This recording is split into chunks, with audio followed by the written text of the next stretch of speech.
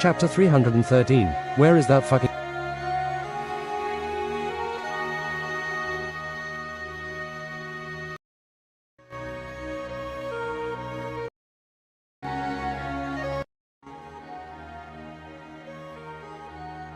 Chapter 313. Where is that fucking beggar now? 3. Glug, glug. Alcohol was poured into the glass. Now. Let's cool down with drinks.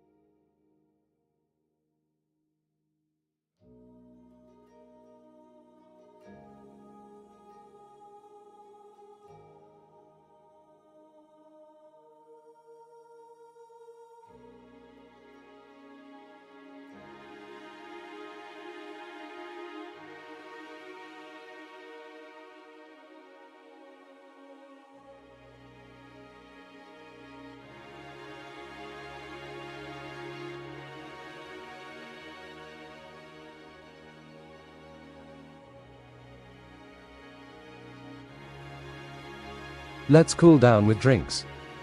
Hong Dae-kwang spoke with a friendly face and smile as he filled Chung Myung's cup. And Chung Myung drank it down with a look of displeasure. Right. You drink a lot. Ha ha ha. Hong Dae-kwang smiled cheerfully, but he constantly glanced at Chung Myung and then looked to the corner. I should hang that beggar upside down. Hong Dae-kwang had bet his everything on Mount Hua, and Chung Myung won. He firmly believed that Mount Hua would become the sect that, in the future, would rule the world. So he abandoned Luoyang and went to Hua, but one of his beggars had almost ruined all of this. When Hong Dae-kwang looked at him like that, Zhongpal flinched. Either way, Hong Dae-kwang kept cursing Zhongpal inside. That crazy bastard.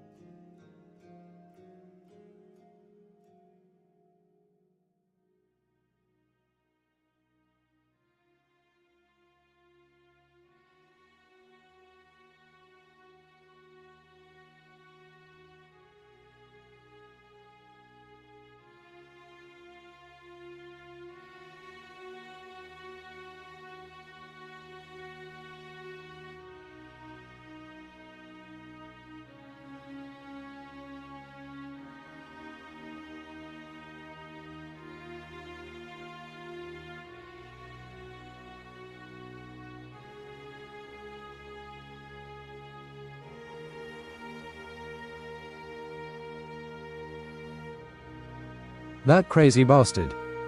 Not someone else, but Mount Hua's divine dragon. Mount Hua's divine dragon was someone who was bound to be the best. His existence alone was terrifying, but wasn't Mount Hua now showing tremendous growth too? And because of one beggar, almost the entirety of Mount Hua ended up having a grudge against the Beggars' Union. Still, as Hong Dae-kwang was good, he handled it fine. If word had gone over to one of the other leaders, they would have ordered the other beggars to give up that beggar like an offering to Mount Hua. Ha ha ha.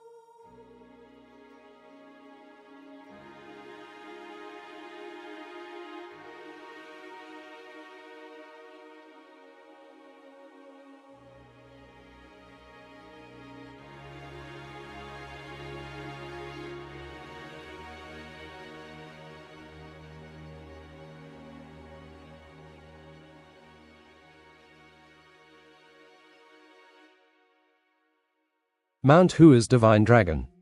Isn't that something an ignorant young beggar did? Say you. I was younger too, though. Ah, damn it. Hong Dae-kwang threw the glass in his hand at Zhongpal, who just barely managed to avoid it. I told you so many times that you are supposed to approach only after knowing everything about the other person. You. Zhongpal trembled at the angry words and eyes of this man. No, when did he even? Was that really something a beggar would do everywhere? Of course, that day, he did beat the guy a little harshly. No. To be honest, I don't even remember. He remembered the name Cho Sam and his face, too, but he couldn't remember much after that. There were more than 5 beggars of the same age in that hut. How could he remember all of them?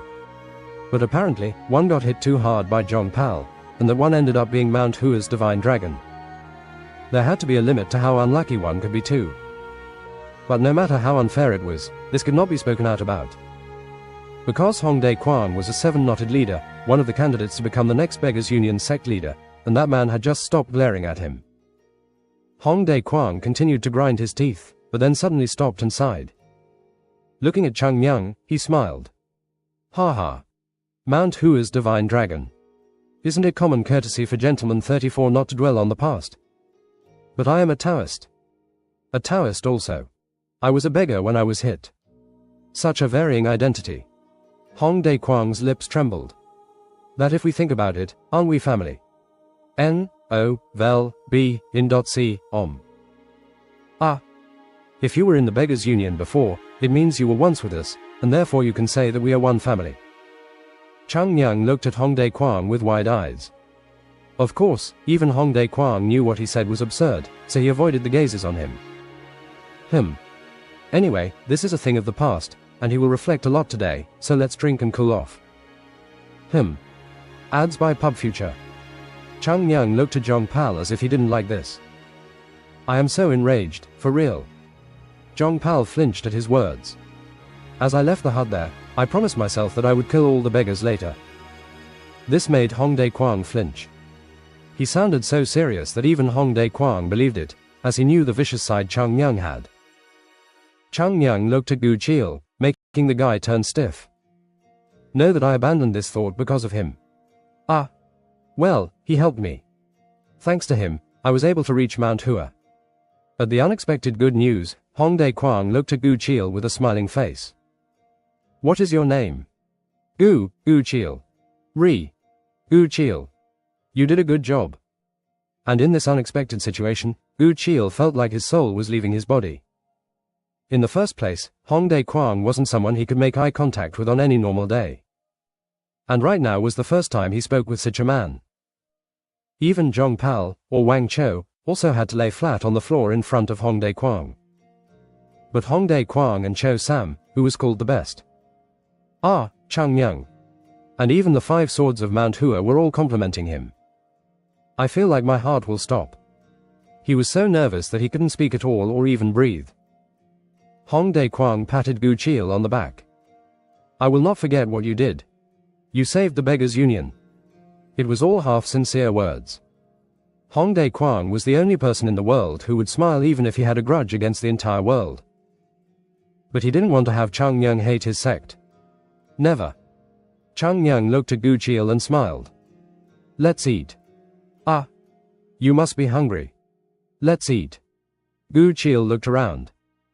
The Beggars Union members, who had already realized that things were out of hand in here, had just sat down at the other tables. And the other spectators who all came to watch sat at other tables and ate. Everything happened too fast for anyone to know what happened. Beggars did not shy away from food under any circumstances. But Gu Chil couldn't do it. I think I might faint. Why? Well. He looked at Chang Myung. Is he really the Cho Sam I used to know? Before Cho Sam had left the hut, Gu Chil thought he was fine, but now he had turned out to be even more important.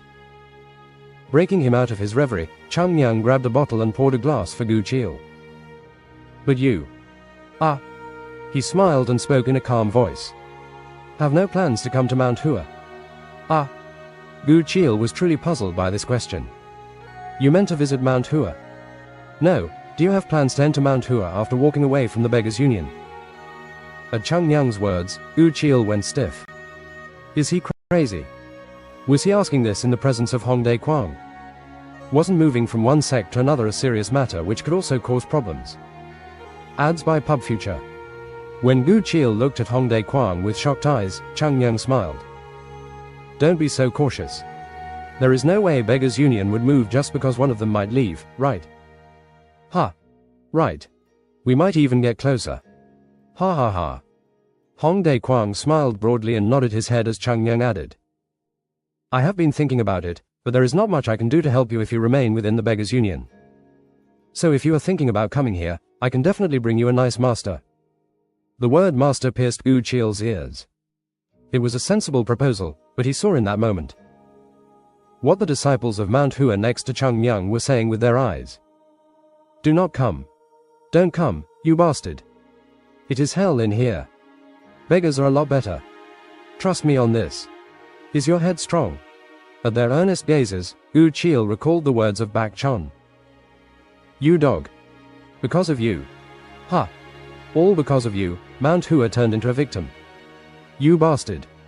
He didn't know exactly what had happened, but he could guess that Mount Hua wasn't a happy place. And Gu Chil waved his hand. Ah, no, I will stay in the Beggars' Union. Why? Chung Myung couldn't understand his reason for not coming. Do you like living as a beggar? It isn't bad, said Gu Chil, continuing, it sounds good to have a master, but I am proud of the Beggars' Union. Right, I am proud of it. I want to live with integrity in here. Hong Dae Kwang happily nodded his head at this. Ha ha ha. Mount Hua's divine dragon, unfortunately, your friend likes the Beggars' Union more. I don't understand. What is good about being a beggar? At that, Chung Myung voiced his doubts, but the Sehyungs next to him spoke up. But I understand. Me too. Beggars are better. Chung Myung looked at him, making them all avert their eyes. Let's do this. Hong Dae Kwang, who couldn't see this issue drag on, spoke up.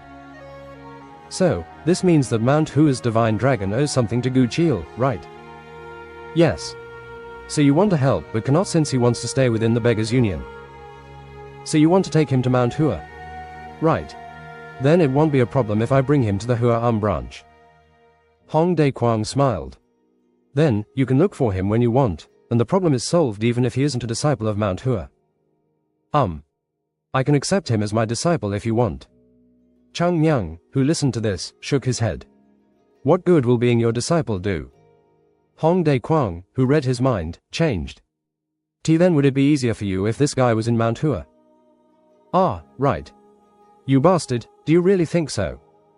If he had asked a little later, he would have gotten humiliated in front of all the others. Hong Dae Kwang smiled. Ha ha ha. Right. Then let's do this.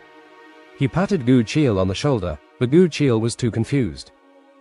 He wanted to meet his old friend, but the guy beat up Wang Cho, and now he was being taken to the Hua branch. Personalized content tailored to your preferences, all in one place. Personalized content tailored to your preferences. For him, all he intended to do was meet an old acquaintance. Is this really fine? Of course, considering all that you did, this is nothing. Thank. But Chung Myung frowned. What do you mean? This cannot be his reward. If it is a merit like you said, you should give him something worthwhile. Ah right. Feed the reward properly. Maybe give him meat. Don't worry, I will make him say that he is sick of meat. Hong Dae Kwang smiled warmly. Things have gotten better due to him. The Beggars' Union was keeping a close eye on Mount Hua. Those who deal with information tend to be sensitive. Because information is needed in order to read the game faster than others. Analyzing the information they had obtained, and now suddenly Mount Hua wasn't a simple gust of wind to them. If only a few members of that sect were strong, they would consider it a momentary explosion, but all the disciples of Mount Hua were visibly strong, and this couldn't be overlooked. Mount Hua is sure to become a sect which shakes the world. He had to maintain some kind of relationship with them. It seems like Mount Hua's divine dragon, the core of Mount Hua, cared about Gu Chil, so if he could use that, he would have made a great benefit to his sect. With that thought in mind, he decided to feed the guy meat, but Chung Myung wasn't finished. And bring him too. Him. Jong Pal. Jong Pal, who was relieved that the attention was diverted from him, went back to going stiff, and Hong Dae Kwang asked. Why him? Hey, don't worry. After hitting him like that, would I do it again? Right. Chung Myung shrugged his shoulders. Well, I just want to see him often. Just looking at him, it seems like he is fine, and I think he will be able to handle a few things quickly in the future. So, please bring him.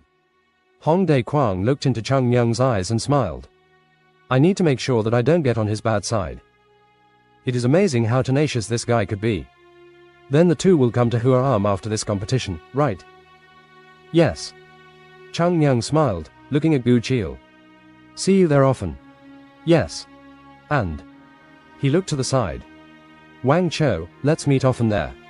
Very often. A clear path unfolded for Gu Chiel. And at the same time, the path to hell opened up for Zhong Pal. Ed. N. The romance we didn't deserve. Ed. N. Restraint. Never heard of M. Ed. N. Original TL. Law of a gentleman, which is true. It's the law right under the one about always tipping your fedora. PR. N. Based.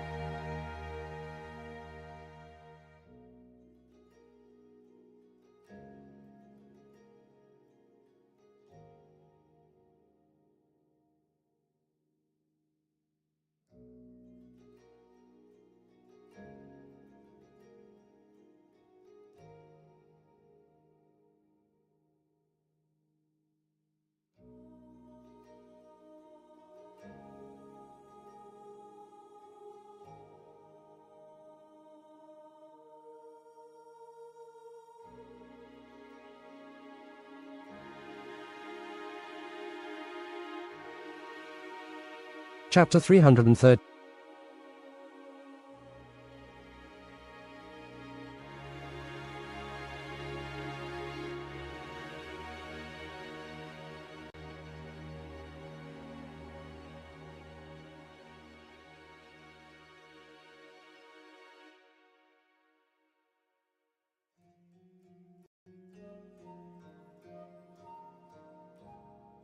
Chapter 314. Where is that fucking beggar now?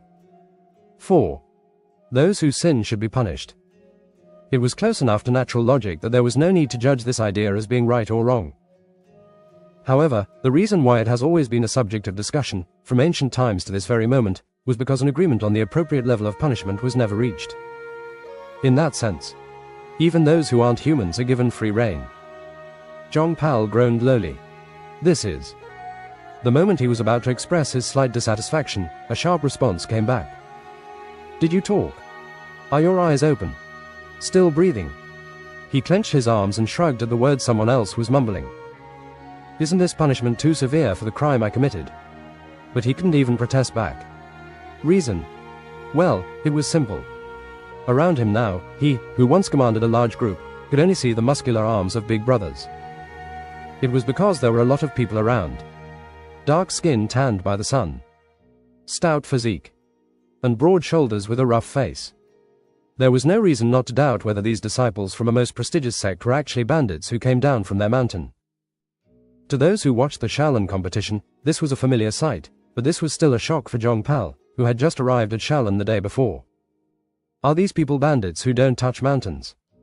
At this point, the battle would start, and the bandits would slowly spread across the world and increase their presence. Furthermore, rolling your eyes. I will fucking pull him out. You should thank the heavens that this is Shaolin. If it was Mount Hua, do you think you would have remained alive? You would have been buried under a plum tree. The more I think about it, the angrier I get. I will roll you down from the topmost peak of Mount Hua. Toughness in this greenery. Zhong Pal wiped his tears and bowed his head. How did it end up like this? As soon as Hongdae Kwang came to Shaolin, he threw Zhong Pal in the middle of these beastly monsters and didn't even look back. How can a man be this irresponsible? Still, if he is an elder of the Beggars' Union, shouldn't he be protecting him, a beggar? What? Isn't he being too ignorant? Ah, that is. Zhong Pal let out a low sigh. Anyone with a sense of responsibility wouldn't have become a beggar at all. Even if they had become a beggar, they would find another way to live well. Just like that young bastard there. Zhong Pal's eyes trembled violently as he watched something. The three know, Chung Myung was literally holding his opponent as if he was watching a dog. This bastard is trying to run away. Eikkkkkkk. His opponent was terrified and tried to run away, but Chung Myung kept going after him, trying to scoop him up. A ridiculous scene of one man hunting and another chasing after the light of freedom. A look of disappointment crossed the face of Zhong Pal. This isn't some kind of drama. They were currently watching the Heavenly Martial Arts competition. This was the last leg of this competition. In other words, it meant that those who had survived the current competition were the most powerful right now. So, each of them had to be strong. From where did this man come onto the stage and swing his fan? Ha! Come on. N-O-V-E-L-B-J-N.C, T this. I never liked this from the old days. What? Fan technique. Fan technique. How cheeky can you be to use a fan against me? Ads by Pub Future. A fan made of white feathers is the signature of the Zhuge clan, which was now soaring in the air, and Zhong Pal shook his head looking at this. That ignorant bastard. The method of the Zhuge family sect, which talks about one under the heaven, works against all the monsters in the world. It was an 8-point fan technique that put the Zhuge family sect within the 5 great families, along with their other fan techniques, which made people sweat, but even that wasn't good enough for that bastard to be taken down. What the hell happened in the last 3 years? The Cho Sam that Zhong Pal remembered was an ordinary beggar with no strength. But what happened for one person to change so much in just 3 years? Did he pick up and eat the heart of an Amuji? If so, then that Amuji must have been a corrupted one for him to turn like this. The head. The head. ACCK. The sheathed sword of Chung Myung went for the head of Zhu Song. Zhu Song grabbed his own head with both hands and threw himself onto the ground. I heard that the Zhuge family has good heads. Let's see if it is fine enough even after it gets hit. Lower your arms. I will break your arm if you try to defend any longer. Ah. My arm. My arm. Ah. That was stopped too. Zhong Pal could no longer watch this tragic sight and finally turned his head. Kango is regressing. The Zhuge family was known for their tactics and footwork techniques, but they were able to make a name for themselves in this world because of their superior intelligence. However, at the moment, the so-called mind of the Zhuge family was collapsing in the face of Mount Hua. This was quite a symbolic scene. And those who watched this were looking at it with ridicule, not admiration. Is this really happening? Still, with that name. A spa refers to the time when the abilities of both sides were shown. In that sense, this spa was long over in a normal sense. All that remained was for Mount Hua's divine dragon to defeat his opponent. And the only people who accepted this situation were the disciples of Mount Hua. Quickly give up. This is a matter of pride over pride one. You choose between the two. Either your head is broken, or your pride is. Isn't the latter better? It seems like the rumors of the Zhuge family being all brains is shit. Thinking of fighting with that monster, sigh. The disciples of Mount Hua were shaking their heads and clicking their tongues.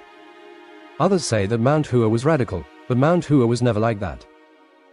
Their aggressiveness was only the result of their desperate efforts to survive from just one bastard in their sect. In order to claim to be a genius, one must have the ability to grasp the situation ahead of them.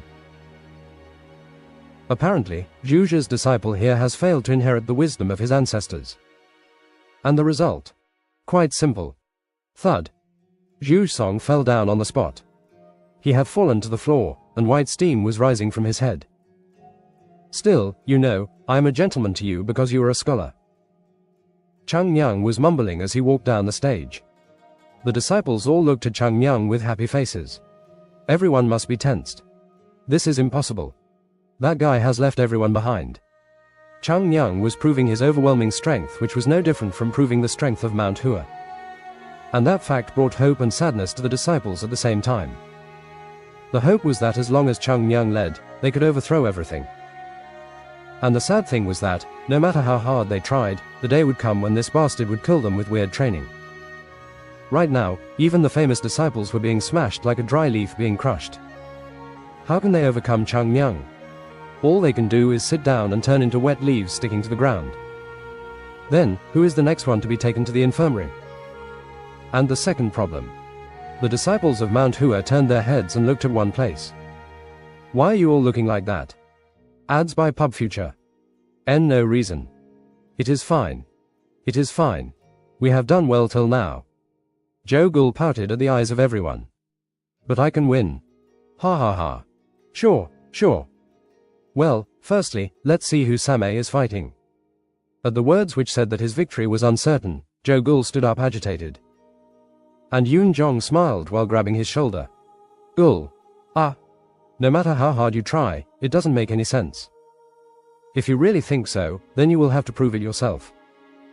At those words, Joe Ghoul's eyes lit up. You were right, Sehyung. Then I will go. Right. I believe in you. Motivated, Joe Ghoul grabbed the sword on his waist and went to the stage. And Chung Myung began to sit down as he looked at the empty chair. You did well. It wasn't much. But the next one is Joe Ghoul Sehyung. Right. And the opponent? Ah. Yoon Jong smiled brightly. Shaolin's Hae Yun. Ah. Should we go eat? Chung Myung didn't seem attentive to Joe Ghoul at all. And at such a response, Bak Chon asked. But, Chung Myung. Ah. Is the difference that large? Ah. Bak Chon glanced back to the stage and said. Of course, Joe Ghoul isn't super strong, but I don't think he will be unilaterally defeated by Namgung Dawi or Jin Jiam Raung. Besides, aren't there many people who recognized the skills of Joe Ghoul and referred to him as one of the 5 swords? Ah, Joe Ghoul Sehyung. Ah him, strong. Chung Myung spoke in a low voice. But it doesn't matter. Then.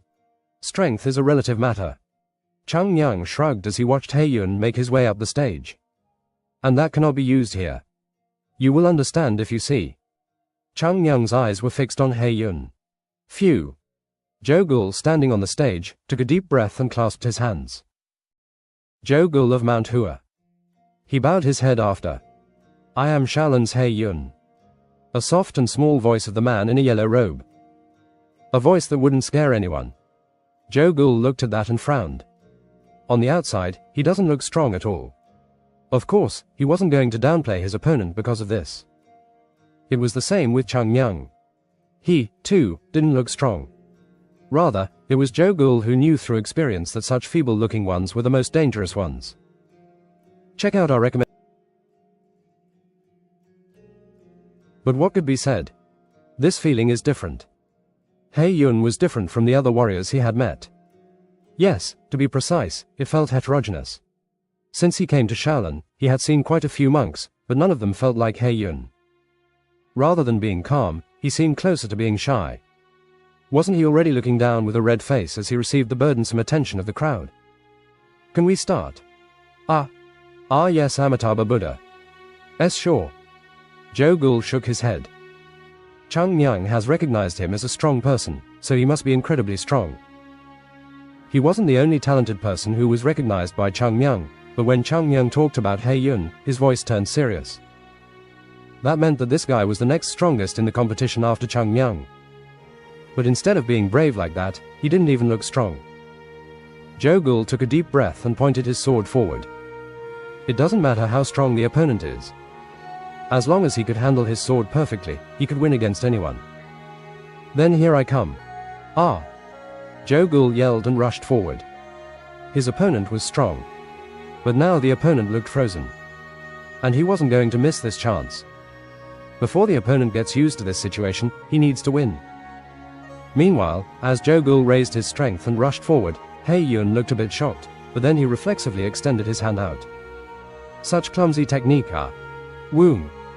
Joe Ghoul wanted to attack, but the body of Hae Yun was dyed in a golden light, and then came the sound as if 1,000 bees were flapping their wings at the same time.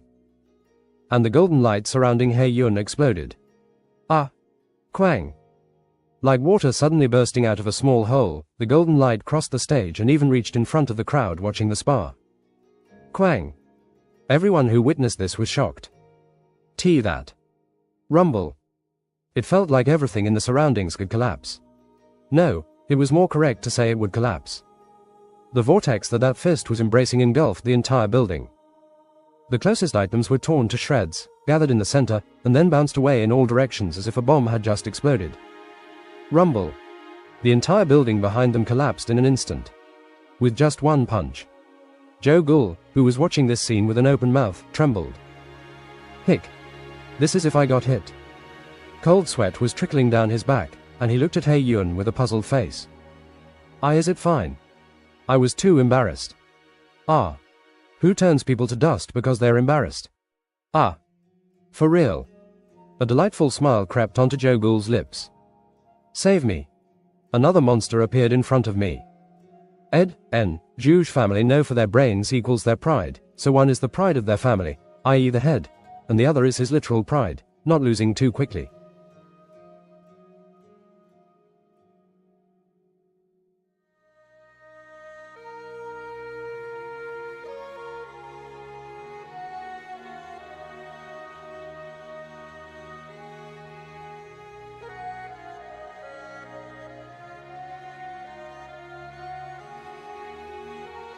Chapter 315, Where is that fucking beggar now? 5. Hyun-jong's mouth was hanging open as he looked at the stage. Ah. That. It felt like his head was spinning. He was trying to think of something, but the thought wasn't clearly forming in his mind. Tang Gunak, who was sitting next to him, helped him out. Abbot, is that the Arahant Divine Fist? The abbot smiled brightly at his question. I think Lord Tang has more insight than I thought, yes. Tang Gunak was a bit shocked by this one. 72 Art of Perfection. Previously, He Yun only used the 72 Art of Perfection. He had already used one technique which would be hard to learn even if his entire life was spent on learning it. It wasn't just Tang Gunak who was shocked. Arahant Divine Fist. The other sect leaders looked at He Yun with wide eyes. Being able to use one technique at this young age wasn't simply an area of talent. Shaolin was the most undeniable sect in the world. Talented people from all over the world constantly knock on their nose to become the disciples of the Shaolin sect. Even the many geniuses who flocked under the title of world-class genius would have to devote their lives to mastering this 72 Art of Perfection. It was that difficult to learn.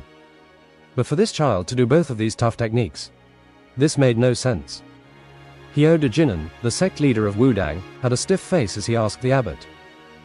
Abbot, if it isn't too rude, may I ask how much of the 72 Art of Perfection did disciple He Yun learn? The abbot smiled. Well, it isn't much. Just a dozen or so. A chilly silence fell on the stage. Even the sect leaders of the 9 great sects, one union, who lead the world, were at a loss at the words of the abbot. 12. Oh my. In this creepy atmosphere, Hyo De-jinan bit his lip. Fucking shit. It is only natural for a human who was bound to be the abbot of the Shaolin to be this humble. But looking back at this situation, it felt like the ability to absorb everything was in this sect too. 12.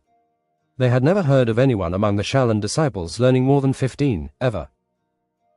Of course, surely there was a difference in skill for each person, but in the first place, this particular technique was known to be the most difficult to learn. And it was impossible for a human to learn and understand 12 of them when he was still this young. Monster.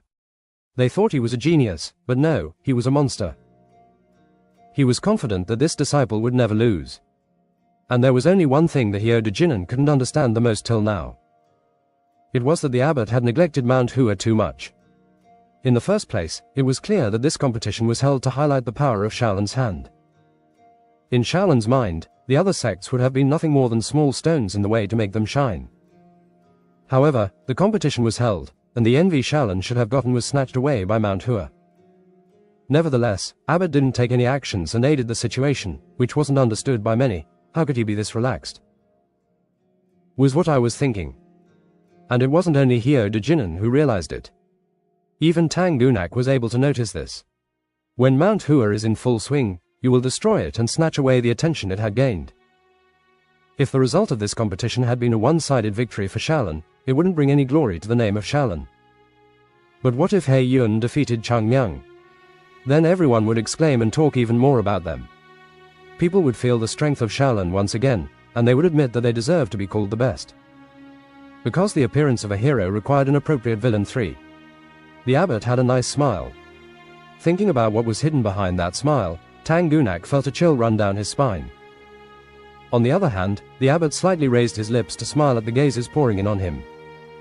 Their bodies feels creeped out. It had to be. Because he felt the same when he looked at He Yun's talent.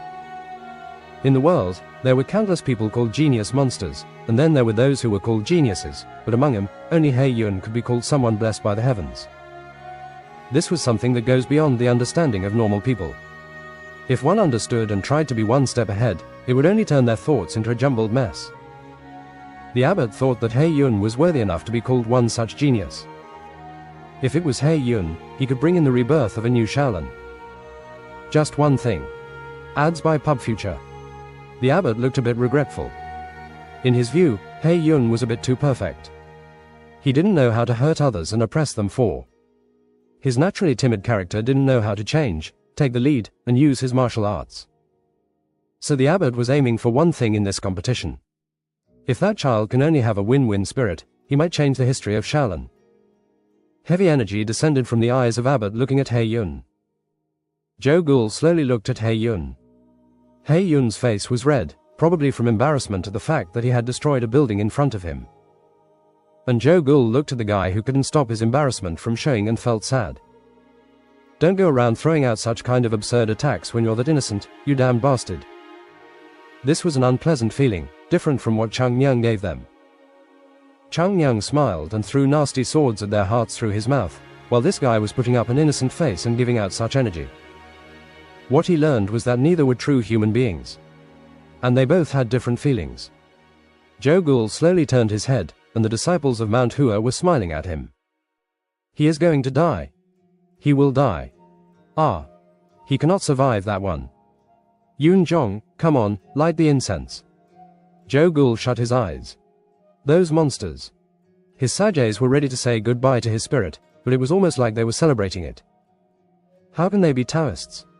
Furthermore, he. Among the Sehyang and sages, there was one person who seemed particularly happy. Yun Zhong Sehyang. The moment he looked at him, Joe Gould trembled. Better to die than surrender. If he had known something like this would happen, he wouldn't have made fun of. The disciples of Mount Hua would humiliate him for the next few days if he gave up. He'd rather just die here. Damn it. Joe Gould, who saw no way out, finally picked his sword up and aimed it at He Yun again. Hey Amitabha. Are you fine? Even though Joe Gould was pointing his sword at him, the guy asked if he was fine. I am sorry. Our abbot said that from now on, I can do my best, so I tried to modify my strength a little. At that timid mumbling, Joe Gould tilted his head. From now on. He Yun nodded his head. I was told the disciples from Mount Hua shouldn't be underestimated, so do your best and do not act careless was what he said. Joe Gould smiled at this. Is this guy trying to kill me for real? If this guy wasn't careful and went all out, he was bound to die. But it felt good too. In other words, Shaolin's abbot recognized Mount Hua as a dangerous opponent. Joe Gould sighed. Is he confident in winning? Well. But all that meant nothing. He clenched his sword. No matter how strong the opponent was, he could not retreat without even fighting. At the very least, he must find out just how strong this opponent is. As Joe Gould's eyes began to regain composure, He Yun began to calm his expression, and he let one hand lower and held the other right in front of his chest. Half palm. In Buddhism, it was basic to bring both hands together, but in Shaolin, they only held one hand, and that was to show respect. This was to commemorate Shaolin's ancestor, who cut his arm off to obtain the concept of Dharma. But what He Yun was doing now wasn't a show of courtesy. This was the first movement for the Arahant fist, which was the basis from which all martial arts of Shaolin sprung from. Joe Gould, who saw this, narrowed his eyes. Even though you have the power to make the world tremble, you stick to the basics. The more he looked at this guy, the more he resembled Chung Nyang. Chung Nyang emphasized the need to stick to Mount Hua's martial arts basics until his mouth wore out. Joe Gould took a deep breath and moved for He Yun in an instant. N-O-V-E in.C, Om. We need to win. In fact, his own sword movement was a bit different. While others struggled a little bit to make the plum blossoms bloom, Joe Gould couldn't even manage to suit himself to such techniques. Quickness and strength. Ads by Pub Future. A logical sword technique to take down his opponent quickly. No matter how hard he tried, he always came back to this concept. Swish. Joe Gould's sword went to pierce the throat of He Yun. But He Yun's eyes didn't falter even at the tremendous speed. His hand simply moved and then lightly struck the sword of Joe Gould. Tang! The sword vibrated and moved back with a clear sound. Quack! Joe Gould stepped back as he suppressed a groan. What was that? The guy simply struck the sword with his hand. But the shock felt on his wrist was too much. It felt like someone had squeezed his wrist and pounded on it, and even his forearms, too, were slowly feeling it. Joe Gould, who was surprised, stepped back to maintain his posture, But He Yun wasn't going to let that happen. Thud. He Yun's feet moved forward. Light yet heavy. He Yun, who lightly went through the gaps in the defensive sword movement of Zhou Gul, lightly swung the sword away with movement from his elbow. Then, he twisted his body as if he was spinning and shoved his shoulder into Zhou Gul's chest. Thud. It sounded as if someone had crashed through a gate. At the same time, Zhou Gul's body was thrown back into the air. Gul. Insane. The disciples of Mount Hua yelled out, but someone pressed on the shoulders of Bak Chon, who was ready to run. Chang Nyang. Wait and see. Chang Nyang spoke with a serious face. That bastard might not know much, but he will not just lose with the tenacity he has. As if to prove that statement, Zhou Gul was twisting in the air round and lightly landed like a bird. Tuck. Blood gushed out from his mouth as he barely landed on the stage, and his eyes looked red. What is with him? The hair on his body stood up. He knew right away that this wasn't the right fight. But that wasn't the problem here. Understandably, the overwhelming power the opponent had was terrifying. But now, Zhou Gul felt overwhelmed by the sophisticated use of the techniques he was showing. The feeling of all his effort in the past being denied by one person. Toi. Zhou Gul spat blood onto the floor. This is why such things are called geniuses. 56. He ground his teeth in anger. With just one technique, he could feel the difference between him and his opponent. If it were any other man, this competition would have felt so discouraging to them. To see a wall so high that no amount of effort could break through. But Zhou Gul didn't back down. I know you are amazingly strong. But. He clenched his teeth and ran forward again. I am too used to fighting against such things. Pang. A sound of a whip being moved from the tip of his sword. The sound of air being ripped apart and the sword embracing its anger moved away from He Yun. Thud. He Yun's fists, holding chi in him, deflected the sword.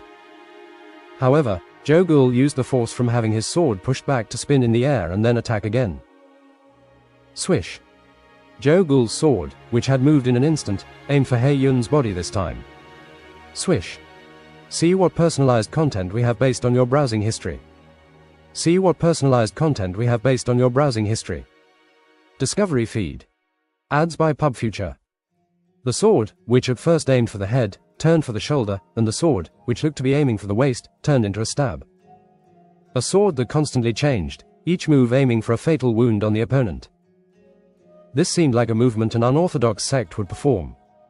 A Mount Hua sword was considered the most bizarre and practical to deal with loopholes in techniques. Among the disciples of Mount Hua, Zhou Gul had the clearest form of this. But. Thud. He Yun took a step ahead despite seeing such movements. He wanted to face it head-on and moved ahead. One after another. One on top of that. In the blink of an eye, not a single attack made its way to him. Kang. Kang. Zhou Gul's sword was blocked by a huge large veil made of white chi. Zhou Gul looked shocked at this. Well, this is. At that moment. Kwang. A leg stretched out and kicked him in the side. Kuak. Zhou Gul had to lower his sword down to block it, but it was still a force he couldn't handle. Zhou Gul's body moved back. Biting down on his lip at the pain he was feeling in his stomach, he lifted his head as he felt something, and what he saw was the basic form of Shaolin. He Yun with his legs wide apart and back straight, his hand on one side and the other in front of his chest. Ah! Soon after, the hand nearest the waist slammed forward. And a blazing gold fist. The majesticness filled the vision of Zhou Gul at once. Damn it. Quang. The power of the martial arts of Shaolin's 100 Steps Divine Fist was reproduced here. Zhou Gul was swept back into the air by the powerful wave which crashed into him. Ack. Ugh. Everyone was shocked. Weck. Someone soared into the air and snatched the body of Zhou Gul and lowered him down. Tack. The one holding unconscious Zhou Gul was Chang Nyang, who looked up. And he looked at He Yun, who was in an awkward position on the stage. He Yun, who felt the cold eyes of Chang Nyang, lowered his head. But the gaze continued to stay on him. Eventually, when Chang Nyang moved his gaze, he noticed the abbot of Shaolin smiling. Smiling. Chang Nyang's eyes had a fire bloom in them. Right. Even if you die, Shaolin has to win in the end, right? Don't worry. Because I will break your bald head soon. That it was really the technique. and not that the abbot is being a passive-aggressive dickweed. Ed. N. i.e. strong enough to complete takeover Murram. Pr. N. Oh, he'll play the hero all right. Pr. N. What the fuck? Ed. N. Don't forget, monsters aren't people. Pr. N. Monsters don't matter.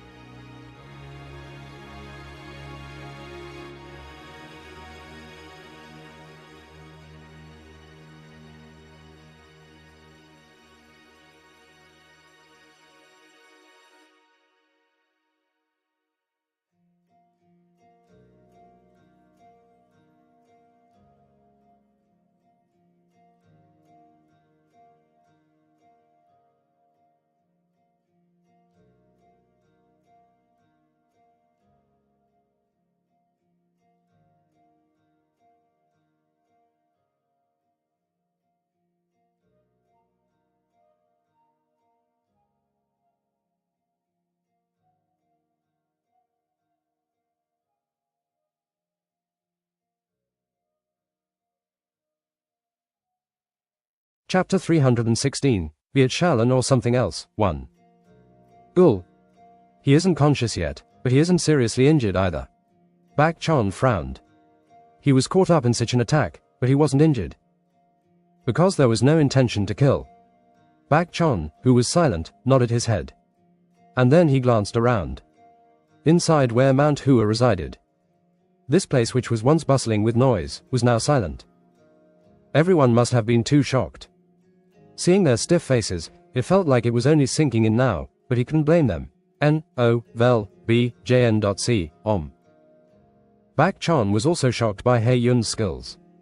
How can a person be that good? Of course, he knew that the guy was strong. He was acknowledged as a genius by Chung Myung, so it was natural that he was stronger than others. But what shocked him was how accurate he was with his techniques. It wasn't surprising that the guy was that skilled. What was shocking was that this fight really only lasted for less than a few seconds. The 100-step divine fist, which he used to finish, and the basics he was using before that. It took him less than 100 seconds to subdue. However, He Yun made sure that Joe Gul didn't even get any chance to land an attack. This was what made him scary. When even Bak Chon stiffened, Bak Sang, who was watching this closely, spoke out. What is with this atmosphere? On such a nice day. Chung Myung and Yu Samay advanced ahead. This is something no other sect has achieved. Yes, it is a good achievement, but... The answers which came back weren't bright, and hearing those gloomy voices, Bak Sang frowned. He was about to say more. Bang! Bak Sang turned toward the source of the noise, and he saw the door open intensely. No, there was one person who was coming in. Chung Myung. Bak Sang felt happy and approached him. See how these guys are. Ah. Chung Myung tilted his head. Why? No. Bak Sang sighed. The atmosphere is down, perhaps because they're too shocked. At those words, Chung Myung glanced at the disciples of Mount Hua. They all tried to show bright faces to him, but they couldn't hide the underlying anxiety. Chung Myung raised his lips into a smile. But now the chickens are a little off. Ah. Bak Sang was a bit surprised at this unexpected reaction. Those who were holding their breath were hoping Chung Myung would say something. Did he eat something weird? No. He couldn't have eaten anything weird. The only thing he eats is meat. Isn't this how one gets their head broken? Ads by Pub Future. The eyes which stared at Chung Myung turned to Bak Chon, who flinched. What? Tell us something. Why me? Aren't you great, Sehyung? Bak Chion's face contorted at these people considering him the great Sehyung only now. Ahem. But in the end, Bak Chon, who coughed, looked at Chung Myung. Aren't you angry? Ah. Me? No, we were just wondering if you will say killing the opponent is nice. Chung Myung smiled. Well, dying wouldn't do me any good, and it is better to see them continue being alive. Ah. Chung Myung seeing He Yun's skills and not wanting him dead was shocking. In the past, the disciples of Mount Hua couldn't compare themselves with Jin Jiam Ryong, let alone He Yun. They wouldn't even dare to compare. Why? Because they thought that both sects were living in different worlds. There was nothing but despair if they began to compare. It was self-evident that they would stay on the comfortable side of things. But now, everyone in Mount Hua was in despair, comparing themselves to He Yun. Development starts with realizing the gap between you and your opponent. Even if there was despair at the wide gorge of a difference, in the end, one could develop from this. That was 100 times better than not comparing at all. Everyone pay attention. Chung Myung was on the ground. Those who were already paying attention just looked at him. So, what do you want to say? No, this bastard called for their attention and then asked them. Bak Chon shook his head and opened his mouth. How strong is Shaolin's He Yun? Chung Myung scratched his cheek. How to explain this? When Chung Myung seemed to hesitate, Bak Chon spoke. I've seen a lot of people who are quite strong, but this is my first time seeing a guy who gives me such a strong feeling. I don't think we can win, no matter what. That genius out. Ah. Wait. Chung Myung stopped Bak Chon with a wave of his hand. You aren't thinking that he was born with incredible talent, and that is why we cannot win even if we try our best, right? Every disciple avoided his eyes. To refer to you people as Saze. Chang Yang let out a groan. Genius or not, where is a guy who cannot be taken down? You. I am an exception. Chang Yang immediately changed his words. Anyway. It isn't that he is extremely talented or something. And he looked at Yoon Jong. Sehyang. Ah. Ads by Pub Future. And what is the reason for that? That. Yoon Jong frowned. He knew the guy was strong, but he could never pinpoint it. A great amount of internal chi. And. Perfect right, perfect operation of techniques. Right. Chang Yang nodded his head lightly.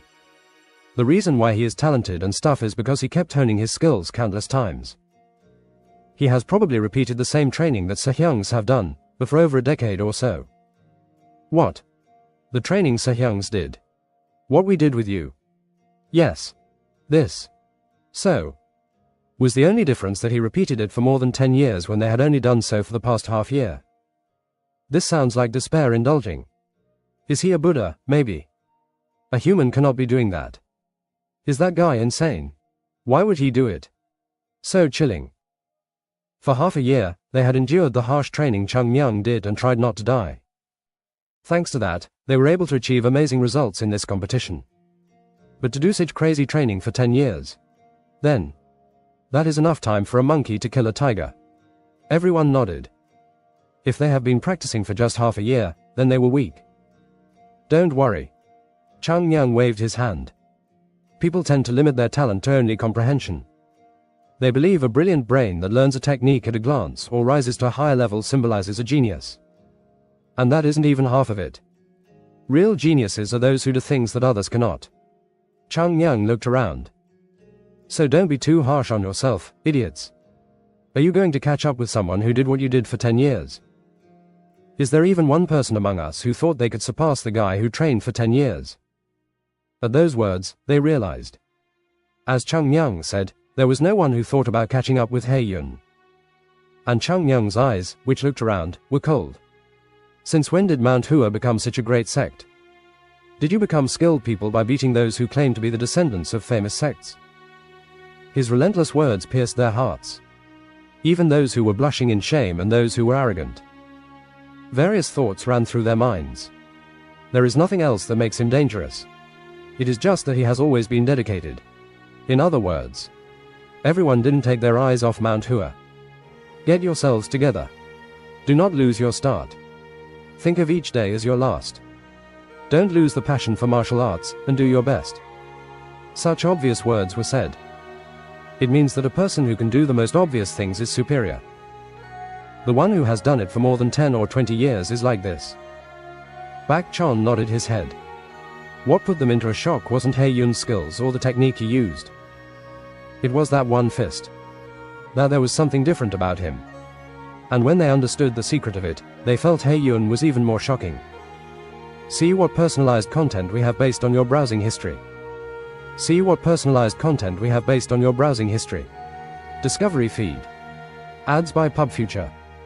There are more martial arts in Shaolin than all the sects in the world, and there are more techniques in other sects, too, which are used similarly.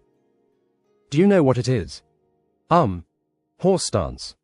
Those who entered Shaolin always learn it. If they endure it, they increase their weight and do it again, and if they endure, again weight is added. Horse stance. Such an absurd thing. After that, 1 year, they practice the basics until a perfect stance can be created. Do you get what I mean? Chang Yang continued. People pay attention to Shaolin's splendid movement and strength. But Shaolin isn't blinded by those things. They pursue a solid foundation rather than the splendor of attacks. Yun is the one who most perfectly embodies this. Bak Chon took a deep breath. Not only to pursue strength but to think about how to become strong. Still, Sasuk managed to understand. Chang Yang clicked his tongue. Do not despair in his strength. It is hope. He is proving what would happen if we continue walking on the same path as now. You should be so happy. Slowly the eyes of the disciples began to shine. Clearly, Chang Yang was right. It means we can reach that level if we devote ourselves to that much training. How beautiful would their plum blossoms be on that day? Yoon Jong was a bit shocked. But, Chang Yang. What about you? As you said, We haven't been able to train as much as He Yun, so you cannot handle He Yun too, right? What nonsense. Ah. Chang Yang held out his stomach. I'd have to get lost. The ones with or without hair cannot beat me. It could not be done. No matter how much they thought, this guy was not a human. Everyone shook their heads. At that moment, Chang Yang's face distorted. These Shaolin bastards seem to be writing something up, so I will not let them do what they want. I will swallow them. Everyone realized once again what kind of human Chang Yang was. Then you will beat He Yun in the finals. Well. Chang Yang looked at Yu Yisel. Isn't that something that can only happen if that bastard wins over Sego? Everyone turned to her. It was a situation where their burdensome gaze was being accepted by her. You mean Same can beat him? I don't know. Then. Only one thing is certain. Chang Yang smiled. Perhaps he will be shocked too. It is the first time he will walk with someone who is on the same path as him. For now, let's start by breaking the noses of the Shaolin bastards. Chang Yang smiled bitterly. Should I go out right now and play with them? He did it before, too, beating them into dogs. And nothing has changed or been learned in the past 100 years.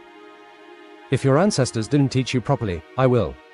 This means things will not go the way the shiny bald heads want. A bizarre smile crept on his lips, and the disciples of Mount Hua who looked at this trembled. Something feels off. That bastard seems to be up to something. It was the disciples of Mount Hua who left a large dark cloud over the future.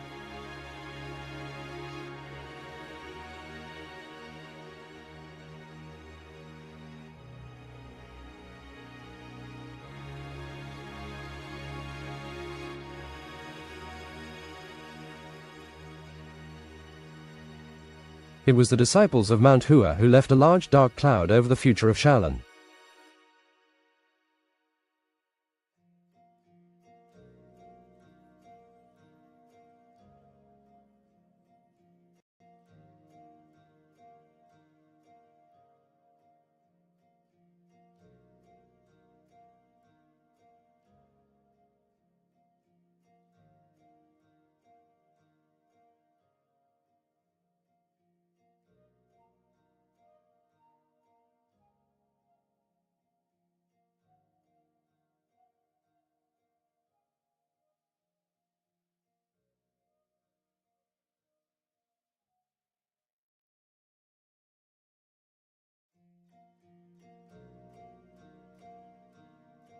Chapter 316, Be it Shaolin or something else, 1. Ul. He isn't conscious yet, but he isn't seriously injured either. Bak Chon frowned. He was caught up in such an attack, but he wasn't injured. Because there was no intention to kill. Bak Chon, who was silent, nodded his head. And then he glanced around. Inside where Mount Hua resided. This place, which was once bustling with noise, was now silent. Everyone must have been too shocked. Seeing their stiff faces, it felt like it was only sinking in now, but he couldn't blame them. N-O-V-E-L-B-J-N.C, Bak Chon was also shocked by He Yun's skills. How can a person be that good? Of course, he knew that the guy was strong. He was acknowledged as a genius by Chang Yang, so it was natural that he was stronger than others. But what shocked him was how accurate he was with his techniques. It wasn't surprising that the guy was that skilled. What was shocking was that this fight really only lasted for less than a few seconds. The 100-step divine fist, which he used to finish, and the basics he was using before that. It took him less than 100 seconds to subdue. However, He Yun made sure that Zhou Gul didn't even get any chance to land an attack. This was what made him scary. When even Bak Chon stiffened, Bak Sang, who was watching this closely, spoke out. What is with this atmosphere? On such a nice day. Chang Yang and Yu Same advanced ahead. This is something no other sect has achieved. Yes. Yes, it is a good achievement, but... The answers which came back weren't bright, and hearing those gloomy voices, Bak Sang frowned.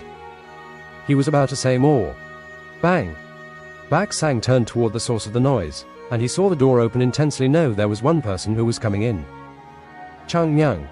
Bak Sang felt happy and approached him. See how these guys are. Ah. Chang Yang tilted his head. Why? No. Bak Sang sighed. The atmosphere is down, perhaps because they're too shocked.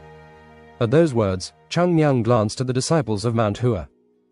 They all tried to show bright faces to him, but they couldn't hide the underlying anxiety. Chung Nyang raised his lips into a smile.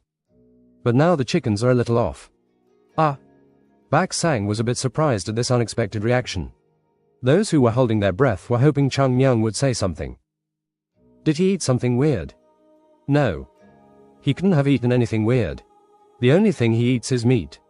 Isn't this how one gets their head broken? Ads by Pub Future. The eyes which stared at Chung Nyang turned to Bak Chon, who flinched. What? Tell us something. Why me? Aren't you great, Sehyung? Bak Cheon's face contorted at these people considering him the great Sehyung only now. But in the end, Bak Chon, who coughed, looked at Chung Nyang. Aren't you angry? Me? No, we were just wondering if you will say killing the opponent is nice. Chung Nyang smiled. Well, dying wouldn't do me any good, and it is better to see them continue being alive. Chung Nyang seeing He Yun's skills and not wanting him dead was shocking. In the past, the disciples of Mount Hua couldn't compare themselves with Jin Jiam Raung, let alone He Yun. They wouldn't even dare to compare. Why? Because they thought that both sects were living in different worlds. There was nothing but despair if they began to compare. It was self-evident that they would stay on the comfortable side of things. But now, everyone in Mount Hua was in despair, comparing themselves to He Yun. Development starts with realizing the gap between you and your opponent. Even if there was despair at the wide gorge of a difference, in the end, one could develop from this. That was 100 times better than not comparing at all. Everyone pay attention. Chung Nyang was on the ground. Those who were already paying attention just looked at him. So, what do you want to say? No, this bastard called for their attention and then asked them. Bak Chon shook his head and opened his mouth. How strong is Shaolin's He Yun? Chung Nyang scratched his cheek. How to explain this? When Chung Nyang seemed to hesitate, Bak Chon spoke. I've seen a lot of people who are quite strong, but this is my first time seeing a guy who gives me such a strong feeling. I don't think we can win, no matter what. That genius out. Wait. Chung Nyang stopped Bak Chon with a wave of his hand. You aren't thinking that he was born with incredible talent, and that is why we cannot win even if we try our best, right? Every disciple avoided his eyes. To refer to you people as Saze. Chung Nyang let out a groan. Genius or not, where is a guy who cannot be taken down? You. I am an exception. Chung Nyang immediately changed his words. Anyway, it isn't that he is extremely talented or something. And he looked at Yoon Jong. Sehyung. Ads by Pub Future. And what is the reason for that? That. Yoon Jong frowned. He knew the guy was strong, but he could never pinpoint it. A great amount of internal chi. And perfect perfect operation of techniques. Right. Chung Nyang nodded his head lightly. The reason why he is talented and stuff is because he kept honing his skills countless times. He has probably repeated the same training that Sehyungs have done, but for over a decade or so. What? The training Sehyungs did. What we did with you. Yes. This. So. Was the only difference that he repeated it for more than 10 years when they had only done so for the past half year. This sounds like despair indulging. Is he a Buddha, maybe? A human cannot be doing that. Is that guy insane? Why would he do it? So chilling. For half a year, they had endured the harsh training Chung Nyang did and tried not to die. Thanks to that, they were able to achieve amazing results in this competition. But to do such crazy training for 10 years. Then. That is enough time for a monkey to kill a tiger. Everyone nodded. If they have been practicing for just half a year, then they were weak. Don't worry. Chung Nyang waved his hand. People tend to limit their talent to only comprehension. They believe a brilliant brain that learns a technique at a glance or rises to a higher level symbolizes a genius. And that isn't even half of it. Real geniuses are those who do things that others cannot. Chung Nyang looked around. So don't be too harsh on yourself, idiots. Are you going to catch up with someone who did what you did for 10 years? Is there even one person among us who thought they could surpass the guy who trained for 10 years? At those words, they realized. As Chung Nyang said, there was no one who thought about catching up with He Yun. And Chung Nyang's eyes, which looked around, were cold. Since when did Mount Hua become such a great sect? Did you become skilled people by beating those who claim to be the descendants of famous sects? His relentless words pierced their hearts. Even those who were blushing in shame and those who were arrogant. Various thoughts ran through their minds. There is nothing else that makes him dangerous. It is just that he has always been dedicated.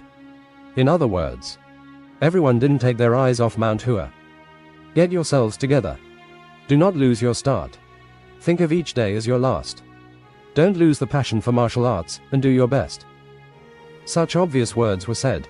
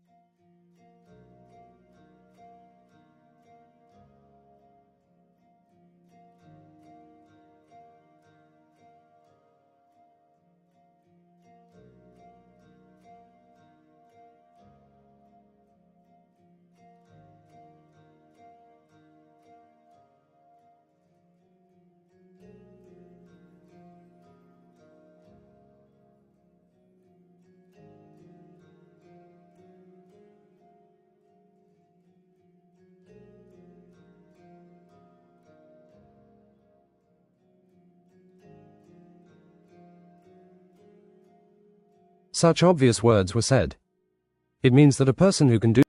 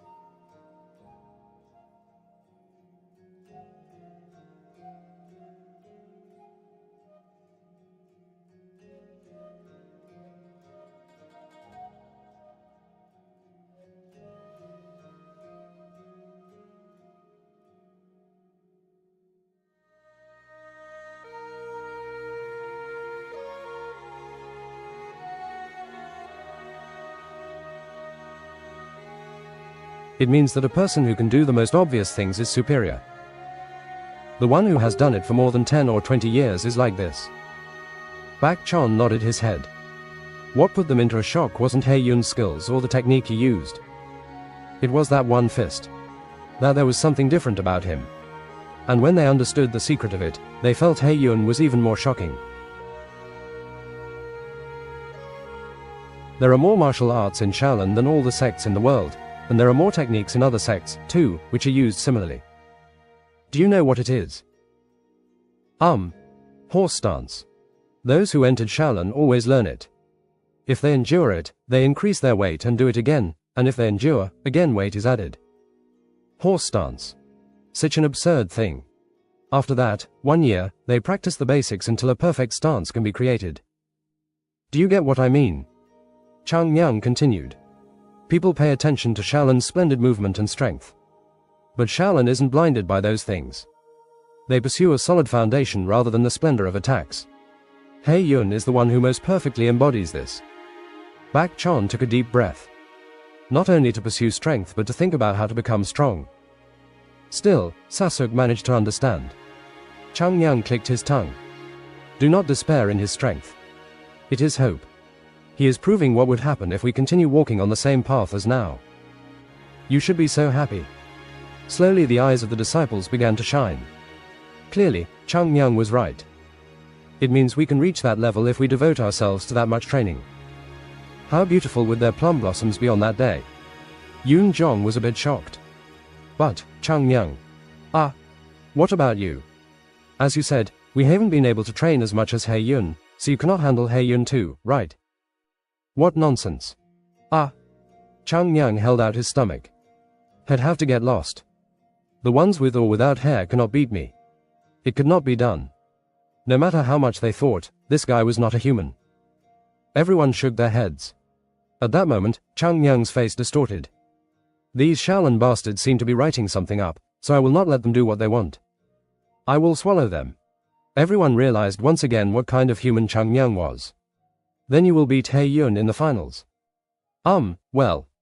Chang Yang looked at Yu Yisel. Isn't that something that can only happen if that bastard wins over Sego? Everyone turned to her.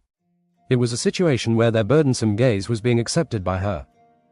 You mean Samei can beat him? I don't know. Then. Only one thing is certain. Chang Yang smiled. Perhaps he will be shocked too. It is the first time he will walk with someone who is on the same path as him. For now, let's start by breaking the noses of the Shaolin bastards. Chang Yang smiled bitterly. Should I go out right now and play with them? He did it before, too, beating them into dogs.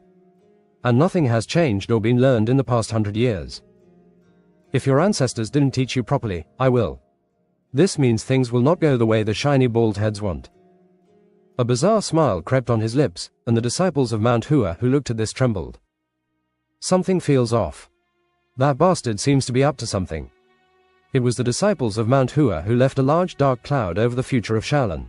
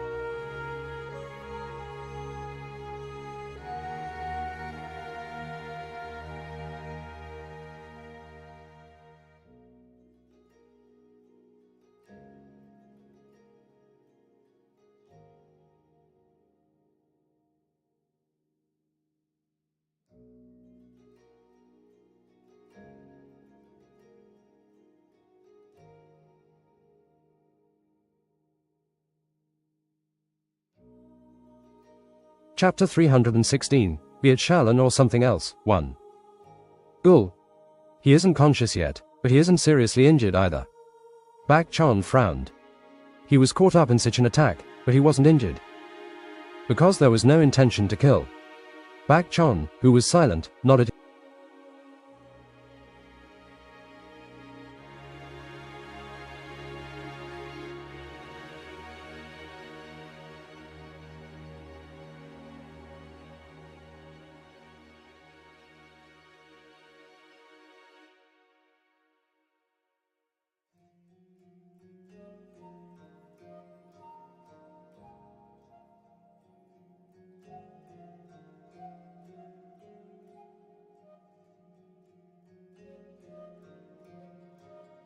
Chapter 317, Be it Shaolin or something else, 2. The cross-legged abbot was being looked at by someone. Except for the impressive white beard that had grown down to his chest, the abbot was like any old monk who could be seen everywhere. No one would pay any attention to this old monk if he didn't wear the robes of Shaolin. To that extent, his appearance was quite ordinary. But sometimes this man thought. How many things does this man have in his head? Shaolin's sect leader. The abbot. Some say that the abbot was the sect leader of Shaolin, but his presence was too weak. The sect leader of Shaolin had left deep footprints in the mighty generations. This was because only a highly skilled person could become the sect leader of Shaolin 1. Compared to his predecessors, the current abbot looked too easy. As a result, everyone thought he lacked the ability to lead Shaolin. But this monk didn't think so. He, who was the closest observer of the abbot, knew very well about the fact that this ordinary-looking old man wasn't lacking in anything. No, perhaps, in terms of the previous abbots of Shaolin, he might be better than any that had come before. Abbot. The abbot, who was sitting cross-legged, opened his eyes slowly. Seeing the monk sitting in front of him, he spoke with a soft smile. How did the public react? Amitabha. It is as the abbot wanted. I see. The abbot spoke with a calm voice. It was like hearing the warm sun. It was like the most normal thing. Seeing this calmness, the monk spoke. Abbot. The abbot smiled. Your voice is shaking. I apologize. Right. If you have anything to ask, ask it. The abbot nodded his head, and the monk asked. Did you plan all of this from the start? The abbot laughed at his question. A question must be asked by first conveying the right meaning to the other person. What is the question you are trying to ask? Abbot.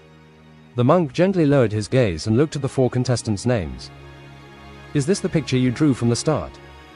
The abbot laughed. You are wondering about something that doesn't have much meaning. What about it if I did or not? The important thing is that a lot has happened. The monk took a deep breath. As he thought, he wanted to believe that Abbot had painted all the pictures. Reason. Very simple. Because now this was the best situation Shaolin could have. What was Shaolin aiming for through this competition? Unity. Right. In other words, it was harmony. The people often misunderstand.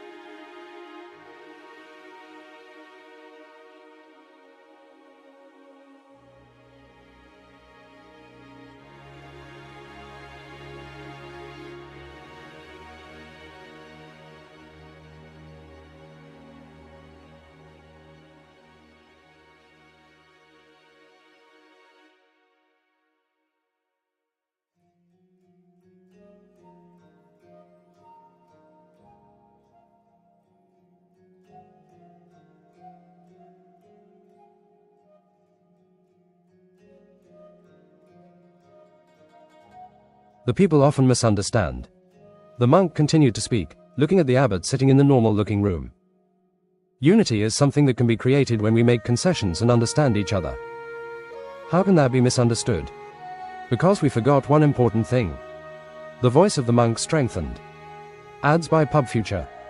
In order to understand each other and yield to one another, it is essential to understand the position of others accurately. Wasn't the abbot trying to make the 9 great sects one union understand this? The abbot just sighed lowly and didn't say anything. Coming all the way here, this foolish man seems to know what the abbot was aiming for.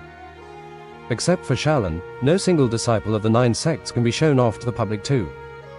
And coincidentally, Mount Hua is rivaling us in the place of the 9 sects. It was more meaningful than one knew that the 9 great sects, except for Shaolin, hadn't occupied a position in this competition. And what makes the meaning even deeper is the rise of Mount Hua. If Shaolin could win this competition,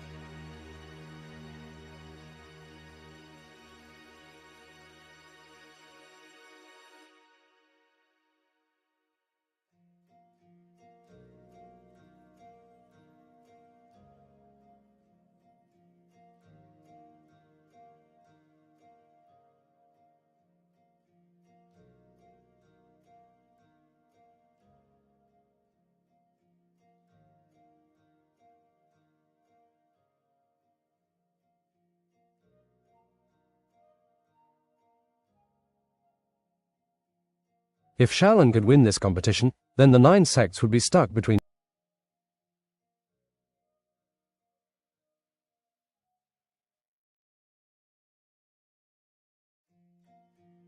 The abbot smiled at the question. Could that be possible? Then, if I can guess what I haven't seen with my eyes, what is the difference between Buddha and me? I am not yet at that level. The eyes of the abbot shone a bit darkly. I was just hoping for a good outcome for the sake of everyone. Shaolin would be good as it gets to prove its strength, and the 9 sects will be able to walk away from their deep-rooted.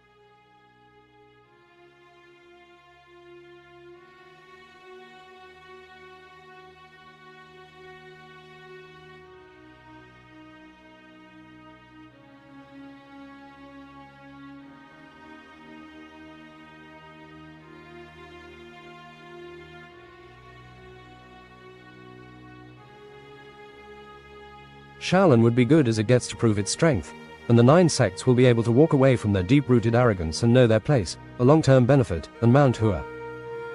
He went silent and sighed before he said, Mount Hua will be able to escape from the long darkness. And he mumbled this as he looked at the monk. Unity isn't achieved by will alone. True unity is rather a law created through will. Even the Shaolin, who follows the laws, has a law that punishes disobedience 2-3. Talking about unity with those who do not obey the law is nothing but nonsense. You are right. When this competition is done, all the sects in the world will find their places. Amitabha. The monk closed his eyes. When he sees the abbot, he cannot even guess what it is for. But he knew one thing. But Abbot. Isn't all of this only going to happen if Shaolin wins the competition? If He Yun fails to beat that child? Are you talking about Mount Hua's divine dragon? Yes. The abbot's expression changed. It was difficult for the monk to hide the shock on his face. This was because, in an instant, he felt Abbott's expressions change a lot, and this was a person who didn't let his expressions out. Sadness and anticipation too. Joy and sorrow. Mount Hua's divine dragon, he is truly a talented one. The abbot quietly shook his head. Mount Hua, the present Mount Hua, doesn't have the skill to grow his talent.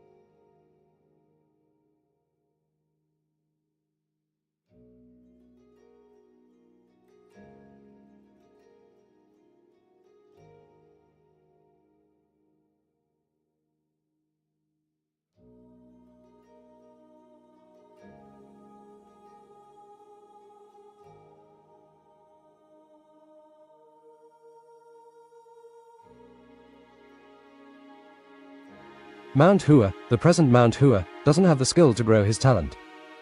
Mount Hua indeed had succeeded in reviving the plum blossom sword technique through hard work. If it continues, returning back to the 9 great sects wouldn't be a dream. But that is all. Better to go beyond that. To get there, the plum blossom sword technique will not be enough. It is a pity. It is a pity. If he had entered Shaolin, he would have been able to make history which would last 1,000 years with He Yun. Decisiveness was in his eyes. But if that is fate, then the child must also accept it. Even if the child is a genius, who is better than He Yun? The plum blossom sword technique isn't able to suppress ours. It is like a long sword as weak as chopsticks. Amitabha. Then, there will be no disruption to Abbott's plan. Right. Ads by PubFuture. The abbot narrowed his eyes. And if the plans go awry? All the unity he was planning would be destroyed. The axis of the world would be divided between Shaolin and Mount Hua.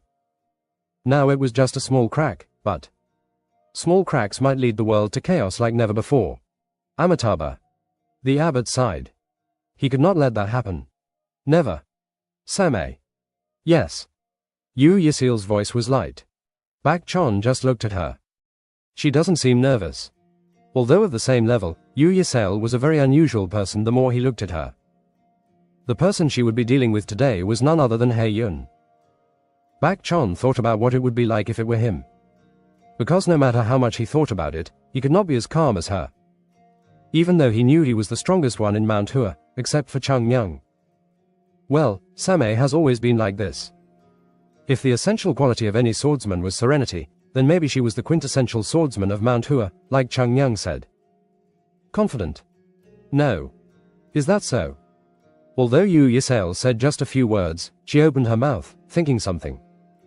But, Yu Yisail turned her head slightly and looked at the stage. It isn't about winning. Bak Chan looked at Yu Yisail without saying anything more and smiled. Right. That is true. Winning isn't all. They had forgotten about this. The competition wasn't being watched for results. When they first came here, they only wanted to say that Mount Hua was back. And their results now had achieved this. What was left? Just learn. And grow more. Even if the great Sehyang forgot for a moment, she hadn't. This is why. Bak Chan smiled bitterly and said, Samay. Yes. What do you wield your sword for? A useless question. Maybe the most awkward one to ask now, but Yu Yisail turned her gaze away and asked. Plum Blossom. Plum Blossom. Her gaze turned back to Bak Chan. I just want to bring it out. A plum blossom which can be shown. Bak Chan shut his eyes. He didn't understand what it meant, but he knew these words were holding a weight to them. And he spoke with a firm voice. This fight will move forward. Personalized recommend. Yes. Then go out and fight and come back without regret. Yes, Sehyang. Yu Yisail bowed her head to Bak Chan. And immediately headed for the stage. It was then that she saw with clear vision. The man sitting just ahead of her in the front seat with his arms crossed. Normally she wouldn't stop, but today she did. And Chung Myung looked at her. What? Yu Yisail said nothing and just stared at him. It was odd. She already knew that Chung Myung wasn't the encouraging kind, and she knew what she had to do. Even so, Yu Yisail felt like she needed to hear something from him, and he said, The sword doesn't lie. If Sego has been true to the effort she put in so far, the sword will answer. It was difficult to call these words supportive. However, Yu Yisail nodded her head. Somehow, as soon as she heard it, her heart calmed down. Sego. Tang Soso was looking at her with a worried face. Yu Yisail looked at her with an expressionless face and nodded. Keep watching. Yes. That was all. Then, the sword on her waist was touched as she climbed onto the stage. While receiving the gaze of others in Mount Hua with trust and concern. Yu Yisail, who got onto the stage, looked at the person there. He Yun. The one who succeeded in bringing Shalan to the top. It was a battle that she wouldn't win. The opponent was a genius raised with special care in the most powerful sect and then came to Shalan. Yu Yisail was just an idiot who was treated like an unusual person in Mount Hua who got expelled from the 9 great sects. And those two were competing now. Everyone could say who would win now. They could tell it was He Yun's victory. N-O, vel, B, in .c, om. But. Shush. Yu Yisail drew her sword. Plum sword. Right, plum sword. The oldest memory she had left was the figure of the man holding this plum sword. Compared to that, Yu Yisail looked at He Yun with sharp eyes. Mount Hua's Yu Yisail. Shalan's He Yun. Enough words. Now all that was left was to prove it. Phew. After taking a short breath, Yu Yisail took a long breath. Her heartbeat subsided, and her muscles tremors too. At the same time, Yu Yisail, who turned the sword into herself, rushed towards He Yun like water spurting. It is trying to say that the abbot left a mark in his generation, but this wasn't super remarkable since only a remarkable person could become the abbot of Shalan. They had all gotten their asses beat, first by Mount Hua, then the 5 great families, and then Mount Hua again. Even monks who are goody two-shoes, still need laws to punish those who misbehave. Remember monsters aren't people.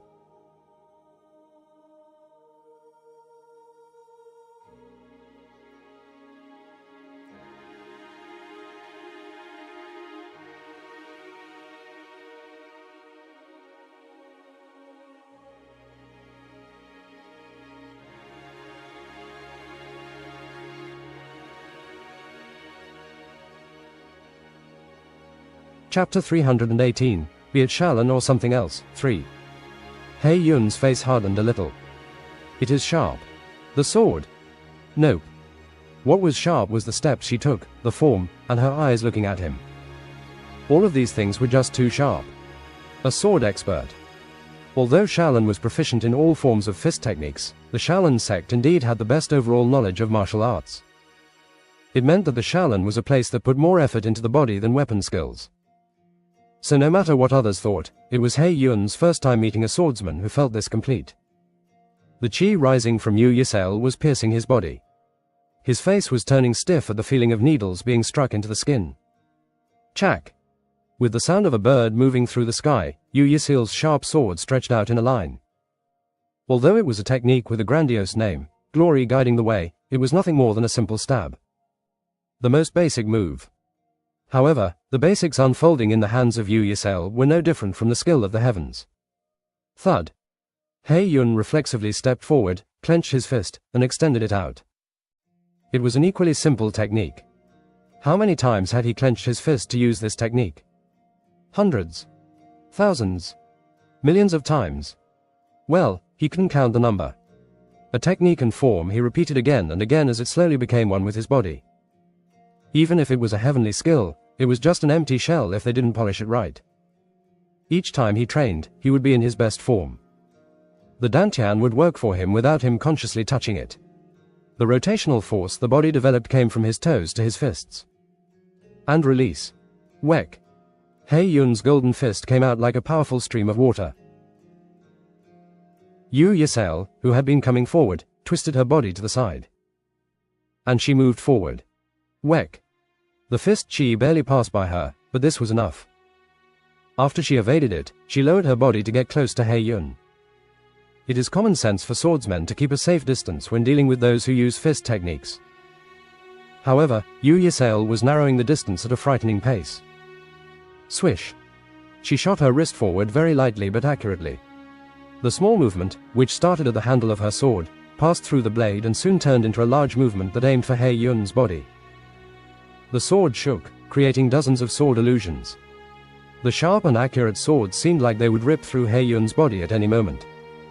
At that moment, shush! He Yun's body began to turn a bit hazy and then disappeared as if he had never existed there. And at the same time, Yu Yisel also kicked the floor to gain force and moved to the side. Swish! Before long, her sword was cutting through the air. At first glance, it made no sense. But right where Yu Yisel slashed, He Yun appeared. It was like fish jumping right into the net. He Yun looked a bit embarrassed at how quickly Yu Yisel managed to find him. And he tried to dodge the attack, but it was completely impossible to do so. Ads by Pub Future. Shush! The sword brushed past his shoulder. At that moment, he turned around and rushed forward. And while the sword was being pulled back, he slammed Yu Yisel in the stomach. Thud. Yu Yisel's body bounced back like a ball. Yu Yisel, who was flying like a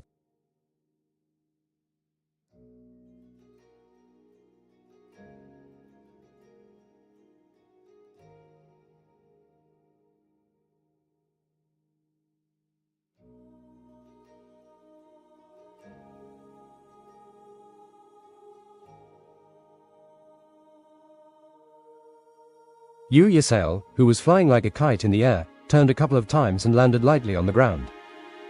Drip. A stream of blood dripped down her lips. But He Yun wasn't in a great situation either. The hem of his yellow cloth near the shoulder was turning red from the blood. Those who were watching this all held their breath.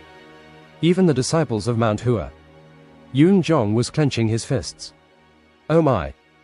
In retrospect, it was a moment that could be called a few seconds of confrontation, but just how much dedication was held within it. What surprised Yun Zhong the most was the instant judgment and thoughts of the two to counter the other. Without hesitation, they were able to make their best move. Belief in what they learned till now. This was impossible if one was unsure about the path they took.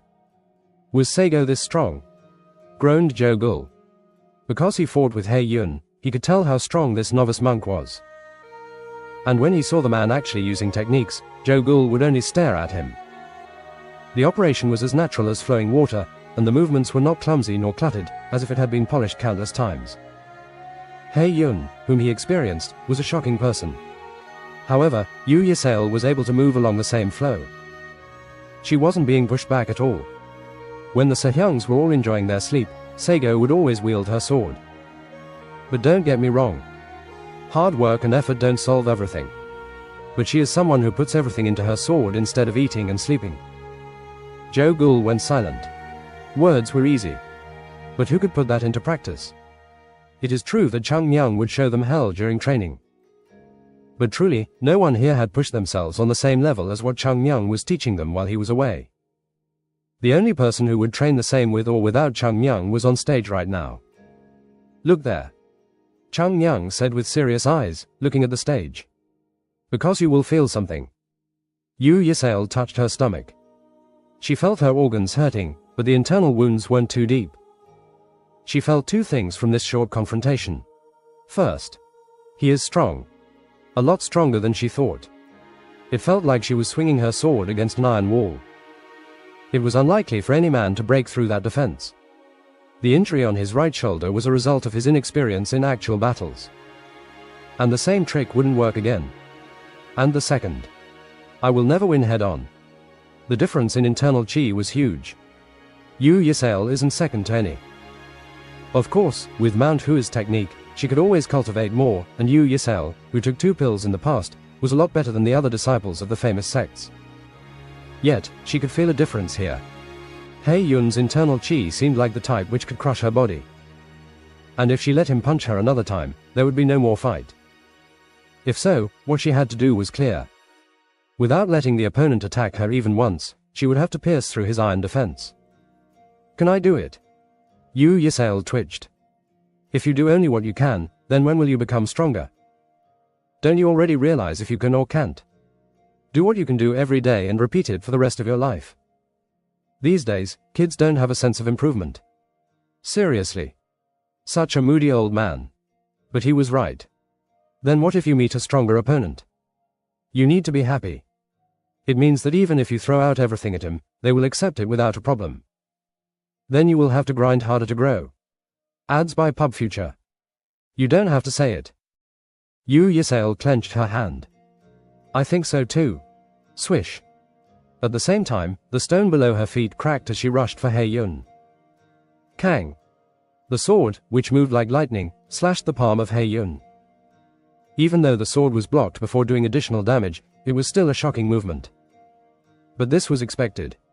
Yu Yisale's sword glided down his palm. The transition from strong to delicate. The sword gently moved down the palm and aimed for He Yun's chest. But He Yun wasn't going to let that happen. Tongue.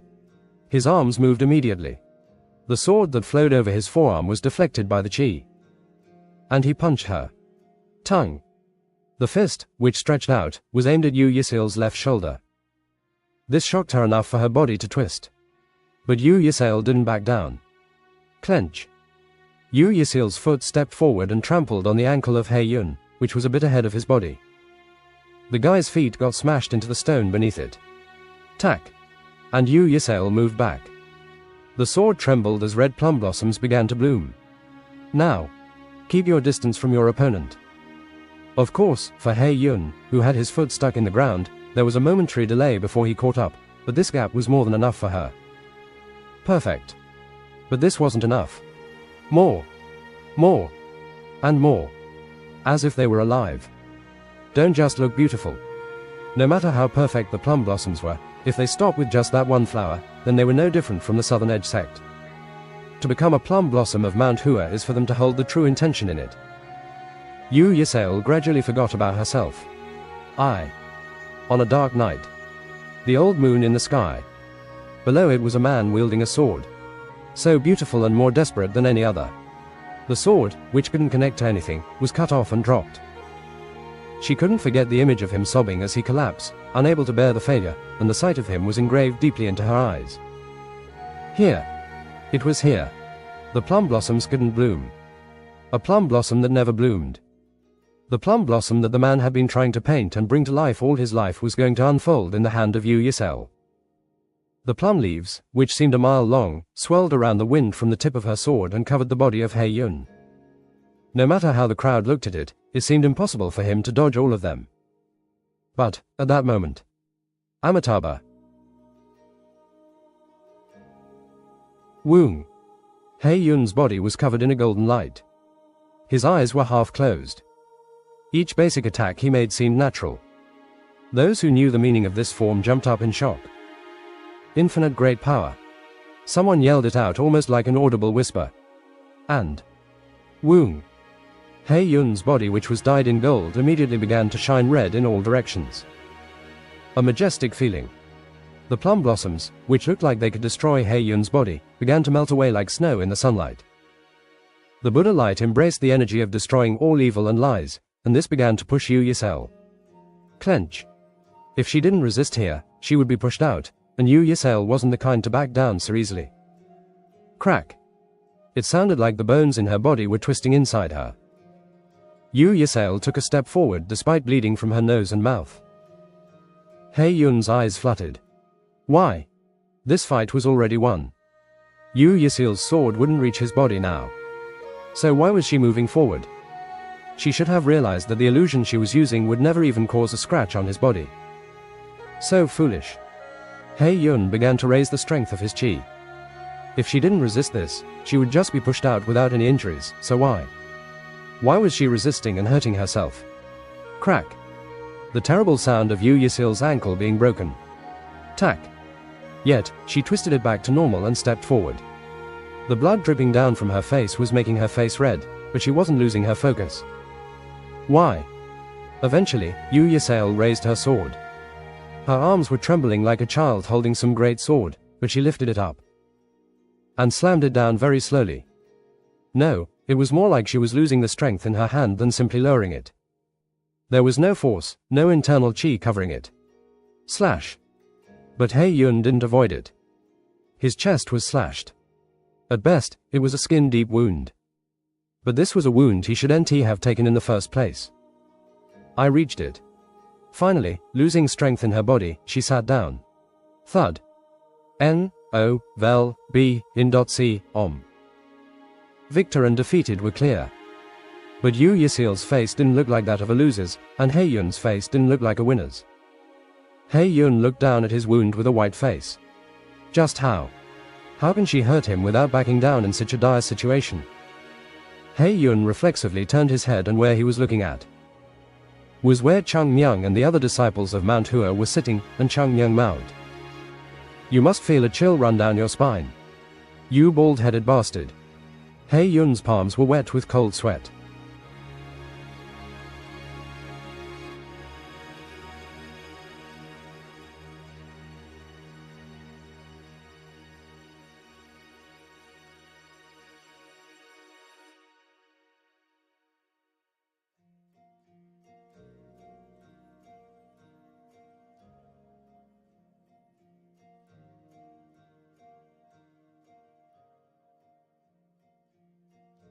Chapter 319, Be it Shaolin or something else, 4. Tang Soso jumped onto the stage. Say go. As if Hei Yun didn't even bother her, she only went to support Yu Yisel. Are you fine? I am fine. Yu Yisel nodded her head. She had suffered a few minor injuries, but nothing life-threatening, and it was only as the confrontation continued for a while did it become difficult to maintain consciousness. Let me help you. Please. Tang Soso stood up, supporting Yu Yisel, and Yu Yisel put her arm around the shoulder of Tang Soso. They walked away with some difficulty. At that moment, excuse me. Hei Yun's trembling voice called for her. When Yu Yisel turned back, Hei Yun asked with a red face. How? Actually, even Hei Yun wasn't sure what he wanted to ask right now as he called for her. He wanted to ask how she could wield the sword through a merciless technique. Or maybe ask why she didn't give up despite the overwhelming difference. Maybe it was both. He knew it was stupid to ask, but he had to. Because he couldn't understand.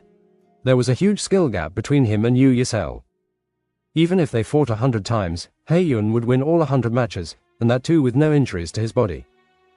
Even if the first wound on his body was a fluke, the second wound was something he shouldn't have taken.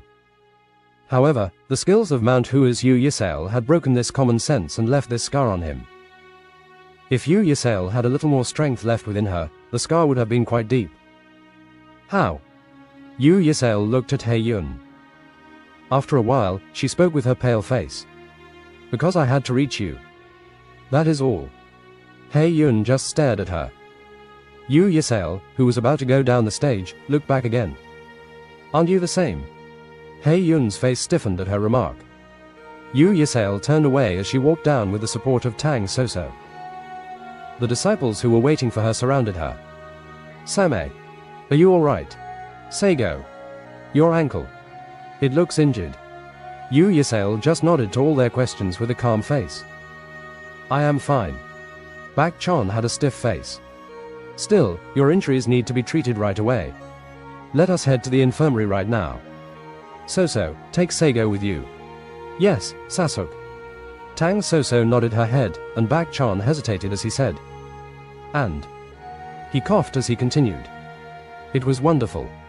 A small smile appeared on the lips of Yu Yisale. Everyone nodded their heads at the words of Bak Chon. I will go. Ads by Pub Future. Yes. Tang Soso supported her, and both headed to the infirmary. And just in case, Bak Sang followed them. Bak Chon looked at Yu Yisale with heavy eyes. Just one more swing. Would that have brought them victory? Well, it was impossible to be sure. This wasn't an issue of martial arts. This was a matter of will. It was a matter of one not losing their will even when their whole existence was being crushed down by their opponent. Did you all see that? Yes, Sasuke. We all saw it. The other disciples nodded their heads, feeling things. He Yun's skills were overwhelming. If they had faced him, they would have lost the motivation to fight before they even got on stage. However, in the end, Yu Yisale broke through the overwhelming skill gap and drew a slash on He Yun's body. In the end. They all turned their heads at the words of Chung Myung. Development depends on whether you exceed that 1 point or not. 1 point. Chung Myung nodded his head. Unexpectedly, anyone can do that with all their might. What is more important is whether you wield your sword one last time in those extreme situations by squeezing out your last drop of energy. Chung Myung narrowed his eyes. Those who can do this become stronger. Thinking about the situation now, it would be even stronger because of the flow today. Chung Myung glanced at them. Can you all do that? Upon hearing Chung Myung's words, the Bak disciples all fell silent at once. Just talking about it. It seems like it is a matter of willpower alone. However, a person who hasn't pushed himself past the limit on a regular basis cannot overcome their instincts at the last minute. That person cannot do what Seigo did. Only someone who always pushes past their limits. Those who keep pushing till the end. Bak Chon nodded his head. I know what you mean. Now this competition is over, said Chung Myung sternly. All that is left is what the Sasuks and Sehyungs have gained from this place in the competition. If you don't push yourself and act on what you have gained here, there is a limit to how much farther I can take you all. The faces of the disciples turned more serious. Looking at those eyes, Chung Myung smiled. The thing which Seigo did. Up until now, the training in Mount Hua had been nothing more than a leash in the hand of Chung Myung. But in order to advance to the realm where their Seigo was, they needed to devote themselves on their own accord. Now they have reached a point where they cannot be forced to put in physical effort. What Yu Yisale wielded against He Yun showed many things to the disciples of Mount Hua. It would have been a little nicer if it was more extended. But he could not expect that. He knew that Yu Yisale breaking through He Yun's technique was nothing short of a miracle. And it was enough to show that she wouldn't give up. How is it, you bald-headed bastard? Chung Myung turned his head and looked at the stage. Indeed. The abbot was looking at this side with a bewildered face. Seeing that expression on his face, the pain of suffering for 10 years seemed to lessen. The abbot could have never imagined that Yu Yisale could even touch He Yun, let alone wound him. He. Is that bald head shining now? Chung Myung. Ooh ha ha ha ha ha. Chung Myung. Ads by Pub Future. What? You are next. Right. With a red face, Chung Myung grabbed his sword. Concentrating on Yu Yisale's spar, he forgot that he had one more spar left. TCH. Such a mistake. Still, his opponent had come all the way to the semi-finals. This wasn't a good posture to show as a warrior. Who is my opponent? Well, it felt like Moyong or something. Who? Seeing the disciples of Mount Hua use their heads, Chung Myung smiled. They are all dumb brains. I believed in such people. Such people. I will head up for now. Ugh. Chung Myung shook his head and went up. The atmosphere is a bit different.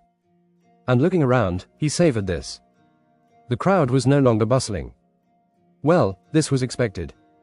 Others must have accepted a spar involving Mount Hua's disciples a while back. Those who thought that He Yun's martial arts were omnipotent must have been quite shocked. The skill he used.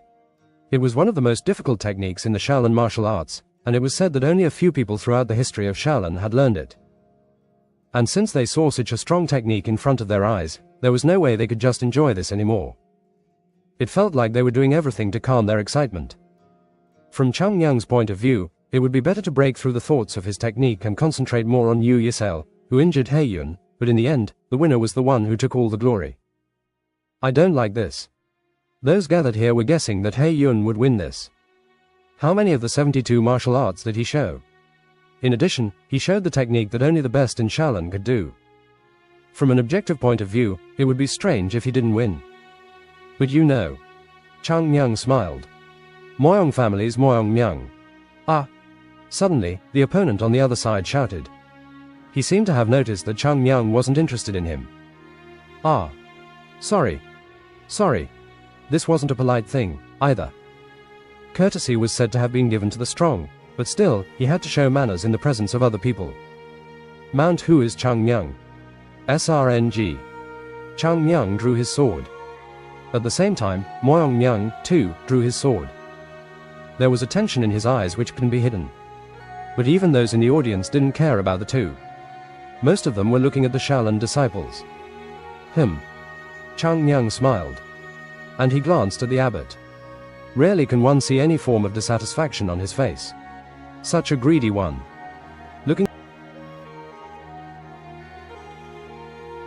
He did want He Yun to capture the attention of the public, but he didn't like him being hurt in the meantime. There was no doubt that he wanted an overwhelming victory. Chang Yang smiled. Well, nice. It wasn't too bad that He Yun got his attention. And it wasn't too bad that the people thought that Shaolin would win. Be prepared, shouted Moyong Yang loudly. And he ran for Chang Yang with sword in hand. Swish. There was no reason for anyone who came to the semi-finals to think they were inferior. N-O-V-E-L-B-I-N-C, Moyong Yang's sword had a white chi on it, instantly filling the area around the stage. It wasn't as flashy as what Yu Yisel did, but it had a better speed to it. The sound of a sword swishing through the wind and the pure white chi coming for Chang Yang's sword. In that moment. So far. Chang Yang rushed toward the sword. Swish. His body had turned into a haze, and then he moved behind Moyong Yang and used his sword chi. Pang!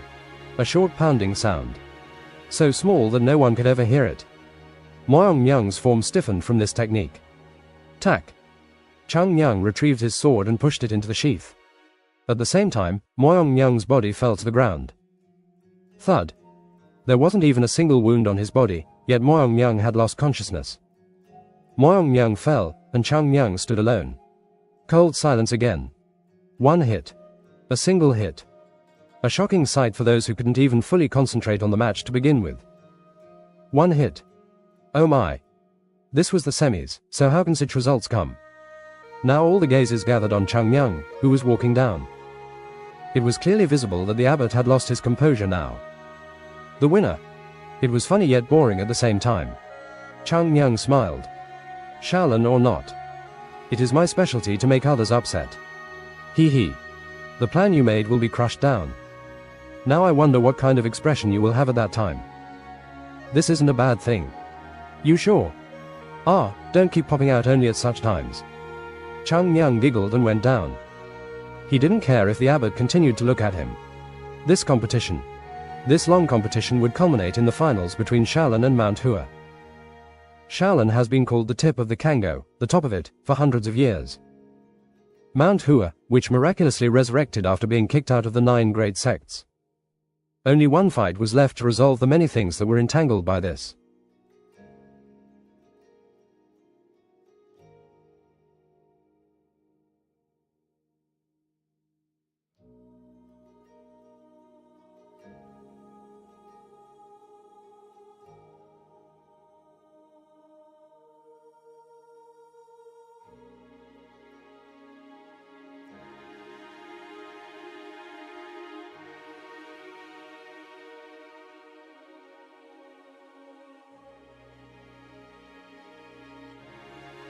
Chapter 320, be it Shaolin or something else, 5.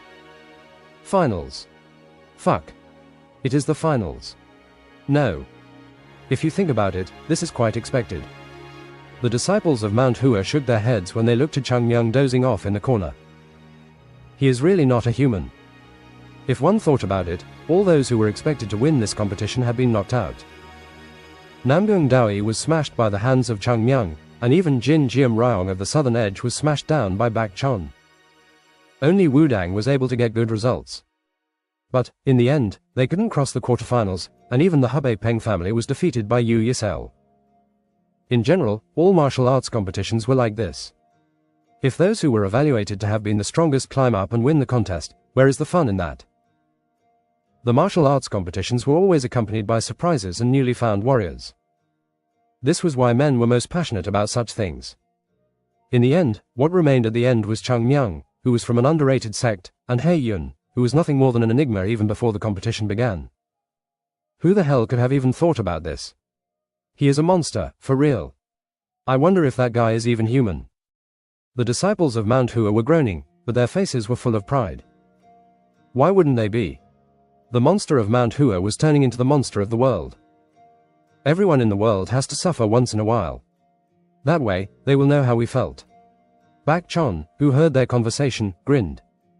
But his heart wasn't much different. So this is happening for real. It was surprisingly not easy to do something which was taken for granted. However, until this moment, Chang Myung had done everything without creating trouble, and soon the finals were upon them. How much had changed during this time? Mount Hua was treated as a fallen sect until it came to Shaolin. Even with the track record of beating the Southern Edge sect, they were given just a gold letter. Even after coming to Shaolin, until the competition started, no one expected anything from them. But now, all the sects were focusing on Mount Hua.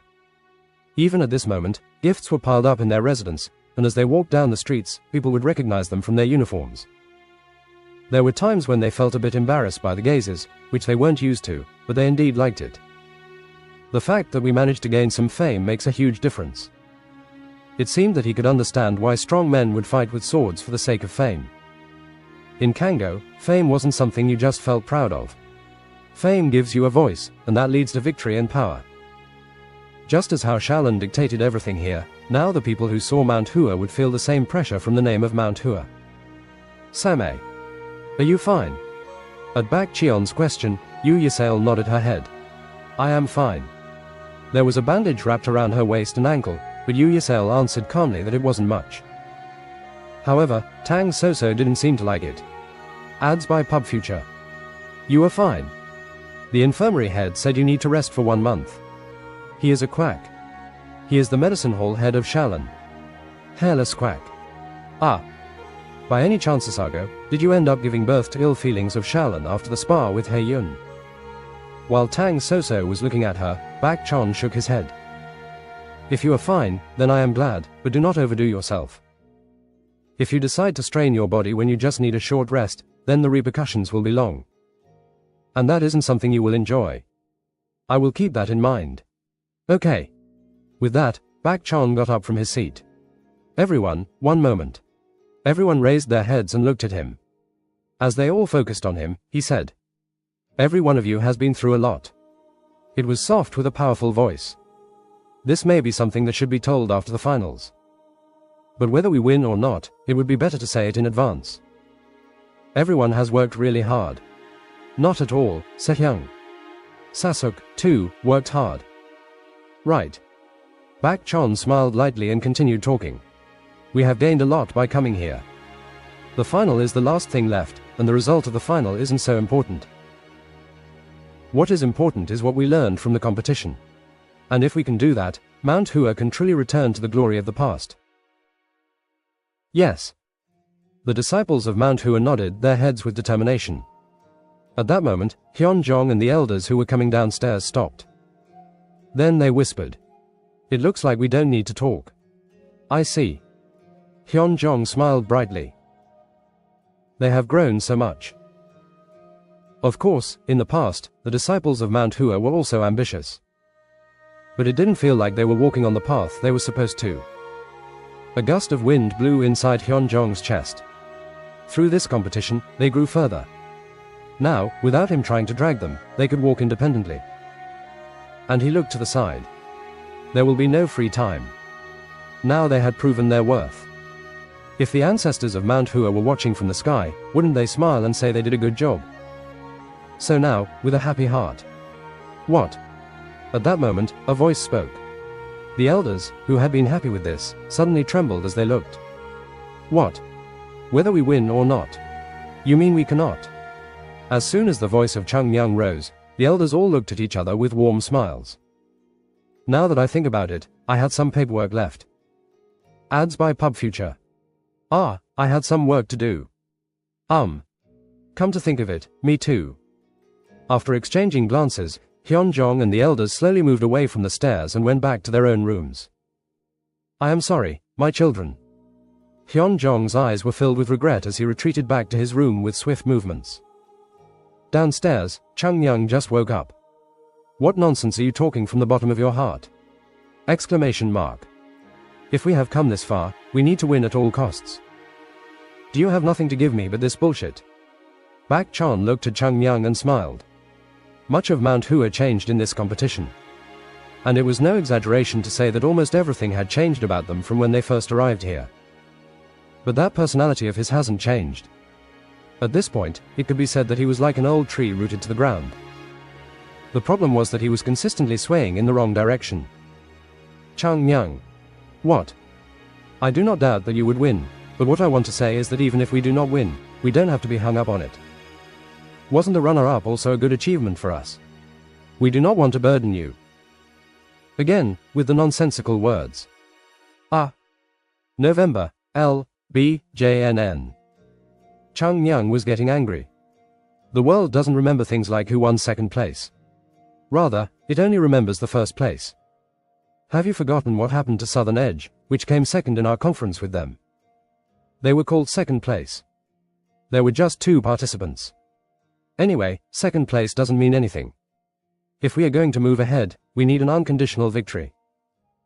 People in the world think that second place is no less than last place. Hyo De-jinan, the sect leader of Wudang, was put in second place amongst the sects, but this had always been overlooked. And more. When those bastards win, they will say stuff like you were great, and I cannot see that with my eyes. Bak Chan looked at the Sajays. You did that too. Everyone, right? He smiled at Chung Myung. Bak Chan coughed lowly, opened his mouth, and looked at Chung Myung. Then I will ask. Are you confident that you will win? Chung Myung frowned. Excuse me, Sasuk. It looks like you are misunderstanding something. He ruffled his messy hair. Winning doesn't mean we have accomplished something great, right? This is literally a competition for those who do martial arts. The true power of the sect and its disciples are being shown. Even if we win here, it will bring name to us, but we haven't yet heard a word from those 9 sects. Bak Chan went silent. Get ready for more.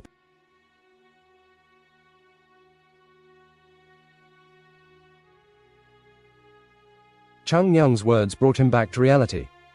The winner is the strongest. It is possible that those sects will become stronger in the future, but that also doesn't mean that the set future will happen. It is a process. Who will get ridiculed in the future if the Sasuk and Sajays don't get stronger after this competition? It felt like a leash was being tightened around their neck. This competition is the starting point of Mount Hua. I don't miss anything, so I will take everything and move higher. Right. You don't even miss an alcohol bottle under the table either. Hee hee. Such praises are a bit embarrassing. That isn't a compliment, you brat. At the sight of Chung Myung genuinely being shy, Bak Chan shook his head. Right. This is just a passing point. There is plenty more work to be done. Their wish was to make Mount Hua the best sect in the world. Then, this was the right point. However, Bak Chan couldn't ease the anxiety in his heart. Can Chung Myung really beat He Yun? Had it been before, he wouldn't have had such doubts because Chung Myung was a monster. However, after seeing He Yun's ability to fight back, this question arose more strongly. Can we really go against the best techniques of Shaolin with only our Mount Hua's martial arts? This was a separate issue from human strength. Let's say one person held a long sword and the other a short sword. Then victory or defeat was fixed regardless of skills. No matter how strong Chung Myung was, if the martial arts of Shaolin were better than Mount Hua, then he was bound to be defeated by He Yun. In Bak Cheon's mind, The sight of Yu Yisil's petals melting down like snow in front of He Yun came to his mind. Chang Myung, this. It was then. Clack. The door opened, and Bak Sang came running in. He looked around as if he had lost his soul, and when he saw Bak Chon, he shouted, "S. Sehyung." Realizing something had happened, Bak Chon went silent. What is happening? Ji guest, we have a guest. Ah. Bak Chon tilted his head. Bak Sang had smashed the door in and looked as if he had seen a ghost instead of a guest, so who had come? Who was this guest who was making him have such a fuss? Who is it? That. At that moment, two people entered through the open door. Checking their faces, Bak Chon was shocked. A abbot. If his eyes weren't wrong, the one who came in was the abbot of Shaolin. And He Yun. The person next to him was definitely He Yun. Chang Myung also looked a bit shocked. Ah. Why are they here? Ah.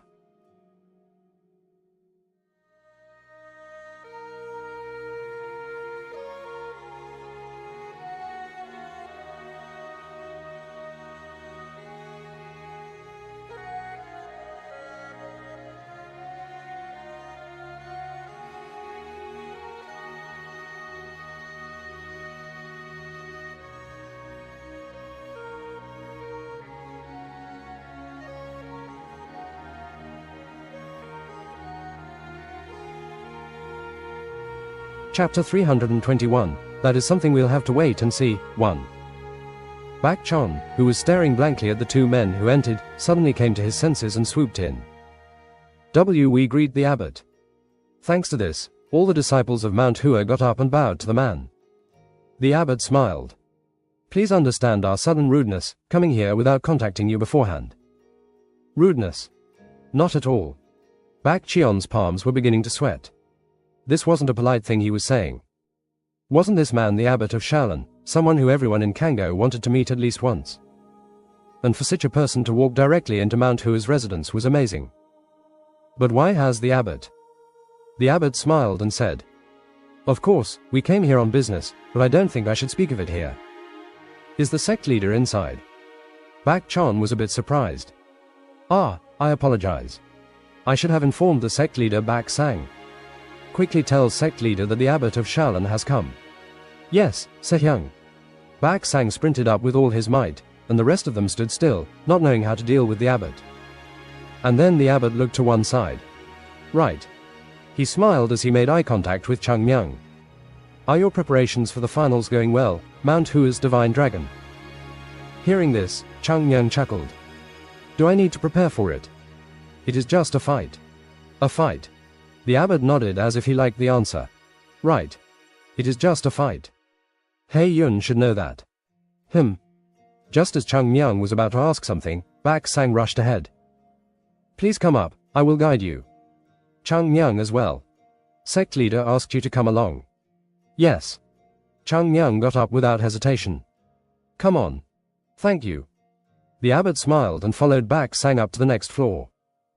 When the abbot, He Yun, and Chang Myung left, the other disciples finally relaxed. Why did he come? Don't know. Everyone looked toward the floor where the four of them had gone to and looked blankly. Come on in, abbot. Thank you for the hospitality. He. It is difficult to consider this hospitality. You should have called for me, abbot. Why did you have to come all this way? At Hyun Jong's words, the abbot smiled. We might be in Shaolin, but this was a space given to Mount Hua, so I am the guest here. Ah. How about something to drink? Then shall we have tea? Ads by Pub Future. Do we have grain tea? We have the normal one. That is a pity. It would be better if it weren't a normal one. Ha. If the abbot says that, that puts us in trouble. Ha. Seeing Hyun Jong talking softly, Chang Myung smiled. Wipe your sweat and smile. He was speaking fine, but the sweat glistened on his face, making it all too awkward. It felt like he was being pitied. However, Chang Myung wouldn't look at him like that. He knew how difficult it must be for Hyun Jong to sit with the abbot. Chang Myung coughed lightly. It meant not to be too scared. Then Hyun Jong gently raised his head and looked at Chang Myung, and his crumpled face relaxed. So, Chang Myung wanted to get to the point and leave already. What did you come here for? At the question, the abbot looked at Chung Myung. Right, before the finals. It doesn't seem like you came here to make friends before the fight, right? The abbot smiled at Chung Myung without saying a word. You are more daring than I thought. His gaze lingered on Chung Myung. Even Hyun Jong, the sect leader of Mount Hua, couldn't hide his nervousness in front of the abbot. But Chung Myung wasn't the least bit nervous in front of him or Hae Yun. No, on the contrary, he looked like he was bored. Was it boldness? Or thoughtlessness? Neither of those.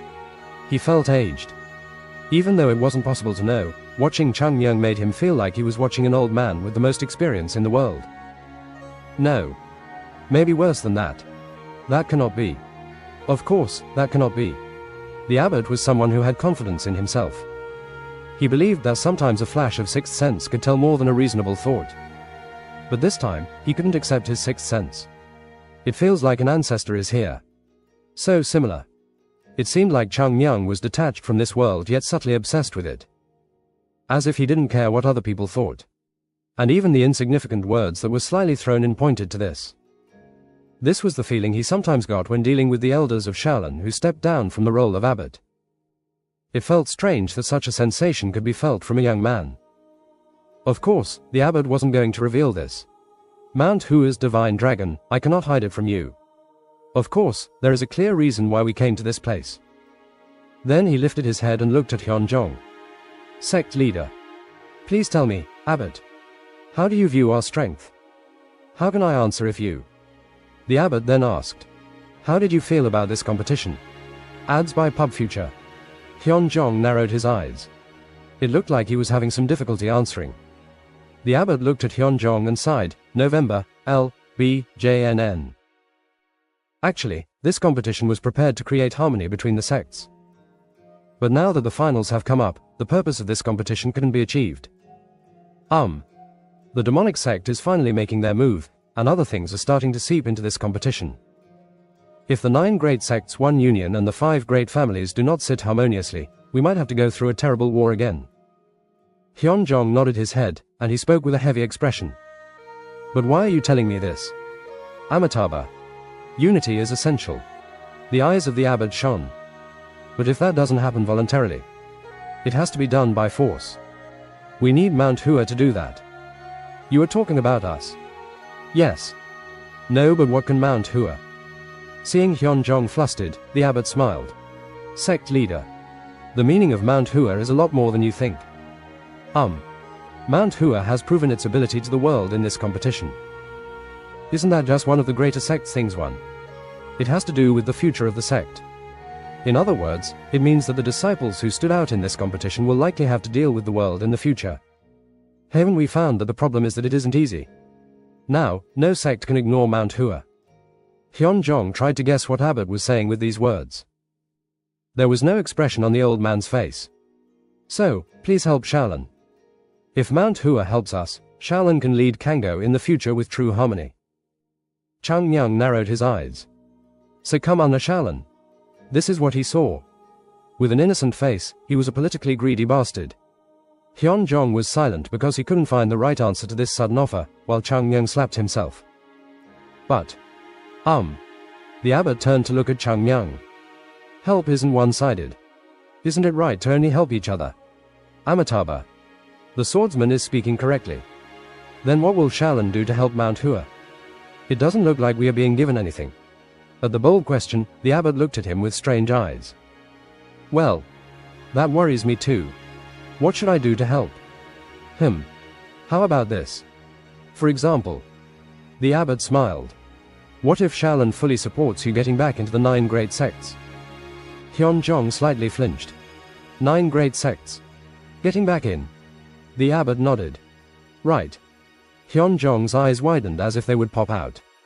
Of course, this wasn't a new story. Hyun Jong, too, had been thinking in his heart that if their upwards trend continued, plenty of possibilities would come up. But if those words came from the mouth of Shaolin, it would be different. Didn't he even say full support? See what personalized content we have based on your browsing history. See what personalized content we have based on your browsing history. Discovery feed. Ads by Pub Future. The person sitting here was the abbot and no one else, and he would side with Mount Hua. This was nothing more than definite confirmation that Mount Hua would join the 9 great sects. How can such a promise be? Sect leader. The abbot smiled. I really appreciate the potential of Mount Hua very much. However, this is what I am concerned about. In the era of sect leader and me, Shaolin and Mount Hua could reconcile with each other. But he paused for a moment and looked at He Yun and Chang Myung as he said, there is no guarantee that it will happen in the future. Hyun Jong didn't lose sight of Abbot looking at Chang Myung. Future. He didn't mean to end this partnership right after they died. That was why He Yun was brought here. In other words, He Yun would be taking over Shaolin. When He Yun became the abbot of Shaolin, then Mount Hua. No. No. Thought Hyun Jong.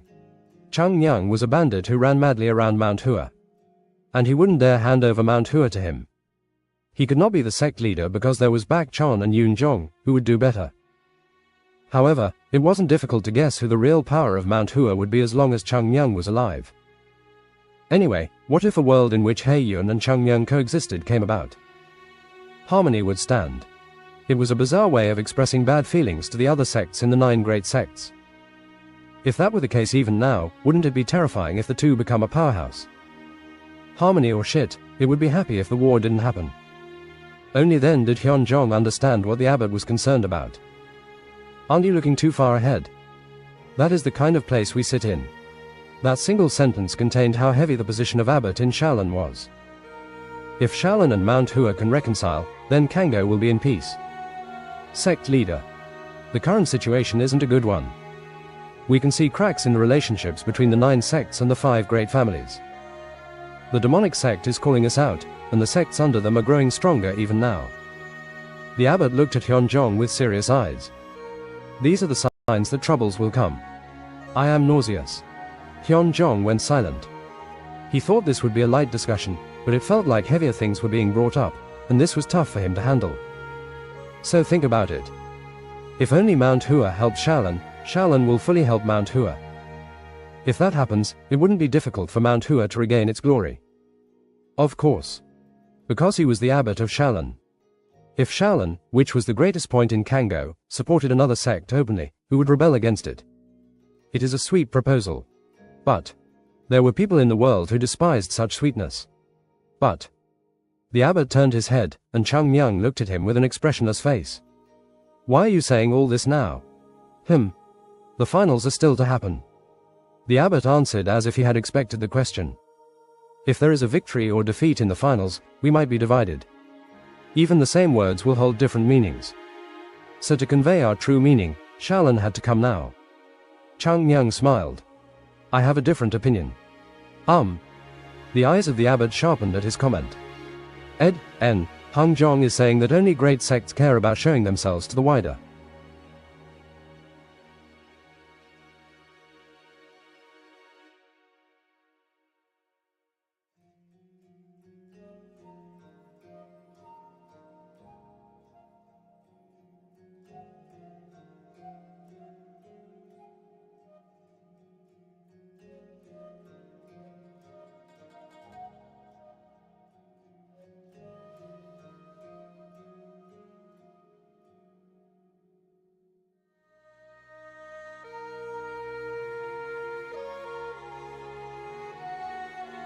Chapter 322, that is something we'll have to wait and see, too.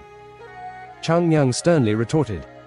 Such good words, but in the end, if I think about it, it means that Mount Hua is being asked to bow their heads and go under Shaolin. The abbot's face went stiff. Those words were so daring that he couldn't hide the shock on his face. Leaving everything aside, this was a third-class disciple from a sect that wasn't even really known till now, speaking to his face. Not a single thing changed in Shaolin. What do you mean? Instead of answering the abbot's question, Chang Myung smiled. Unity. Division. Well, all those things sounded good. Chang Myung knew very well that it wasn't meant with bad intentions, but rather this was the problem one. These bastards think they can naturally take the lead. Being Shaolin, they were bound to have arrogance. If you have no other work, go back. The abbot's face stiffened. Amitabha. I came here as a guest, so I tried to endure it. But the words you say aren't those that a third-class disciple should have. And while I am talking with the sect leader, it isn't like that. Hyun-jong cut Abbot's words short. The abbot looked at him, startled. Hyun-jong was smiling with a different face from before. Anyone belonging to Mount Hua can represent Mount Hua. That child's will is my will and also the will of Mount Hua. Sect leader. The abbot was momentarily speechless when Chung Myung continued with cold words. Shaolin has always led the way. Even 50 years back or 100 years ago. When he said, 100 years ago, the face of the abbot hardened even further. So, what did the Shaolin do when Mount Hua collapsed? It is Shaolin who should be thankful for Mount Hua's actions 100 years ago. Amitabha. Go back. Heavy energy flowed from the body of Chung Myung. The only people who can speak of harmony and unity are those who can do their duty and show their sincerity. And Shaolin isn't one of them. Young disciple.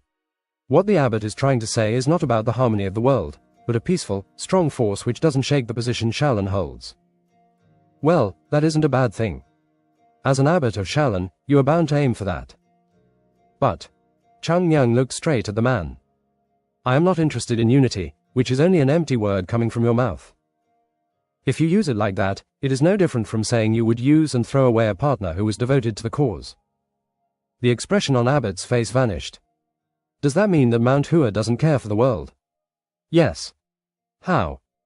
To Mount Hua, who sacrificed everything for the sake of the world, what did the world do? Now, you must have thought that if you threw in nice words and decorated them, we would stick around like a good dog. I want to tell you that you were too naive. Do you know what happens to those who don't listen to the 9 great sects? They get attacked. Chung Myung smiled. So what? When Mount Hua took down the Southern Edge sect, did one of you try to aid them? That. Ads by Pub Future. Know this clearly. And he spoke with cold words. When Mount Hua collapsed, the 9 great sects didn't help in anything. When Mount Hua was regaining its power, you people did not help. So when Mount Hua roars over the world, there is no need for your help then. If you think that the name of the 9 great sects means anything to Mount Hua, you are mistaken. Mount Hua is Mount Hua. And that is enough. His coldness pressed down on the abbot. Fucking dogs. How many times had he heard their words? Mount Hua is good, so the people want to hold on. There was Mount Hua which saved the lives of many people. Spirit. Right, the will. What happened to Mount Hua because of its fucking will? When all the Sehyungs and Sajays died in the hands of those demonic sect bastards, these dogs remained in their sects and hoped for their own future. 100 years later, Shaolin was still Shaolin, and the 9 great sects were the same, but Mount Hua had collapsed and had been in the process of fading into distant memory. And for what? You wanted unity. Chung Myung's hands trembled. He wanted to run to the abbot and tear off his snout right now. 100 years later, they still believed they could wield Mount Hua like a sword. In the past, despite knowing, they suffered willingly. Kango was in danger of collapsing. Even if the sacrifice was huge, even if they had to take huge damage, they all thought it would be better than being ruled by the demonic sect. I don't need to know. Just do what you need to do, Chung Myung. Of course, our gain is important. But if you are distracted by those interests and neglect what you need to do, will you be able to look into the eyes of the disciples? Sehyung, you are wrong. In return for that, Mount Hua could not raise their heads in front of the disciples. And those who committed such hypocrisy were having a good life now. Causality. The wide net of the heavens didn't let anyone suffer. Such a bullshit sentiment. The heavens helped no one. It was the people who created this, and it was also the people who were the sinners and needed to be punished that were helped too. Chung Myung wouldn't wait for retribution. If anyone had sinned against Mount Hua, he would punish them directly, and if anyone had done a favor for Mount Hua, he would repay them too. If the heavens could not do it, he would. That was Chung Myung's way of protecting Mount Hua. Do you know what your words will be considered now, young disciple? Are you threatening me? The abbot took a deep breath. Isn't this persecuting those who come with good intentions? Good intentions. Chung Myung smiled. Abbot. Chung Myung's voice roared. If you wanted to discuss good intentions even for a slight bit, you would have apologized first rather than making an offer. Of course, it can be unfair. Not everything is Abbot's fault. However, the unfair things that were done now lay on your head, the abbot who currently leads Shaolin. Is it Shaolin's way to enjoy the future someone else had to die for? And not even think of their wrongdoing? The abbot's chin trembled. Ads by Pub Future. It wasn't that he didn't think of it, but he thought no one would mention it. Pointing out mistakes was also something only powerful people could do. And he thought Mount Hua didn't have the strength to put up a fight against Shallan.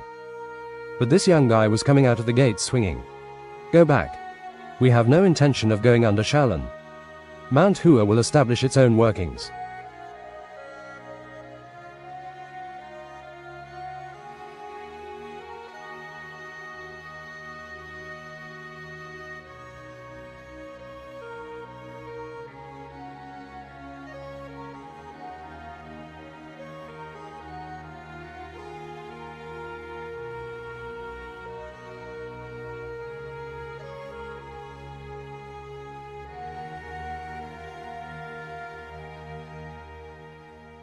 Mount Hua doesn't have the power to do that. That is something we'll have to wait and see. Chang Nyang's face returned to his usual grim expression. He looked at He Yun, who was sitting next to the abbot, and said, "And tomorrow will be the place to prove it." The face of the abbot trembled in anger as he looked at Hyun Jong. Is this child's arrogant remarks really the position of Mount Hua, sect leader? Hyun Jong smiled as if he was quite flustered by that question. It should be. Young and emotional, but never looking back. Then, just as the abbot was about to say something, Hyun Jong asked, "But is there anything wrong with this child's words?" The abbot felt lost at those words. Of course, I also want to stop him. If I bow my head now and forget the past, there is so much we can gain, so he wouldn't want such an offer. Hyun Jong smiled. But, abbot, just as the sect leader of Shaolin is you, I am the sect leader of Mount Hua.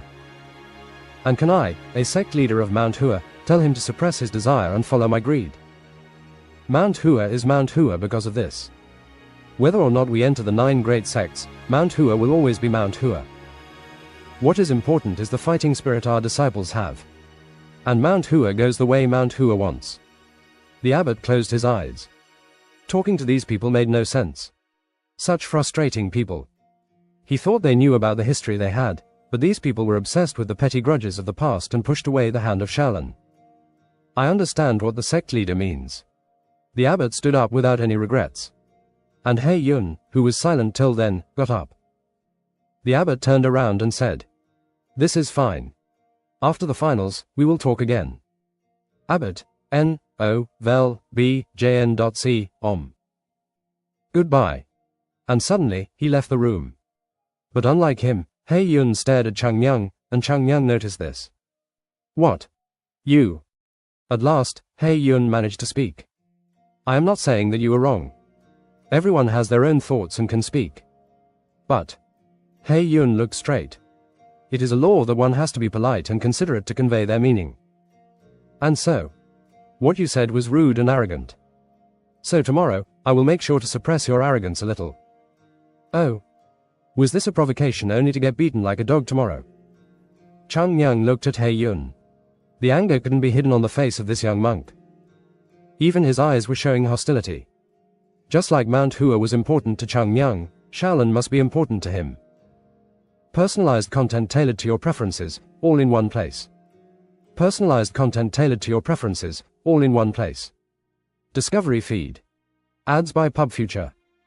But, since the precious Shaolin's abbot was disgraced here by a third-class disciple of Mount Hua, it must have taken an emotional toll on He Yun. Chang Nyang smiled. Try it. Amitabha. He Yun bit his lip, a bit excited, and calmed himself. And he turned around.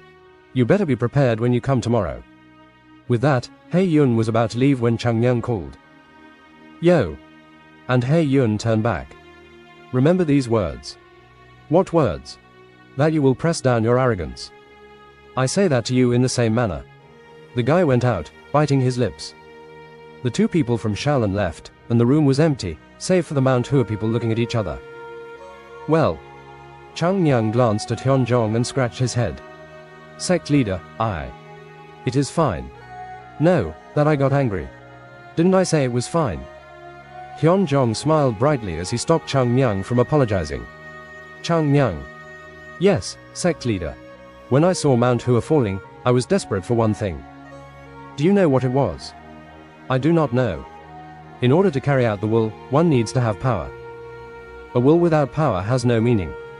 Chang Myung nodded his head without another word. Hyun-jong asked him, "Can you show that power? Can you make our will known to everyone in the world and carry it out?" Chang Myung smiled. "That is my specialty." A truly confident face, and Hyun-jong smiled. "Right.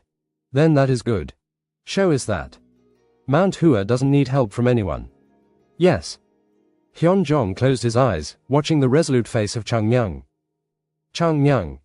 From where did the sorrow in his heart come from? Where did his anger take birth? The more he knew the child, the less he knew about him. Someday, he will speak. One day, the day would come when Chang Myung would talk about the sadness he was holding inside. And when that day came, the strong scent of plum would run through Mount Hua. It would bring a faint smile and sadness too. TLDR, the fact that they're so egotistical that they could ask MT Hua to bow their heads to them without wishing MT Hua harm is the problem. I'm assuming this is referring to Hae Yun.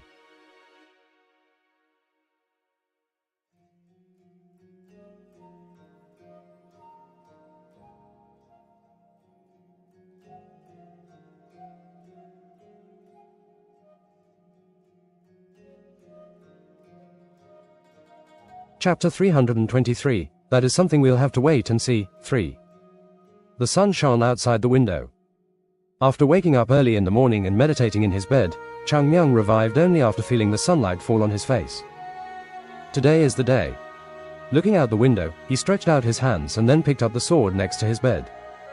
SRNG. He pulled his sword out slowly and flicked the blade with his finger. A clear sound rang out, and while smiling, he got up. "Well then, should we go now? Today would be a fun day." "Very fun." Chang Myung washed his face. Normally he wouldn't care about such things, but today he wanted to be more perfect than usual. He didn't really think that he had to prepare himself or something, rather he just felt like doing so. After everything was done, he went down the stairs. Clop. Clop. On the first floor, all the disciples of Mount Hua had finished their preparations and were waiting for him. Chang Myung shrugged at the attention everyone gave him. "You were down early." Hyun-jong smiled at his words. He must be nervous. Just because one has skills doesn't mean one doesn't get nervous. On the contrary, people who were strong and skilled were more nervous than normal people because they felt that they needed to accomplish something. But the face of Chang Myung felt different from usual. "Looks like you slept well." "Yes. I slept too well." Hyun-jong smiled and nodded his head. This guy. Looking at his usual unperturbed face, it felt like his own nervousness went down a little. Perhaps the disciples felt similarly, as the atmosphere soon returned to normal. And Hyun-jong spoke. "Chang Myung." "Yes, sect leader. You may not like this, but I don't want you to only aim for winning." Chang Myung waited for his words to continue. "If you can prove to those gathered here that Mount Hua can no longer be looked down on, that is good enough for me." Chang Myung smiled brightly. "If you say so, sect leader." It was such a calm answer, and Hyun-jong looked at him with a smile. So odd. So many thoughts ran through his mind. The guy who made a mess when anyone lost. But now he felt like the most reliable disciple of all. Then, Hyun-jong looked at everyone. Chang Myung had entered the finals. But Chang Myung alone didn't make this happen. If the other disciples of Mount Hua weren't active as they were, then even Chang Myung making it to the finals would have given out a different message. And thanks to their good results, Chang Myung alone didn't have to bear this burden in the finals. Now no one would ignore Mount Hua. Mount Hua has become stronger. Hyun-jong, who closed his eyes slightly and calmed his mind, turned to the front door. "Everyone, walk proudly." "Yes, sect leader. The people are waiting for us. They will try to remember every single gesture of yours and even your eyes. So let us go and show them." Ads by Pub Future. Not even the sound of breathing could be heard. Everyone was looking at Hyun-jong with strength in their eyes, and seeing them made Hyun-jong smile. Results aren't all that important. 3 years ago, he wouldn't have expected these kids to have such a look on their faces. But not anymore. The biggest achievement Mount Hua gained in this competition was confidence, not fame. "Let's go." "Yes." With Hyun-jong leading him, the disciples of Mount Hua stepped out proudly. Don't push. Show me one person who isn't getting pushed here. Do not be too antsy and wait. Oh, my God. It is my first time seeing so many people gathered here. Shaolin was exploding with people. It was crowded all through the competition, but today was the finals, so it seemed like there were more than usual. And as if that wasn't enough, the procession of people flocking to Shaolin didn't stop. As expected, wouldn't He Yun of Shaolin win this? I cannot forget that technique he showed yesterday. It was so strong. One man frowned upon hearing that. What nonsense. Mount Hua's divine dragon won yesterday with just one hit. And didn't He Yun get wounded by the hands of a Mount Hua disciple? Considering the level of those who walked to the finals, Mount Hua's divine dragon seems to be at a level higher than He Yun. How can you compare the skills of people in that way? You cannot know until you see them in person. This, damn it. Do you have eyes for decoration or something? What, this bastard? At first, they were being polite, and then their emotions took over as they began to grab the collar of the other. But the people around them didn't even bother with them. Everyone was too focused on the finals, which would start soon. Besides, similar things were happening all around, so this wasn't very special to them. The atmosphere in Shaolin was overheated with all this. Criticism and predictions kept coming in like storms from here and there. Everyone was enjoying the finals, arguing with their own logic. The sun was finally in the middle of the sky, and the people were either betting on who would win or buying food, or discussing who the winner would be. The time for the finals had come. The noise, which was louder, began to turn quiet. And it is Shaolin. Shaolin is coming. Whoa. The eyes of the people focused on one place. In the distance between the pavilions were men in yellow robes walking. They felt a heavy force from Shaolin. As expected of Shaolin. Well, Shaolin will win. The abbot himself is leading them. Amidst the cheering, the footsteps of Shaolin moved forward. For many years, Shaolin was known as the best of the sects. Could they have stood there without challenges or ups or downs? But Shaolin had overcome all the challenges thrown at them. That was why everyone in the world respected Shaolin. Those who spoke of Shaolin always had trust in it. Although the challenger from Mount Hua was strong, they believed Shaolin would win today. And Shaolin would once again prove that they were the best in the world. Those trusting eyes turned to He Yun, who was walking. But soon, those cheers were overshadowed. Mount Hua. Mount Hua is coming. Mount Hua's divine dragon. Mount Hua. The best sect. Cheers grew louder and louder, overtaking the ones for Shaolin. This was normal. Most people didn't like a fixed system. They always want some kind of change. Even if that change wasn't achieved in the end, they wanted to see and support a new wave. Ads by Pub Future. Now here, Mount Hua was one such symbol for them. Shaolin. The 9 great sect one union, and the 5 great families. They symbolized strength and the old system which ran for hundreds of years, and Mount Hua was the new challenger rocking the boat. All those who felt like the 9 sect system wasn't nice cheered for Mount Hua. In a place like Kango with warriors, the sects in 9 great sects and 5 great families only represented a handful, and those who did not belong to either cheered for Mount Hua. Mount Hua's divine dragon. Defeat Shaolin. Rub their noses in the ground. Sweep them down. Shaolin and Mount Hua were walking slowly to the left and right of the stage, which was in the center. Shouts were being poured on him from all sides. As Yun Zhong moved with them, he gulped, seeing this. As his steps slowed down, Zhou Gul asked him, a bit puzzled. What is it, Sehyang? No. It is nothing. Yun Zhong put on an awkward smile. Isn't it strange that so many are cheering for Mount Hua? Zhou Gul was silent. Was it weird? Right, it was weird. Just a few years ago, Mount Hua was a place that was almost completely removed from the memories of the people. Even Yun Zhong and Zhou Gul, who entered the sect and learned the sword, had no hope that its name could be restored. For them, it was a sect that they found on the beaten path and had simply decided to stick with it. But now, Mount Hua was a sect that the world paid attention to. These cheers seemed like a lie. This is the start. Zhou Gul remembered the first time Chang Myung entered Mount Hua. The scruffy little kid. And Zhou Gul thought he could break that kid with a single hit. Zhou Gul lifted his head and looked at Chang Myung, who was in front of him. He had not so wide shoulders. But he was the one shouldering Mount Hua now. Who would have imagined that such a day would come? When he decided to follow Chang Myung's lead, he never thought he could get this far. Sehyang. Nothing. Look at you. Yun Zhong smiled. Even if he didn't spell it out, He knew what Jogul wanted to say. But it wasn't something that could be easily put into words. Yoon Jong, too, had a lot of passion in his chest, making it hard to speak. Sehyung. How far will that guy go? Well. Yoon Jong looked at Chung Myung. How far they couldn't know. But one thing was certain. No matter where Chung Myung goes, no matter what path he takes, we will be there by his side. At Yoon Jong's words, Jogul nodded his head. Right. Not just them but the entirety of Mount Hua would be with Chung Myung. Soon, Chung Myung, who reached the foot of the stage, looked up. Bak Chon was next to him and said, Chung Myung. I don't think this is something to say in this situation, but... Bak Chon smiled. Check out our recommendations curated just for you. Check out our recommendations curated just for you. Discovery feed. Ads by PubFuture. From the day I got beaten by you until now, I never thought there could be someone out there who could surpass you. What? So? Bak Chon nodded his head as he sighed and said, Prove to me that I am not wrong. Chung Myung was about to say something back, but Yu Yisel approached him from behind and reached for his head. Vel, B, JN.C, Tack tack. She lightly tapped on Chung Myung's head and nodded. Win. Yoon Jong and Jogul also rubbed Chung Myung on the shoulder. You can do it, Chung Myung. It makes no sense for you to lose. Tang Soso, Bak Sang, and the disciples all tapped on him lightly. Go and win. We believe in you.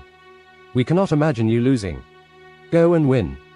At all those actions, Chung Myung laughed like this was ridiculous. No, these idiots. But he didn't do much. He looked into their eyes, which made him go silent. Eyes full of trust. A trust which could never waver. Was he ever looked at like this? Of course, Mount Hua in the past trusted him. No one doubted his skills. But these eyes felt so different from back then. Trust beyond skills.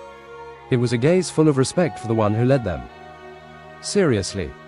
Chung Myung shook his head. Well, you are being nervous for nothing. And he turned his body and looked at the stage. Wait here for me.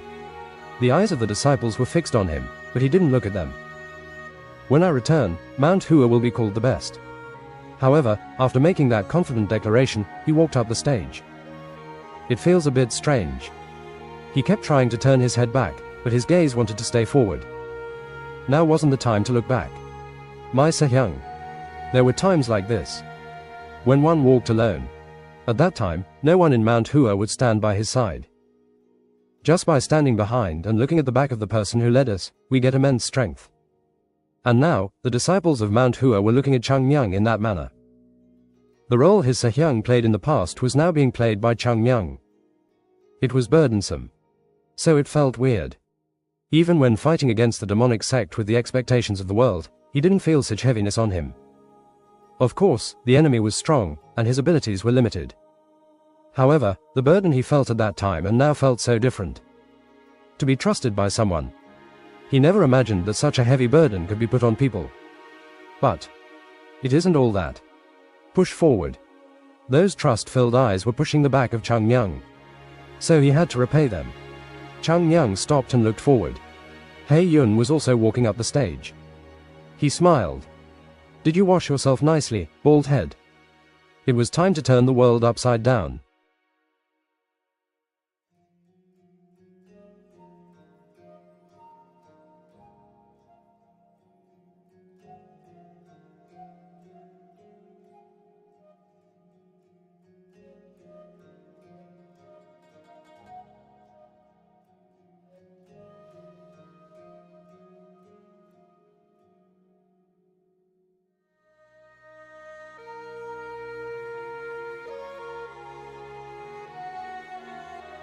Chapter 324, that is something we'll have to wait and see, 4.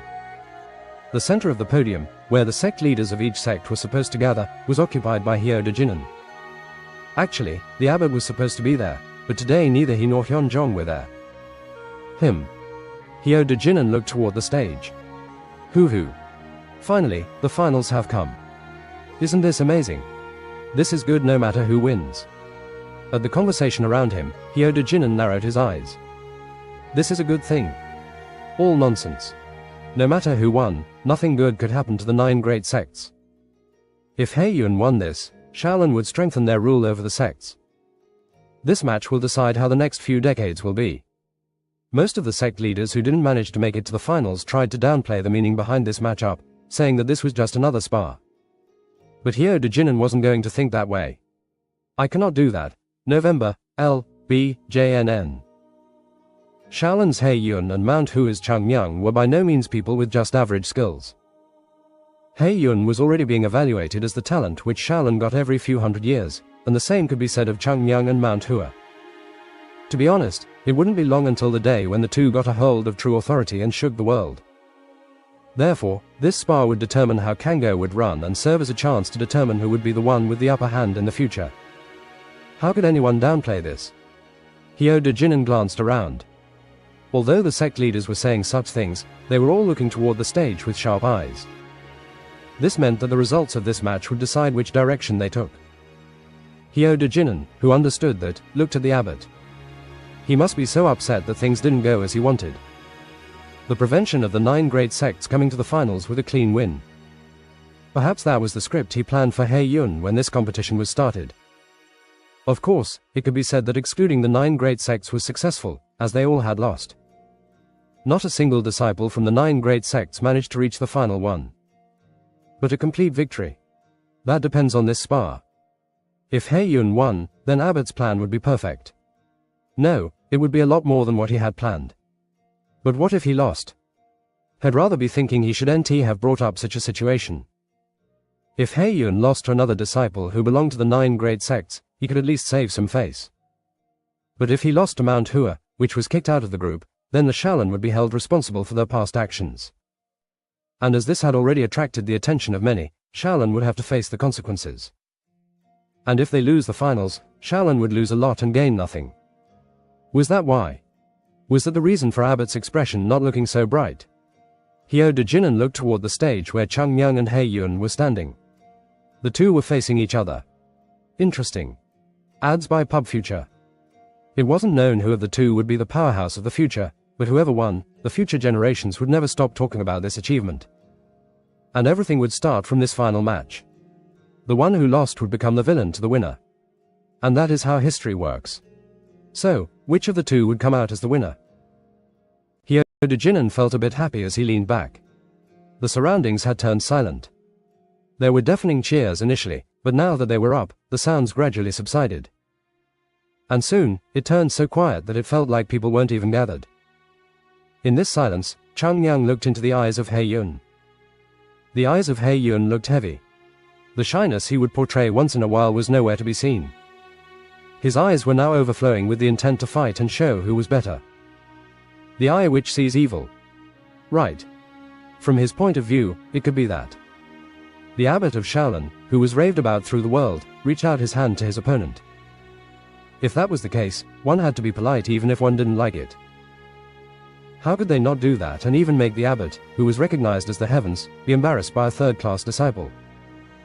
What if the positions were changed and Chung Myung saw his sect leader or whoever the current sect leader was being talked to like that by a third-class disciple? On that day, the other sect would collapse. Because Chung Myung was the kind to go crazy like a mad dog. Of course, he could understand the position of He Yun. But I cannot do that.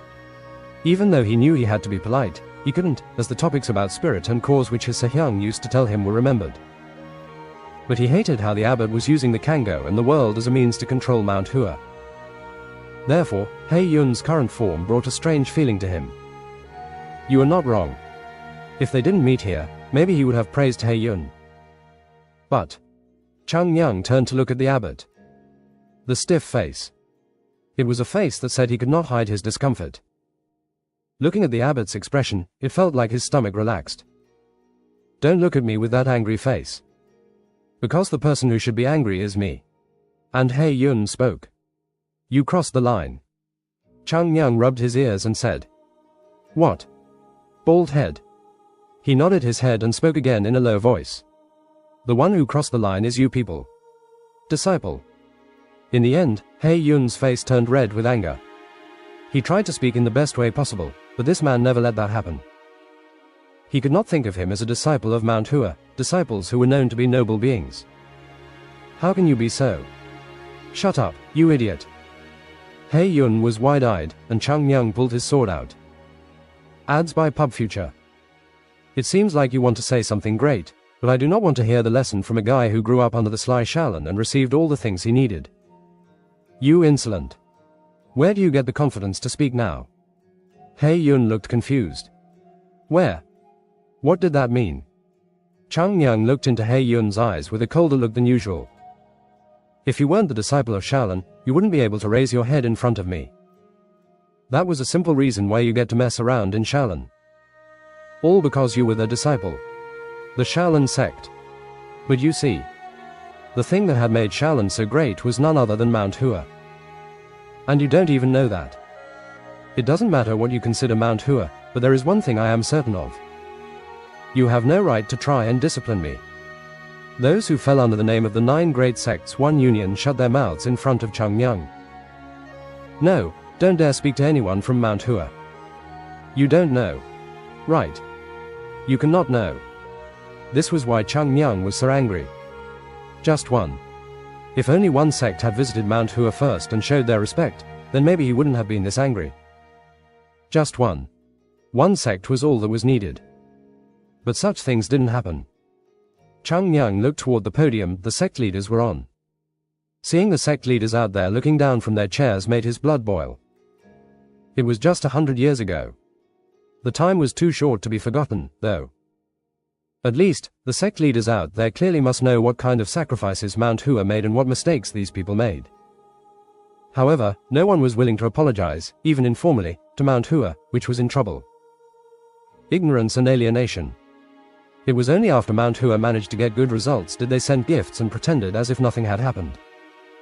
This made it unbearable for Chang Myung. What did he die for? Why did his Sahyungs willingly jump into the hole of death? Did they lose their lives to make living easier for these dogs? Chang Myung waited. Through this spar. For a long time, the talks and shouts he wanted to make. To ensure everyone gathered knew that Mount Hua was back here loud and clear. But it felt in vain. While the stories of Mount Hua's clean wins and the disciples proving the worth of the sect by recovering their old martial arts spread, these sects dismissed Mount Hua as a mere reviving sect. See what personalized content we have based on your browsing history. See what personalized content we have based on your browsing history. Discovery feed. Ads by Pub Future. Not one of them went to the Sahyung or Sajays of Mount Hua and even praised or complimented them. The sacrifice of Mount Hua looked to be in vain. But there was one thing Chang Myung could tell. Kango was like this because of Mount Hua. He didn't need huge praises, nor did he need tearful greetings. Just one word. But that one word never made its way. All the things who lived wiped their conscience clear and looked down on Mount Hua, who had saved them. This situation was unbearable for Chang Myung. This silence. Closing their mouths shut to prevent the shortcomings of their sect from being known. But the silence turned the noble death of his Sahyungs into a dog's death. And with death. Well, enough. Thud. Chang Myung thrust his sword, resheathed, back into the floor, and the stone cracked. Everyone tilted their heads at these bizarre actions. What is he trying to do? And the subsequent actions of Chang Myung only intensified their doubts. He stepped forward, leaving his sword in the ground as if he would fight without a sword. Disciple. Hearing He Yun's confused voice, Chang Myung responded with a cold voice. There is no need to inform anymore. The result will be the same either way. If you do not bow your head in good faith, I will force you to do so. It isn't too bad to knock you down to the floor by force and make you bow. Of course, my sect leader Sahyung will surely hate that, but that man cannot do anything now. He Yun's expression turned stiff. I don't know what you are trying to do, but Shaolin's martial arts cannot be blocked without a sword. What? Chang Myung smiled. Take the sword. And properly. It was then. Chang Myung's body vanished, and He Yun, who momentarily lost his presence, became terrified and tried to feel around. Found you. He found where Chang Myung was, but He Yun couldn't be happy with it. It was because before he could feel the presence for sure, Chang Myung was right in front of his nose. Chang Myung clenched his fist and swung at the chin of He Yun, who instinctively tried to defend. Thud. At the unexpected blow, He Yun bounced back. After rolling a couple of times, he was able to stop at the end of the stage, which startled him. And his face was in dismay when Chang Myung spoke coldly. Get up. He Yun was a talent that Shaolin had put their soul into. In other words, he was Shaolin's pride, representing Shaolin to the world. And this was his proper debut. Get up. He Yun was bewildered as he met the eyes of Chang Myung. He Yun wasn't the only one Chang Myung was looking at.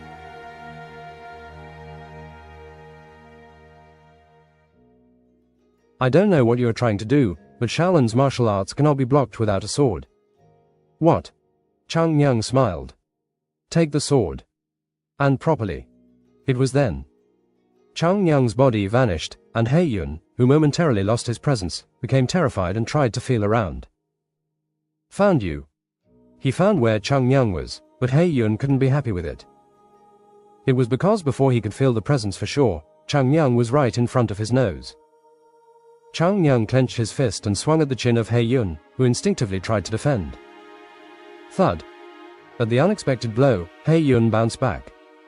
After rolling a couple of times, he was able to stop at the end of the stage, which startled him.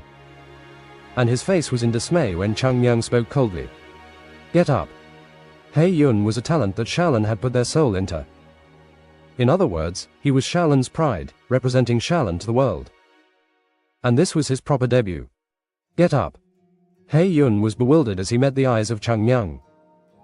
He Yun wasn't the only one Chang Myung was looking at. Behind him, Abbot and Shaolin's disciples were also shocked by this. Chang Myung said, Get up. I am going to crush that filthy pride you have. For some reason, Hyoda Jinan isn't referring to Shaolin as part of the 9 great sects, probably because Shaolin is considered a powerhouse no matter their relation to the 9 great sects.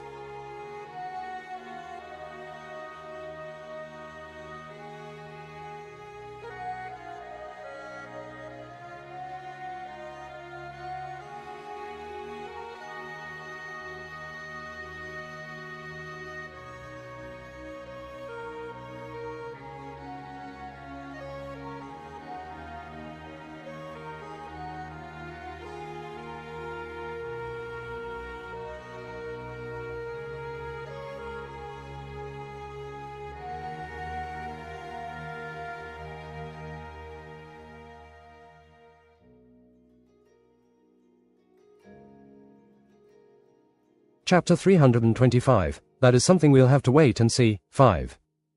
Through the throbbing pain, He Yun grabbed his chin. But right now, he was more shocked at the hit than the resulting pain. I couldn't stop it. Shaolin's combat arts were known to be the best. Rather than knocking down their opponents, their combat took priority in establishing their own balance and core power when blocking the attack of their opponent. And He Yun was praised for having mastered this, whereas the others were somewhat lacking. But then he got hit by the first punch of his opponent. A surprise attack. No. It wasn't that. There was no such thing as a surprise attack. How could a surprise attack exist when both were bound to fight here? It was skill. Confused, He Yun decided to wait. In that moment, he felt something behind him. He Yun. He flinched as he looked back at the stern voice. The abbot was looking at him with cold eyes. Calm down. You are He Yun of Shaolin. He Yun bit his lip as he got up. Standing straight, he looked straight at Chang Myung and took his stance. All he saw was Chang Myung looking at him with cold eyes. Even his body felt cold.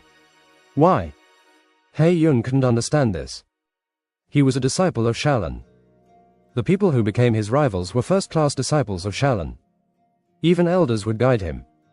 But why am I feeling pressure that I don't even feel when facing the elders? Was it because he trained with his elders while this was a proper spar? Was it because he was finally feeling the pressure of coming to the finals? Could anything explain this situation? If it isn't that. He Yun bit his lip. It couldn't be. That couldn't happen.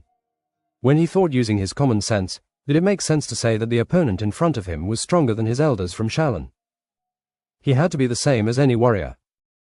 A warrior, the third-class disciple Chang Myung could not be better than the elders of Shaolin, who had been cultivating their techniques since their birth. In the end, The reason my heart is shaken is because I am lacking. If he had been cautious, he wouldn't have been attacked by Chang Myung. And even if the attack had come, he wouldn't have suffered so much confusion. Amitabha. He Yun calmed his mind and took his stance. He spread his legs slightly wider than his shoulders and pulled his left hand to the side, keeping his right hand, palm open, in front of his chest. Half-palm form. It was the fundamental form of Shaolin martial arts, and it was the starting point of most of their combat arts. As he took a familiar form, his thoughts disappeared, and his heart began to calm down. He took a deep breath. If you can get rid of your weaknesses and truly gain a sense of victory, no one can be your opponent. It isn't the body but the heart which needs to be strengthened. Do not shake. He felt his feet firmly touch the ground. Chang Myung looked at him. You learned it well. This was more than learning, Shaolin was scary. If Mount Hua was a giant tree producing plum blossoms at the summit of a mountain, then Shaolin was like a giant ancient rock that wouldn't be shaken by any waves or winds.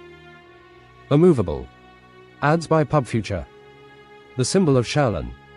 The reason why it took many years for one to learn the martial arts of Shaolin fully was simple. It was because learning their martial arts could be overcome through talent, but the unmoving mind wasn't something that could be formed in a small amount of time.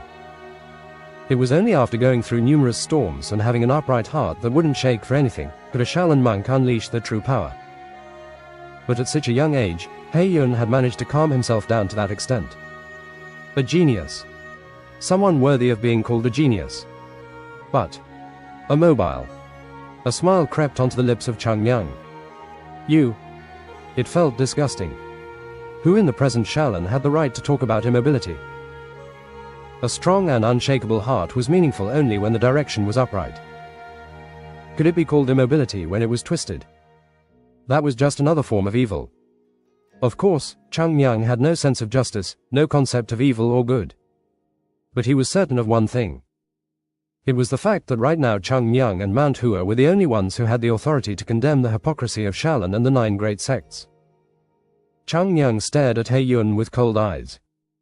He didn't like it. Those eyes. Those eyes that believed that he was walking down the righteous path that had no shame. You don't deserve to have those eyes. The disciple of Mount Hua had to have such eyes. Eyes overflowing with pride for their sect. And eyes that were infinitely proud of the achievements of their ancestors. Right. It had to be Mount Hua. Chomp. Blood gushed out from the lip he bit. Anger was rising up to his head. While He Yun was blooming like a flower in a protected environment with the support of Shaolin, Mount Hua was being cut down, losing their rights, and made to wither in the wind, groaning in pain. Even Chang Myung didn't have the skills to turn back time. Even if he restored Mount Hua to its former glory, he couldn't take away the pain of those who suffered. That was something he couldn't stand. Thud. He Yun's feet dug into the floor. Stepping at the most intense angle, he strengthened the momentum created from his toes, and clenched his fist.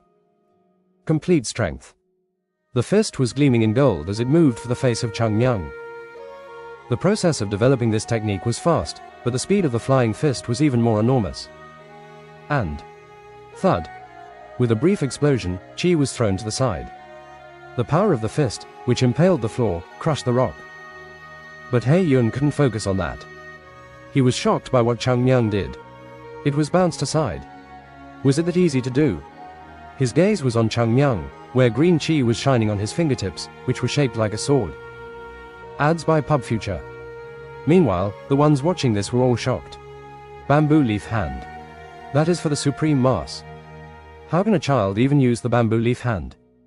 At this time, most disciples were simply learning how to wield their swords. So it was normal for the crowd to assume that a disciple couldn't do anything without their swords. But he was able to use the bamboo leaf hand, which is known to be used only by the supreme masters. Just who is? Hyun Sang looked at Chang Myung in shock. However, as if it wasn't even something special, Chang Myung shook his hand and withdrew the chi. His cold eyes once again fell on He Yun. Is this all? Is this all that made you use your mouth? Chang Myung began to approach He Yun, who was talking a stride back. Show me more. Prove yourself to be strong. Convince me that you are the hidden card of Shaolin, and that you are an important existence that cannot be replaced by anyone else in the world. If not, This isn't enough for you to create the world you want, protecting it all. He Yun stepped forward and ran for Chung Myung. His strike was fast but heavy. His firm body showed staunchness. November, L. B. JNN. But the eyes of Chung Myung were ferocious. A swift one-hit. There was no extravagance of technique in pursuit of perfection or efforts which showed his training. That was how beautiful it was. But weak. Thud. He Yun's fist, as it flew, was blocked by the bamboo leaf hand of Chung Myung, making He Yun a bit shocked. It felt like he had just struck an iron wall. No matter how hard he tried to push, it didn't seem like it would move even an inch. Was this even possible? His chi had surpassed those of the first-class disciples and even some elders too. Of course, even if the whole world was searched, there would be no disciple who was greater than He Yun. Then how can a third-class disciple, not even a second-class one, have the power to block his fist? Would that make sense to anyone? He Yun clenched his teeth. He pulled back his fist and punched again. Based on his strong lower body, he decided to attack 3 times at once, and did so without checking if the previous strike had worked, finishing by slamming his shoulder against Chung Myung. No, he was trying to slam Chung Myung. But before he could move forward, his footing was crushed by Chung Myung. Crack. Chung Myung stepped onto his foot, which went into the floor. The moment his core was shaken, it was impossible to do what he planned, and the result was obvious. Thud. The shoulder, which lost its strength, was simply touched by Chung Myung. Chung Myung stepped on his foot, then kneed He Yun in the stomach. He Yun, on his back, rolled on the ground. Thack. Take a sneak peek at our latest recommendations here. Take a sneak peek at our latest recommendations here. Discovery feed. Ads by PubFuture. The sound of the floor being crushed behind him could be heard. He Yun, who was still rolling backward, jumped back up and retook his stance. Huck. Huck. His stance wasn't shaken, but his expression said he wasn't stable anymore. His eyes were confused as he looked at Chung Myung. What is happening? This guy was supposed to be a swordsman. Mount Hua was a sword sect. In the past, Mount Hua was known to be the best sword sect in the world, but it was not a place that could handle close combat. Then how? Why was he being pushed to the corner by a third-class disciple of Mount Hua using combat? Just how? He couldn't understand. He couldn't understand any bit of it. However, the most difficult part to understand was the fact that Chung Myung was holding the advantage in this fight, and this made He Yun angry. Is this it? Seeing his expression, Chung Myung grinded his teeth and walked toward He Yun. Each step was filled with anger. He began to turn red. They took away what Mount Hua deserved. They took away what Mount Hua had to gain. If Chung Myung had survived, or at least if a few of the Chung disciples managed to survive, all of the glory would have come to Mount Hua. If so, the world would have been different. Bak Chon might be standing where He Yun was. It could have been Yu Yisale, Yoon Jong, or Jo Gul, not He Yun getting the spotlight. Having received the guidance of the Bak or Hyun disciples, they would have grown to be the best swordsmen, receiving the love of the world as skilled warriors of the 9 sects. But this is what came. Was this the only thing we got for putting away our hopes in life for others? Skills that Mount Hua would have nurtured in the sect if it was intact. That is what made Chung Myung even angrier. Do more. Chung Myung glared at He Yun with red eyes. I said to do more. You fucking stupid bastard. You cannot be just this. He Yun bit his lip. Ah. Woong. In an instant, his body began to become dyed in a golden light. It was like the golden light of Buddha shone here. Before long, the rays of light gathered into the fist of He Yun. 100-step divine fist. Chung Myung. Wasn't this the technique they had seen not so long ago? The disciples of Mount Hua screamed when they saw this. But their voices didn't reach the stage. He Yun was already ready and released the technique. It wasn't far. It had been a long time since he had lost the chance to hurt his opponent. The technique which He Yun developed with all his power covered the body of Chung Myung in an instant. And a strange sight unfurled in the eyes of Mount Hua's disciples.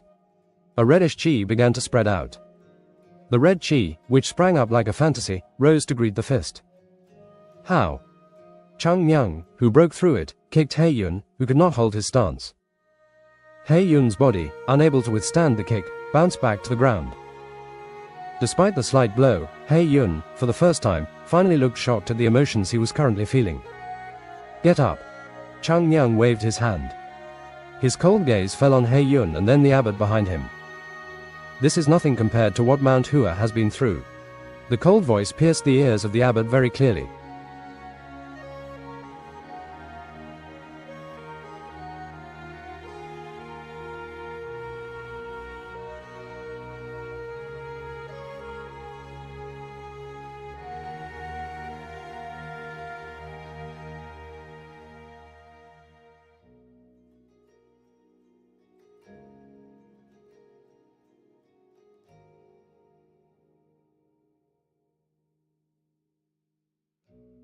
Chapter 326, Mount Hua will walk on the path of Mount Hua, 1.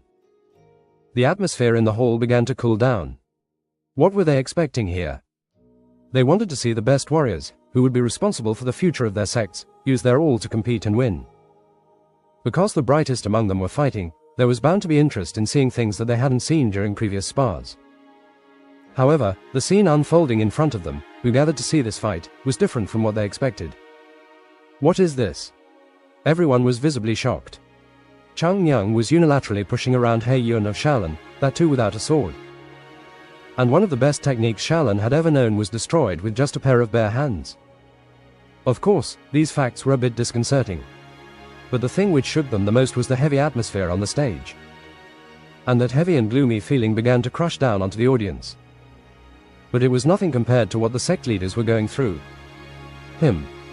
In the end, Hyo De-jinan couldn't hold on and groaned. "This is nothing compared to what Mount Hua has suffered." Those words pierced his body. Unknowingly, he glanced around.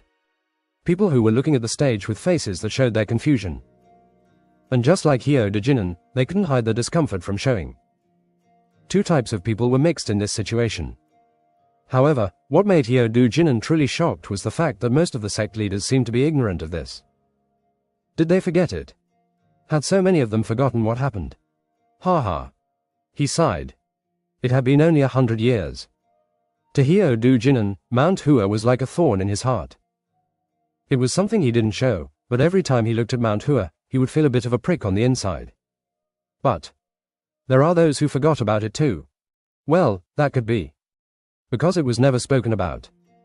It couldn't have been something that was passed down to the next generation sect leader. And Mount Hua was already in a state of ruin. So the past sect leaders must have thought that keeping their mouths shut and dying would do more good for their sects. But now Mount Hua had crawled up from the pits of despair. And now they were asking them, "Are you being honest? Really?" Hyo De-jinan shook his head. His gaze was fixed on Chang Myung, who couldn't stand his own anger. The anger. The wailing. How could he not understand it? How would it have been if he was in the same position as Chang Myung? What if Wudang gave up everything to save the world and Wudang, who received such a huge task, was ignored and the sects turned away from it? What if they went through a crisis that almost took him down? There was nothing more to think about. I would have turned into the Asura. He would have sold his soul to even the devil to destroy the 9 great sects. Once again, he could see how resolutely Mount Hua had walked on this path. It was difficult for a person who had been neglected to walk on the right path without cursing at others.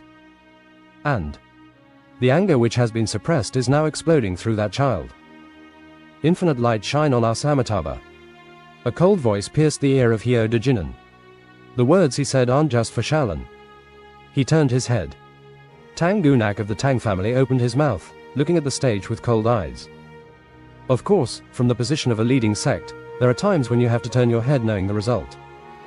The sharp words suppressed the atmosphere. Those who knew the circumstances were silent, and those who didn't know of it, didn't open their mouths. They just stared at Chang Myung with the feeling of being crushed. "Get up." He Yun flinched at the sound of the cold voice telling him to get up. Cold sweat was forming on his forehead. Ads by Pub Future. He stopped the 100 Steps Divine Fist. It was something he hadn't heard of. Divine Fist. It literally meant a fist or punch with the power of a god. To destroy mountains and divide seas, yet the power which could cause that much destruction was helplessly crushed down in front of the red chi. His eyes trembled, not knowing what to do. "Stand up." The voice was making his heart scared. The chill was shaking his emotions. This was fear. Growing up in the arms of Shaolin, he never felt such a feeling. The eerie fear that stiffened his body refused to let it move. Your shoulders are stiff. You. Chang Yang called. Can you not hear me? I said your shoulders are stiff. He Yun flinched at those words and checked his condition. This. Actually, his whole body was stiff. His muscles weren't relaxing and were stiff like a rock. Clench. Sweat was dripping down his chin and fell to the ground. I do not want to hear excuses like you didn't show your skills because you were nervous or some shit. He Yun looked at Chang Yang with blank eyes. Get up. Show me all you can do because I need to loosen up my thoughts. He Yun's mind continued to stay messed up. What is this man talking about? He didn't understand it. Why was he venting out so much anger? How can a man possess so much killing intent? No, above all. Thud.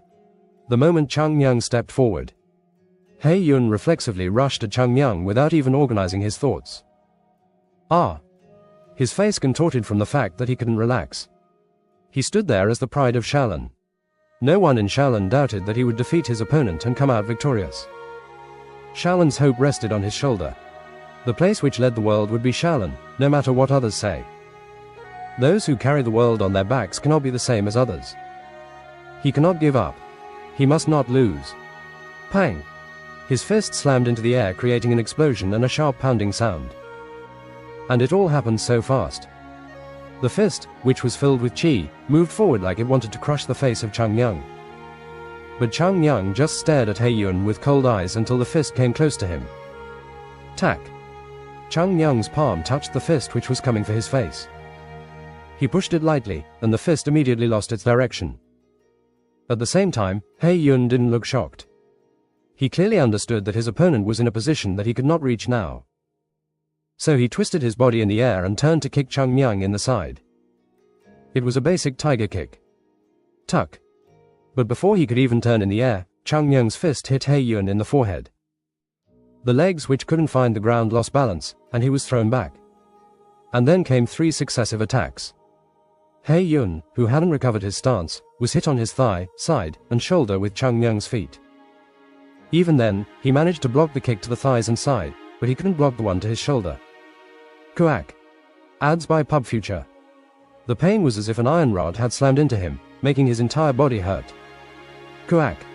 He Yun bit his lip, trying to counter, but Chang Yang once again moved faster. Swish. Chang Yang's feet brushed directly over his head as he desperately ducked. A feeling of his bones becoming brittle inside. But He Yun was He Yun. He could not back down. So he quickly touched the ground with his hands and began to unfold the reclining Buddha form and raised his body. Pang! He Yun's fist barely passed in front of Chang Yang. I knew you would avoid it. He Yun bit his lip. This man avoided everything till now. However, in a position with his back tilted, he wouldn't be able to handle the continuous attacks of He Yun. So he slammed himself into Chang Yang, who was defenseless. Thud. Chang Yang, who had crossed both his arms, blocked the attack, but since his form wasn't fully established, he got pushed back. Ah! Woong! As the floor continued to break, a majestic light shone from the feet of He Yun, who stepped forward. Suddenly his body rose from the floor and moved at Chang Yang. Supreme kick. Hyo De-jinin shouted, looking shocked. What he was seeing was definitely one of the most infamous kicks of Shaolin, which is called the Supreme Kick. Shaolin's techniques, which pursued the Dharma, were simple and might even look too simple on the outside, but they were known to have profound qi within. He Yun, who moved like a hawk looking at its prey, kicked Chang Yang in the head. Quang! The powerful kick which fell down swept the body of Chang Yang, and it didn't end there. He Yun immediately jumped up in the air again. Woong! He Yun's body began to glow with a brighter light now. Amitabha. As if the entire Shaolin was with him, He Yun's strength pushed forward like an illusion. That. All those who recognized this jumped up. No. Oh my. Hyo De-jinin looked at He Yun with shocked eyes as he groaned. Buddha's palm. Even in the Shaolin sect, no one had learned this technique in the past 100 years. And this child learned it. It was clearly understood from the shape of the palm draped in golden light, which was emanating from He Yun and which was beginning to enlarge. It is the Buddha who descended into this world using his own hands. The shape of this gigantic palm covered the body of Chung Myung. Quang! The entire stage exploded. Hard blue stones below were smashed down. The people who were watching this felt like lightning had struck them. The shattered stones rushed for the audience. Kuak! Run! Among the audience, those who learned martial arts kicked away the falling debris, and those who couldn't defend themselves were moved away by combat techniques, but fortunately, no one was seriously injured. Despite the commotion, the surroundings were silent. Far from making a fuss, the people held their breath, unable to take their eyes off the stage. See what personalized content we have based on your browsing history. See what personalized content we have based on your browsing history. Discovery feed. Ads by PubFuture. They couldn't help it. Who would dare and speak out when such a large incident happens? Oh God. Everything which occurred made people go dumb. On the gigantic stage, which was made of sapphire, which should NT break, a huge handprint fell down as if God had placed it. A human did this. The power of Shaolin. The people went silent in front of the Buddha's palm, which He Yun produced. They couldn't help but realize how Shaolin managed to maintain its position as the leader of all sects for all these 100 years. Even the disciples of Mount Hua were in awe. And they looked at the stage with blank eyes.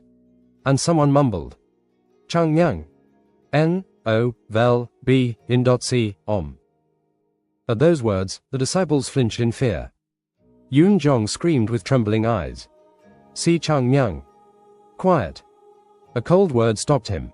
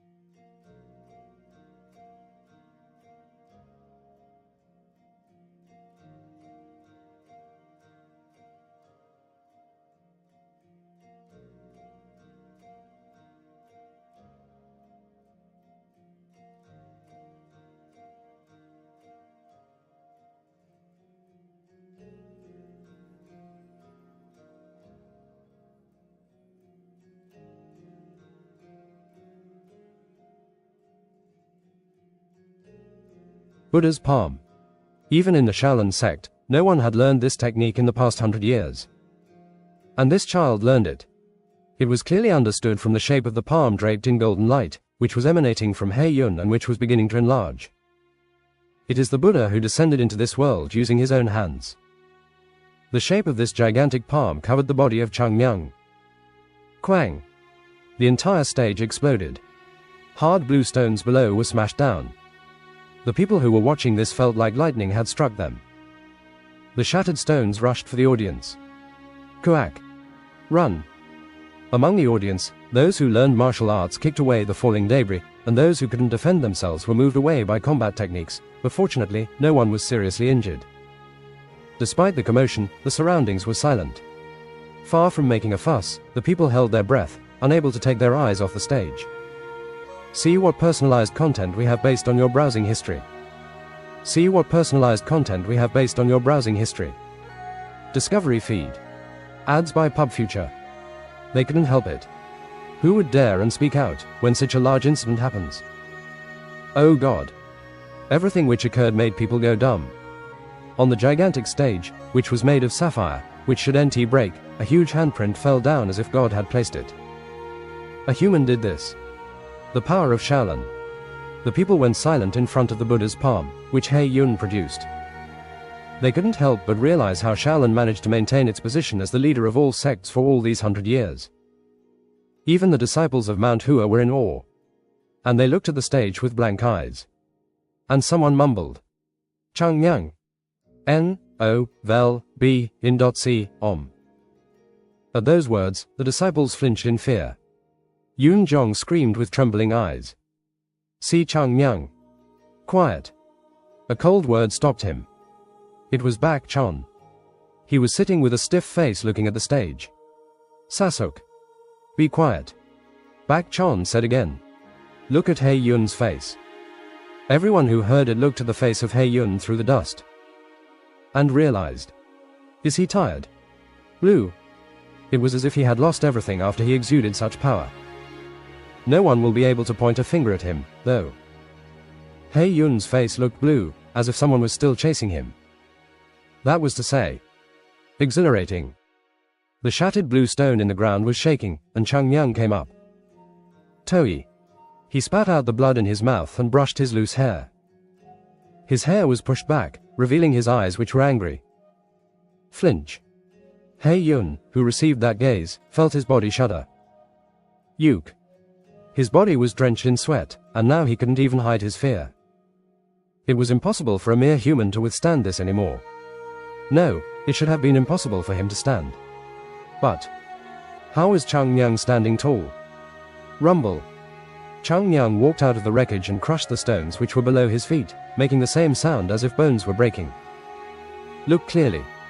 Chang Myung smiled. Blood kept dripping down from his face. There was no other way to describe this sight of white teeth soaked in blood being exposed as anything other than terrifying. So, Chang Myung stretched to the side. Everyone thought that the broken stones were shaking, but it was the plum blossom sword of Chang Myung that was buried, which moved on its own into his hand. Now, let's finish this. SRNG. The plum blossom sword was pulled out of its sheath. Tongue. After throwing the sheath onto the floor, Chang Myung lowered the sword and looked at the sky. Sect leader Sehyung. Do not say that I'm not mature. Because I don't think what I am doing now is mature either. But. Chang Myung closed his eyes. A short silence. The moment he opened his eyes, the sword in his hand began to draw in a soft curve like an illusion.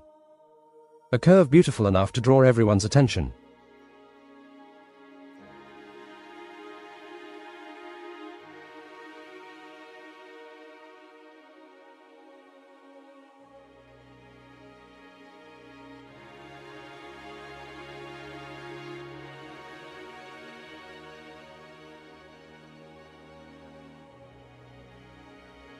Chapter 327, Mount Hua will walk on the path of Mount Hua, 2.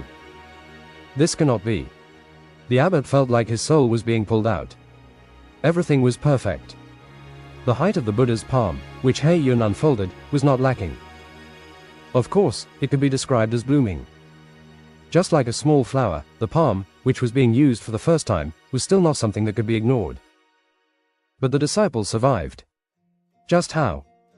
All the purity of Shaolin was entrusted to He Yun, and they had taught him the best techniques after the war with the demonic sect. A huge amount of effort went into this child. To recover the pride which was wounded against the demonic sect and to stand firmly with their head held high, Shaolin risked everything for He Yun. But now, this child was being pushed back by a disciple of Mount Hua. How can this be? Shaolin was the first and the best of the sects. Shaolin had been able to maintain its position as the best in the world for hundreds of years due to its martial arts, which couldn't be compared to those of the other sects. But now He Yun was being pushed back by a disciple of another sect.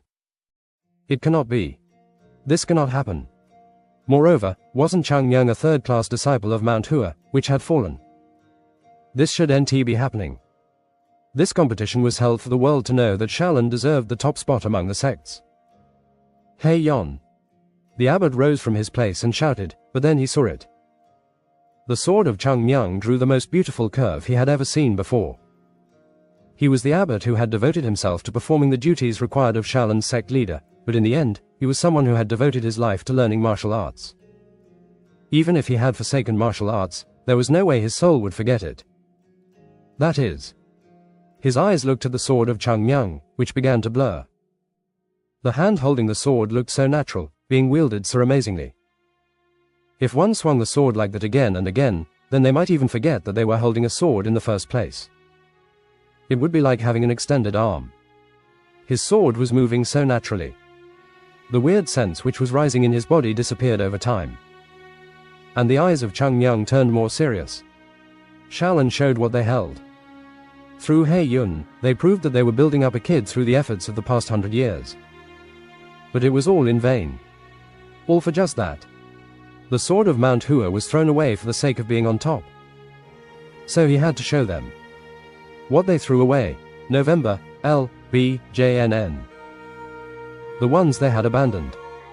The beginning was on a circular path. Perfection was always difficult to put into words. His sword, which was drawn into a circle, pointed to the sky and fell down. The circle which was formed was cut to indicate yin and yang, forming Tai Chi. Eventually, the tip of the sword pointed to the center and stopped. Yang was the sky, and yin was the land. The only people standing under the sky and on the earth were humans. No matter how beautiful the sky was, or how strong the earth is, if there is nothing in the middle of them, they become useless. Humans were added to the sky and the earth. Humans, along with the sky and earth, were known as the three treasures. Sky, earth, and people. Sword techniques were a way to kill such people.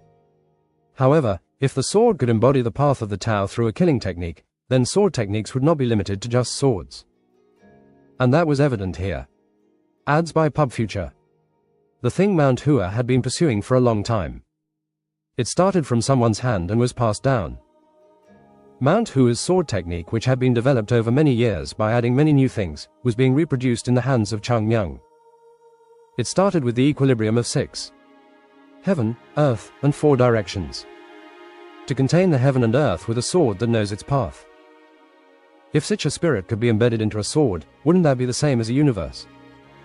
Therefore, the one with that sword turned into a microcosm. The human and the sword. The sword of Chang Yang slowly pointed up and descended down. It wasn't a huge action. He lowered his sword once. But He Yun felt like he was being sucked into the sword. And slash.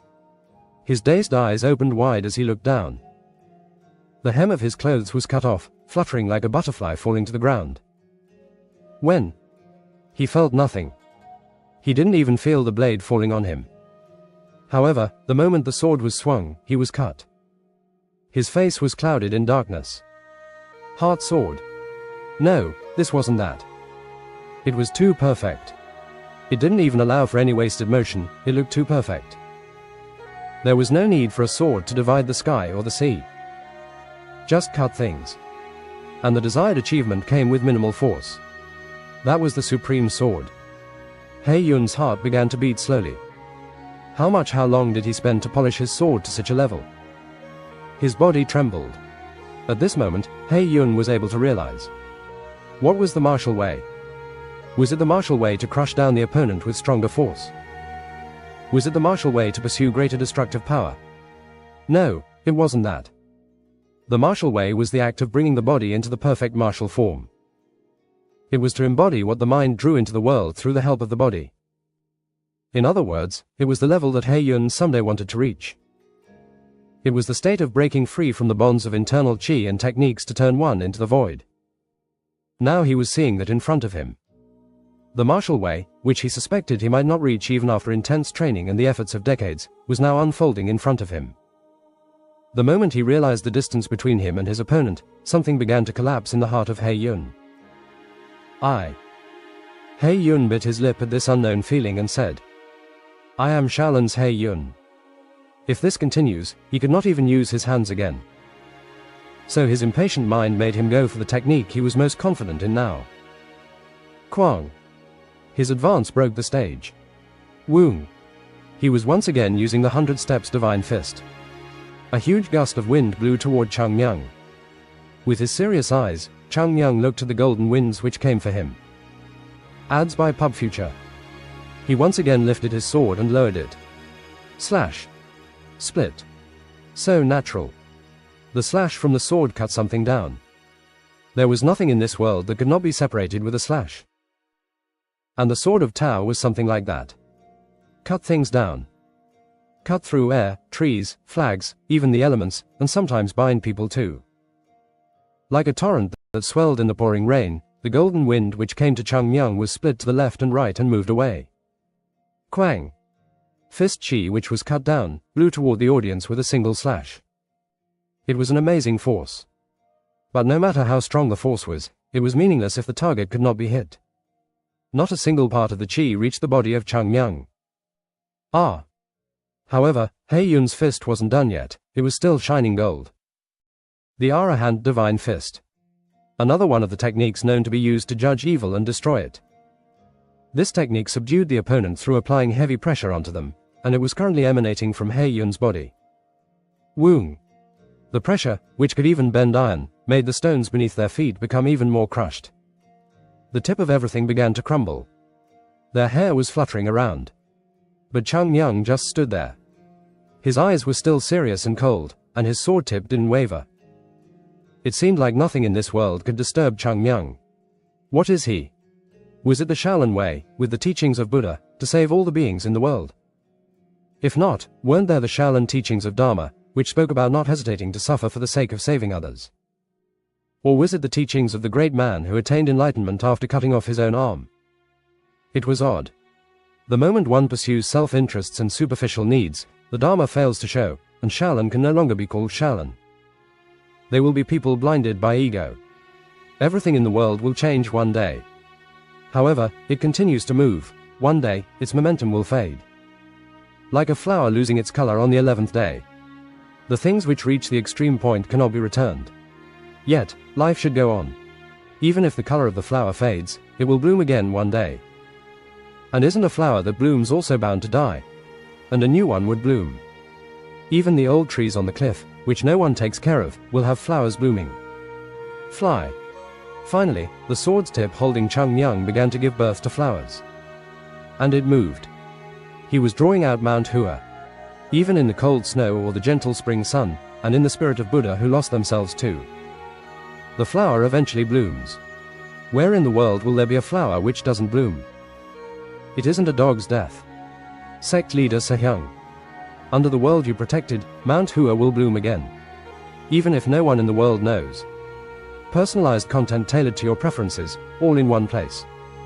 Personalized content tailored to your preferences, all in one place. Discovery feed. Ads by Pub Future. Just like the roots of an old tree stretching out in the ground, invisible to others, but making the tree grow and making the flowers bloom. What you did won't be in vain. So take a look. A small flower formed in the air. The small and lonely flower that looked sad. Not me. But from his sword began the birth of another flower. The plum blossom wasn't alone now. And if numerous flowers bloom, the plum blossom will cover the mountain and the world red. The gaze of Chang Myung turned to the side. And he watched. His Sehyungs, his Sasuks. And his pitiful kids, his sect leader, and the elders. He clenched his fist and bit his lip. Keep blooming. Each and every one of the plum blossoms of Mount Hua might be a bud now, but one day they will cover the world in red. A small smile made its way onto his lips. Will his Sehyung be happy? Because of this plum blossom? No. He would NTB. The plum blossoms of Changmyang were like ghosts. What was lost and vanished was nothing more than a ghost. So, of course, it could not be a happy instance. Yet, Changmyang had clenched his fist when he saw Jo Gul make the plum blossoms bloom. When Yu Yisale did it, he applauded her. He might have even shed tears when he saw Bak Chon do it. Now new and varied plum blossoms were coming up in the dried land of Mount Hua. Plum blossoms were blooming in the place where the old ones had fallen off. So how can this be called futile? Sehyung. The plum blossom at the tip of Changmyang's sword. From small bits to little buds to flowers, everything was blooming. Yet not one was the same as the other. Just as how people were different from one another in the same sect, plum blossoms cannot be the same despite coming from the same tree. Soon they began to move in the gentle breeze. He Yun was shocked. The world seemed so red. However, no matter how shocked he looked, he couldn't try to erase this illusion. A scam. He Yun screamed out loud in dissatisfaction. At the same time, a majestic golden light came out of his body. Shining light of Buddha. The light is something that pushes away the illusion and lies. He truly was someone who realized what Dharma means. But why? He Yun was only shocked. They didn't disappear. The golden light which touched the petals didn't disappear but enveloped the light. Why? He couldn't understand this. Amidst the petals which covered the world, the sword of Changmyang moved gracefully. The figure of him dancing like a drunkard with the sword was like a painting. What is an illusion, and what is reality? It was such a thing. Right. It is just such a simple thing. The petals, which He Yun thought of as an illusion, gave out a scent of plum blossoms, and the petals covered the world in red. Yet, one was not always sure if the sword was a fantasy or not. The sword of plum blossoms made its way to the neck of the one representing Shaolin.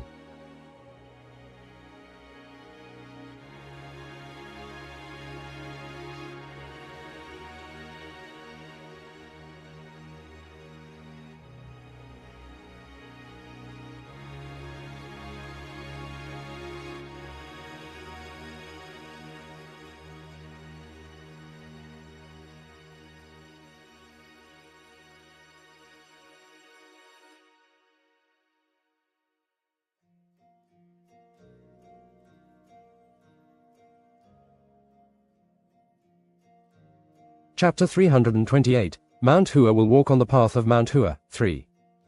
We won. Bak Chon opened his mouth as his voice trembled. They won. Changmyang finally defeated Shaolin's He Yun. That damned bastard. Bak Chon bit his lip. He had to rejoice. Rush up in joy. But Bak Chon couldn't do it. Because if he opened his mouth to cheer, he was sure he would burst into tears. He desperately held back his tears as he bit his lip and clutched his clothes. Sasuk. Even Yoon Jong's voice was trembling as if they were all going through the same thing. How heartbroken were they? Changmyang had never lost. That was an unbreakable faith they had in him. Which was why this was more touching. Of course, even if Changmyang were defeated and came back, their faith in him wouldn't be the least bit broken. However, it was clear that Changmyang would have a hard time accepting the defeat. So they were wishing for him to win. If the knees of the person who is silently carrying Mount Hua broke down, those who would watch it would be the ones suffering the most. Jo Gul clenched his fist and shouted. He won, Sasuk. He won. Right. He won. But at that moment, Yu Yisale, who was quietly looking at the stage, spoke in a calm voice. In a different form than usual. Ah. Bak Chon looked at her, feeling puzzled. What do you mean? That. Yu Yisale's face also had a subtle change. It feels a bit bad. Ah. Bak Chon turned to the stage again. And no. Looking at Changmyang with his sword pointed at He Yun, Hyoda Jinan couldn't take his eyes off the scene. And it seemed like it wasn't only him who was surprised. Was that the shining light of Buddha? Oh my. Even after that was used. The sect leaders were unable to speak. The shining light of Buddha was a martial art that was treated as the best defensive technique. Of course, no matter how talented He Yun was, he wouldn't be able to use it at his age perfectly, but even so, it was one of the most famous techniques. And Chang Yang had managed to break through that technique and made his opponent kneel. So there really was another genius. Yes. Even when he was being called the best in the world, I thought it was just exaggerated rumors. But again, I feel like that title is not right for that child. He needs something more. Praises kept coming in. But Hyo De-jinan could read the emotions hidden behind those words. Ads by Pub Future. Pity. Shame. To the Shaolin, who had spent a lot of money preparing for this competition and were now being forced to hand over the glory to Mount Hua. And the shame felt by those who had been indirectly stabbed in the heart by Chang Yang's words. To hide that, they complimented him. In the end, people are like this. He knew it too. Since they were the sect leaders of the 9 great sects, they knew everything, but there were people of all kinds. Just because they were in a high position didn't mean that they were some kind of amazing person. They were just a bit stronger and maybe a bit smarter than the others. The result came out a little different from what I expected. The abbot must be quite shocked. Right. Hyo De-jinan looked at the abbot. Unsurprisingly, the old monk's face was stiff to the point that it was readily shown. That's bound to happen. It would have been better to win the finals. Rather than losing to Mount Hua in the finals, if they had won, the attention would have been on them. All the glory that Shaolin prepared to give to Heiyun will now be going to Mount Hua's divine dragon. This had gone more poorly than they had prepared for. Furthermore, this will shake Murim. Having the title of being the best in the world was not a small thing. In addition, Mount Hua proved that they were the best sect now through this. The win here would serve as proof of this. What would happen to the sect which possessed the strongest person? Even those who were here right now must be planning to attach their ties back to Mount Hua. And if these small snowballs start to roll, the order which the 9 great sects and the 5 great families represented will come crashing down. And this was the price they might pay for the sins of the past. If Mount Hua had belonged within the 9 great sects now, the result of this competition would have been just a simple matter of who was above who within the organization. But now, Mount Hua is not one of them, and in order to bring Mount Hua back, they would have to expel one clan now. And who will do that? Shaolin, which pushed Mount Hua out. Hyo De-jinan smiled, looking at the abbot. Abbot, your insides must be boiling. The abbot's fists were hiding within his long yellow robe, but he knew that his palms must be bleeding from the clenching. He couldn't believe that Chang Yang was pointing his sword at the neck of Heiyun. How did this happen? Amitabha. Everyone gathered here must be seeing the pride of Shaolin break down. Words would move without even taking a rest. Today's result will spread through the mouths of people in an instant. The abbot's face was wrinkled up as he kept biting his lip, trying to hold his expression. I need to look fine. If he could show composure despite the defeat, the world would still believe that Shaolin still held some power. For those who were ready to believe in Shaolin, this would give them trust. So, the abbot released his fist. What he needed to do was simple. Praise Mount Hua's divine dragon. N-O-V-E in .c, Om. Even a loser had some dignity to protect. And by acknowledging the existence of Chang Yang and praising him, the position of Shaolin would be seen as one with good spirits. So the abbot got up from his seat. First, declare him as the victor and acknowledge the defeat. If the plan went wrong, it would take more time to complete the things that needed to be done. But if he could manage it right, then Shaolin would be praised and be able to hold power again. This spar. It was the moment when the abbot was ready to declare victory for Chang Yang. Swish. Ads by Pub Future. Chang Yang pulled back his sword and turned away, making the abbot feel awkward and go silent. Declaring victory for someone who was walking away wasn't right. Only when he stopped again would he declare the win. After walking back, Chang Yang looked around and then picked up the sheath of his sword. SRNG. Then, with the sword placed on his side, he rearranged his robes. The abbot nodded. Right, you are the disciple of Mount Hua. Although his words and actions were rough, he knew how to end a fair fight. Chang Yang tidied himself and put his hands together, looking at the abbot. Now once he bowed, the abbot would declare his victory. For the time being, Chang Yang would be the winner and take the glory, but one day. It was then. Chang Yang clasped his hand and glanced at the abbot. Actually, this wasn't unusual. The whole time during the fight, and even before it, Mount Hua's divine dragon showed that he was consciously aware of the abbot. Yet, the reason abbot was a bit shocked was because of the smile on Chang Yang's face. Smile. No, it wasn't a simple smile. This was the moment when he won the competition, so the winner smiling wasn't unusual, but the smile on Chang Myung's face made the abbot feel odd. Chang Myung met Abbott's eyes, and looking at the eyes of Chang Myung turn into a subtle arc, his heart sank. No. The abbot didn't know what he was trying to do, but it was clear that he was trying to do something. When that thought arose, the abbot decided to end this first, but before he could even speak, Chang Myung turned to He Yun and shouted loudly. Chang Myung of Mount Hua realizes he is lacking and wants to withdraw from this match. The abbot's body turned to stone.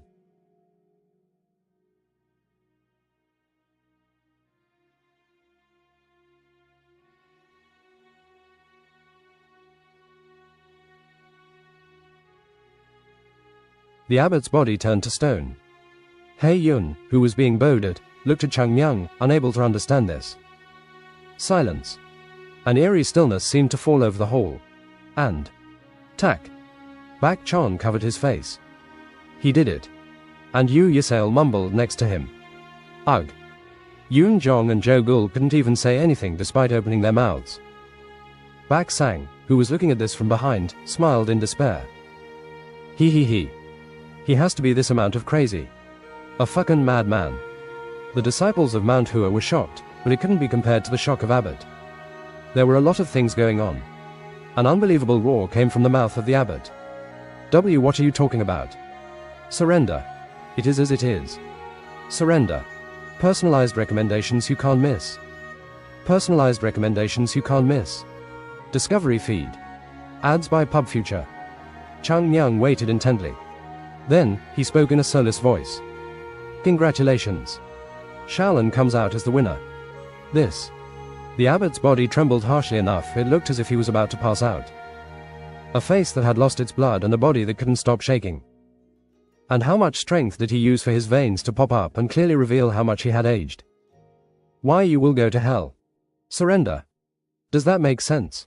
Unless one had eyes for decorations, they wouldn't like this. And, of course, no person here had decorative eyes. After winning on all levels, he wanted to give up. Could there be a situation in the world where a winner acted this ridiculously? This. If this news spreads about, Shaolin will turn into a laughingstock. This. The body of the abbot, which wanted to shout, went silent. Abbot. Abbot. Get yourself together. Abbot. You. The abbot ended up screaming and coughing up blood onto the ground. The disciples of Shaolin came over in shock. Chang Myung only smiled at this. You're a strange one. Why are you coughing blood? And after looking at He Yun and the abbot, he turned around without hesitation. Courage. Maybe. However, this was no action to bring shame to Shaolin. I just don't need this. The Shaolin planned this competition from start to finish. The glory from the winner of this should also be something that Shaolin should notarize. But now, Mount Hua wanted to eat away the glory of Shaolin. Funny. No matter what good things there were in this world, if Shaolin would provide it, he didn't want it. Accepting the honor that Shaolin gave was the same as confirming that the 9 great sects were still in power over them. Chang Myung had no intention of letting that happen. Mount Hua will go the way of Mount Hua. Of course, it would not be easy. Maybe it will be a more difficult time than now. But the eyes of Chang Myung turned to the disciples of Mount Hua, who were looking at him. There is nothing that is impossible, right? Right. My Sehyung. You stone-headed idiot. I knew you were going to insult me. Ah. Chang Myung smiled and walked to the disciples of Mount Hua. Good. The gaze of Chang Myung turned to the sky. The blue sky looked down at him. Chang Myung, who smiled brightly at this, ran to the other disciples. The worldly martial arts competition. The victory for this went to Shaolin, as everyone had expected. But the ripple effects of this competition began to flow in a different direction.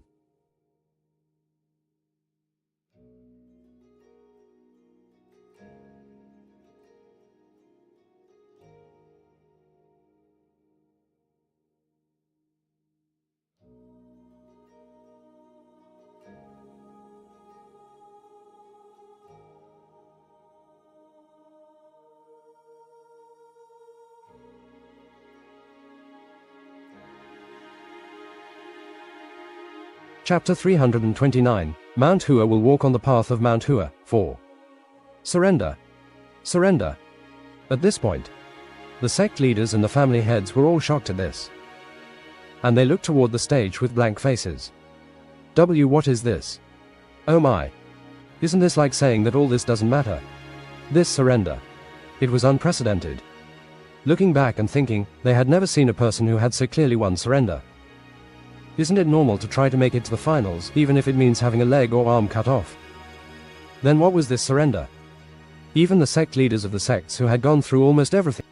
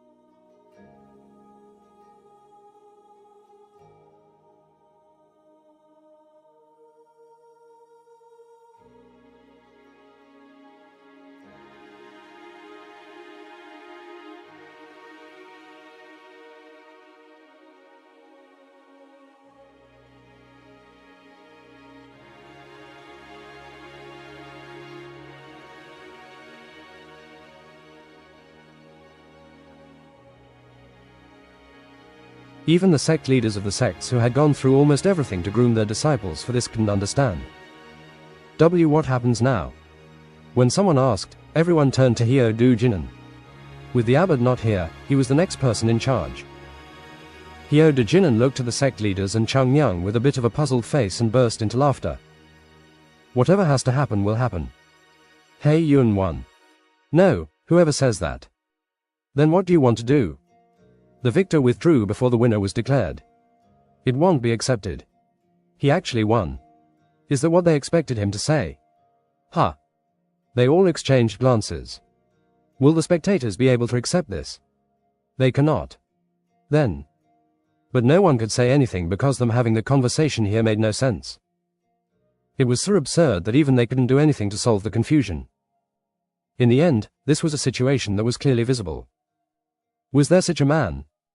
The authority falls onto Shaolin again. It was disgraceful to be the runner-up in their own competition. Of course, the other sects would be silent, but Shaolin was the one who held it. And being the runner-up would hurt their pride.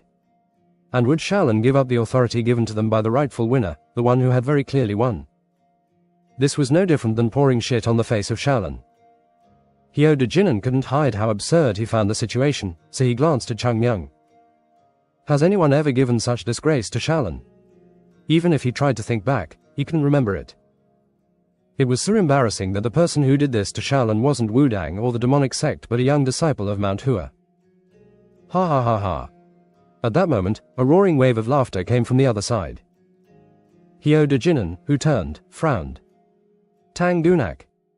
Tang Gunak was the head of the Tang family who was smiling brightly, holding his stomach. Hyo Do-jinan's face contorted a little. Tang Gunak was known to have a serious expression at all times, but now he was smiling loudly and was about to shed tears of laughter. I am sorry. Ha ha ha. He wiped his eyes as he sat up straight.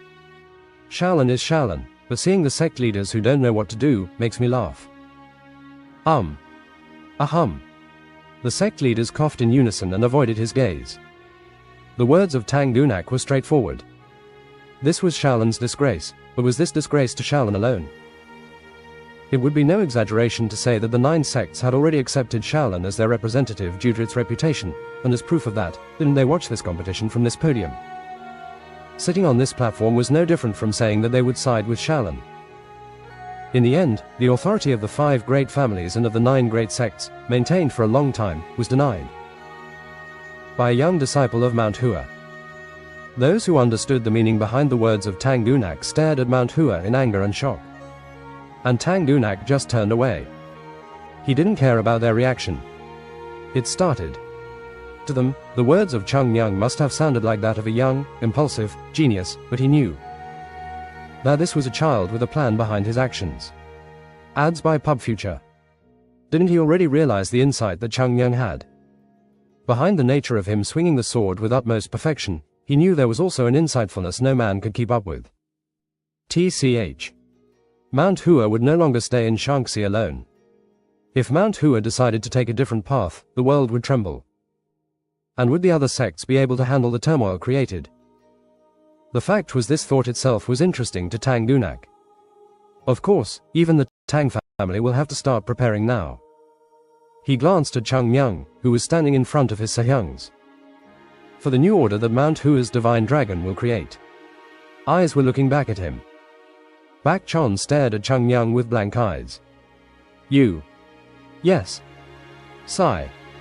But after trying to say something, he immediately shook his head, not saying it. No. Get out. Now isn't the time for Sasuk to lecture me. Chung Myung pushed Bak Chon gently away. And he walked to stand in front of Hyun Jong, who was the only member of Mount Hua still sitting. Plonk. Standing before him, he scratched his head once and bowed down deeply. Sorry for being insolent. He raised his head with a slightly playful smile. I will take the punishment. Instead, please do not lock me into the cave for training, I cannot eat those pills. Hyun Jong looked at him and said. Chung Myung. Yes, sect leader. Did you do what your heart wanted? Chung Myung didn't answer right away. He looked up at the sky. His heart, Yes, sect leader. A soft voice escaped from his mouth, and Hyun-jong nodded with a smile on his face. I see. Then that is good. And he slowly got up from his spot and patted Chung-myung on the shoulder. Chung-myung's eyes, which were full of pain, turned serious at the touch, and Hyun-jong said, I never thought that you were the kind of guy who would do things without thinking. So there is no need to explain it to me. Didn't I say it? Your will is the will of Mount Hua. Sect leader. It was wonderful. Hyun-jong turned his gaze.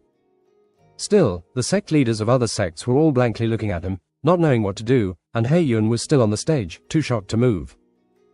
Hyun-jong turned to Chung-myung and said, Chung-myung, you clearly showcased the sword of Mount Hua. That is good. Chung-myung smiled at this. Right. He. Seeing that smile put Hyun-jong's heart at ease.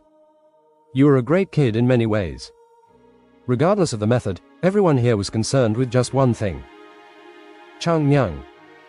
Even if he won this, they would cheer for him, and even if he didn't, he would still have gotten attention from the crowd. Bak-chon, who was listening next to them, couldn't hold back any longer. No, still, shouldn't you do something? Sect leader. He had a seriously angry face. Yoon-jong, who usually never spoke to Hyun-jong, now raised his voice as he asked. This isn't something you should praise him for. Yes. No, of course, I thought Sego would say something. Is Sego not going to say anything either? Jo-gul pointed behind Bak-chon. Their Yu Yasel was looking at Chung-myung, but she just shook her head. However, before Hyun-jong could speak to them, Hyun-young joined in. Shut it, you noisy idiots. Elder. If the sect leader accepts it, then we need to accept it too. Where are the people in this sect that don't know their place and tell the sect leader what he has to do? Ache. Ads by Pub Future. We were wrong. We were short-sighted. When Hyun-young came out and spoke, the disciples, who were grunting, shuddered and went silent. And Chung-myung, who was hiding behind Hyun-jong, giggled. I want to kill him. I just want to make him lose in the right manner for once. That damned bastard. Ignorant idiot. And Bak-chon, who stared at Chung-myung, smiled. Right. Haha, you were always like this. In the first place, winning this competition must not have meant anything to Chung-myung. He was just content with showing that Mount Hua had changed. Though it was a bit too strong. He glanced at Hae-yun, who lost. Genius. The talent cultivated by Shaolin. The man who seemed so great now looked humble. But this was normal. Could there be a greater humiliation than this? Bak-chon shook his head and looked at Chung-myung. Devil. Why now? No. What could even be said? And Hyun-jong began to walk away. Let's head back. Like this. The situation was too messed up, but Hyun-jong just shrugged. Normally, there should be awards being given out, but there seems to be a lot they have to resolve here. He smiled as he looked around. This isn't a situation we can help. True. Then shouldn't we head back? What more can we do here? Let's just head back. Yes, sect leader. Hyun-jong stretched out his hand and gently held Chung-myung. Hey. Come on, Chung-myung. Ah. And he smiled as he said. Walk in front. Hey. Chung-myung shook his head. The sect leader should be the face of the sect. I will follow right behind. Then let's walk together. Ah. Hyun-jong tapped his shoulder a couple of times. You deserve this. Chung-myung was a bit shocked. He had never imagined he would be standing next to the sect leader. He flinched as he tried to step back, but then something touched his back. Ah. When he turned around, Bak-chon and the others were preventing him from backing out. Stay in front. In front. Don't back off. These people. He tried to warn them with his eyes, but they pushed him ahead even harder. Backing down wasn't easy now. In the end, Chung-myung stepped forward and sighed. And the elders stood behind him, and the rest were the disciples from Mount Hua. Let's go. Hyun-jong took a step. Following him, the disciples began to walk. On the left and right, people began to move. In the morning, Mount Hua was greeted with cheers on either side. But now, everyone looked shocked. N-O-vel-B-in.c, Every disciple of Mount Hua had a smirk on their face. This didn't seem like such a bad reaction. No, this was rather nice. Personalized content tailored to your preferences, all in one place. Personalized content tailored to your preferences, all in one place. Discovery feed. Ads by PubFuture. After realizing this, they walked more confidently. Stop. The heads of the disciples of Mount Hua turned at once. Cough. Abbot. Do not overexert your body. Let go. The abbot of Shaolin, who was standing level with them, looked at them angrily. It wasn't that usual look he would hold, and his face looked pale, his robes from the blood he had coughed up. You think it is that simple? Hyun-jong simply asked. Then what more can we do here, abbot? How? The abbot roared. Do you know what you people are doing now? This is not just disregarding Shaolin but the heavens. The arrogance of Mount Hua has reached the sky. Do you think such arrogant actions will be forgiven? Hyun-jong turned to Chung Myung, and he simply said, What do we need to be forgiven for? What? His eyes looked at the abbot. It seems like the abbot misunderstands something, but it isn't like we did anything for you to care about. It is Shaolin and not us who is being arrogant. Isn't that kind of saying that we should get permission from Shaolin before even doing such small things? This. As the old monk couldn't speak, Chung Myung smiled as he waved his hands. Do take care. Seeing all the blood you coughed up, your health seems to be in poor condition, and I think you should look after yourself first before trying to make a point to others. This isn't done. The abbot coughed once again. Abbot. What are you all doing? Move the abbot to the medicine hall. How severe was the trauma that he couldn't even control his rage? Chung Myung shook his head.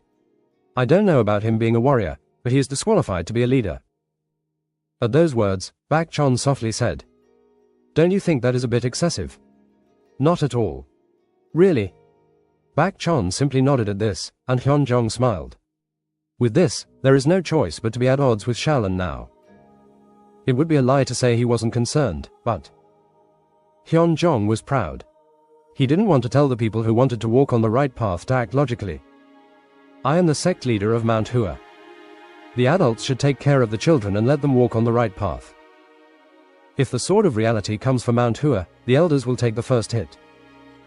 Until the children grow up to be the upright trees on Mount Hua one day. Let's go. Yes, sect leader.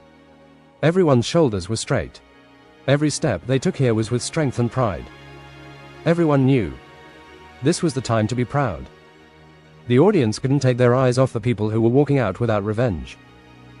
And at some point, clap, clap, clap. One person started to clap, and many others joined in. And these claps resounded around the entirety of Shaolin. It was different from the cheers they had gotten till now. This was applause with recognition and not simple cheering. Despite the sound, the disciples didn't turn back. They only walked with broad shoulders, clenched fists, and proud faces. Now everyone in the world would learn. The Plum Blossom sect, which commanded Kango once, had returned. Ah, right. I need to get my steak. Wait, can I just go and get it? Sect leader. Ugh, you nasty bastard. This is a little weirder than I expected. The Plum Blossom Sword Sect. Mount Hua. This was the moment when the prestigious Mount Hua, which continued its history for hundreds of years, declared its return back into the world.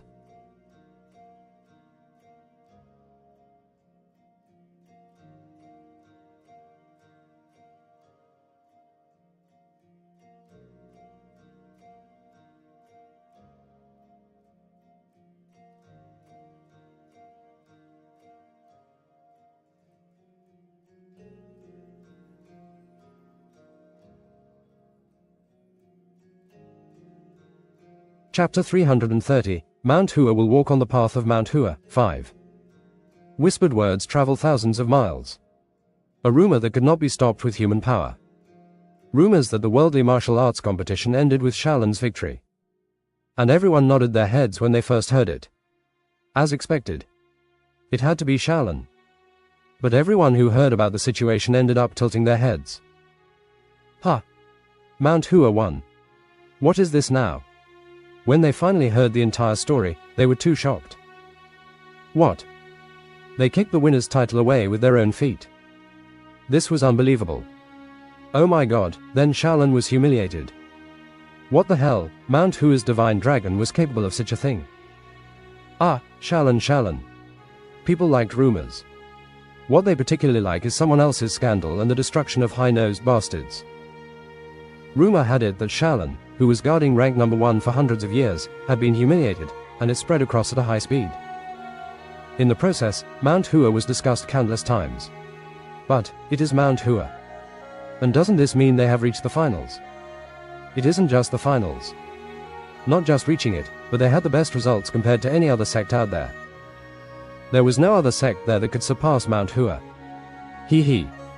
This is the first time I am hearing about Mount Hua, but it was such a strong sect. In the past, it was actually in the 9 great sects. The southern island had managed to replace it. Anyway, after regaining its former status, things will finally get interesting in the future. Wait. Hang on. I cannot be the only one who knows this. I need to tell others too. Ah. Running like that will get you hurt. You. Those who heard the rumors wanted to tell it to someone else quickly. Thanks to this, the rumors continued to spread around. And Mount Hua, the protagonist of the rumor, left an uncomfortable mark on Shaolin and departed for Shaanxi. We should have. At the sight which unfolded before him, Hyun Sang trembled. Is this fine? Of course, this wasn't a bad sight. It wasn't like they won the competition, but it wasn't normal to be the runner-up in such competitions. And did they even think of this result when they first came to participate? Besides, they were not just a runner-up. They almost swallowed first place. Perhaps this was more valuable than actually winning the competition. So, it is the meat and the food that are tough to understand. Hyun Young loved his disciples. Although he would speak harshly, no one in Mount Hua doubted that he truly cared for them. So he must have wanted to feed them something amazing. Of course, he could understand it till then. But that sect leader. Hyun Jong, who was next to him, looked at him, and Hyun Sang spoke in a low voice. Of course, I think we can have celebrations for this. Right. And in a celebration, food should be missing. But. Hyun Sang opened his mouth with a trembling voice. But this is Shaolin. Are we really alright doing this? The eyes of Hyun Sang were a bit shocked. He could understand the disciples eating meat. In the meantime, they had been feeding them meat, even if it was by sneaking it through. And it wasn't like they would come back here so they could have meat. But a bonfire outside with a whole pig being roasted. Isn't this too much? Just eating meat in a temple itself was bad, but to roast one outside this went beyond being unpolite to Shaolin. It was more like they had crossed a line they shouldn't have crossed. No, what is this? Let's say it. After all, meat is just meat. What is the difference between pre-cooked and grilling on the spot? The problem? Kuak. Sehyung, have 1 glass. Nice. You too. Ul. You did well trying to get to the top. He. Ads by Pub Future. I will slowly follow you, Sasuk. Gulp. Kuik. How much is this alcohol? Kuak. Hyun Sang was not sure. Is this really fine? In the sacred grounds of Shaolin, meat and alcohol were being consumed openly. Wasn't there a law for everything in this world? It isn't right to do this here. Anyone who saw this would think that there were some random bandits on the mountain. Hyun Sang, who didn't like this, tried to persuade Hyun Jong. Sect leader, I think this is a bit. But before he could even speak, Hyun Young walked in. Again. What kind of nonsense are you trying to say? I am here trying to feed my kids. No, I meant it isn't that the kids didn't suffer. Aren't you here to try and save the face of Shaolin? Do you think they would be grateful for that? Kuak. Hyun Sang knew. Considering what Chung Myung did in the spa, Shaolin and Mount Hua already had an irreversible relationship, and it didn't matter what else they did here. Nevertheless, seeing the difficult Hyun Sang unable to handle this, Hyun Jong smiled. Wouldn't this be fine? Sect leader. These kids have done so well up till now. But that is the same as saying that they are still holding on to the competition, unable to let go of the stress and the fatigue they had built up till now.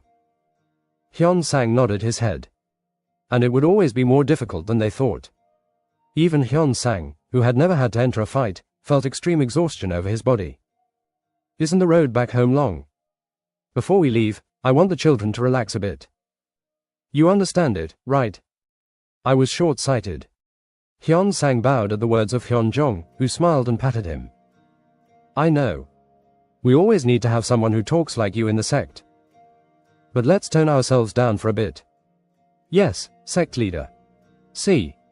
You can see the way these kids are enjoying it, right? Yes.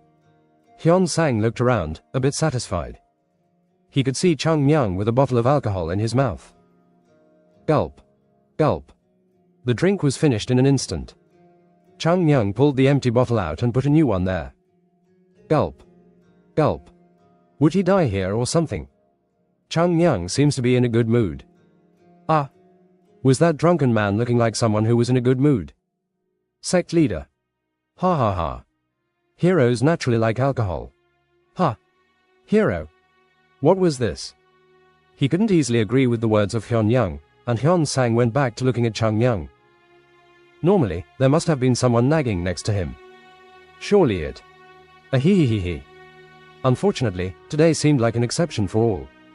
Yoon Jong and Jo Gul, who would normally stop him, were now drinking along with him. Yoon Jong and that child too. Ads by Pub Future. In this Mount Hua, the person who tried to protect the spirit of Tao in Mount Hua was Yoon Jong. As a warrior, Bak Chon could be praised, but Yoon Jong was someone who would protect Mount Hua till the end. Yoon Jong could be called the suitable vessel to guide someone. And Yoon Jong would have normally restrained others and himself too. But today, even he was gulping down the alcohol. And Jo Gul had double the size of belly compared to Yoon Jong. Ah. Yu Yasale was asleep in one corner with her head banging on the table. And Tang Soso was holding the sleeping person and uttering some gibberish. Ha ha.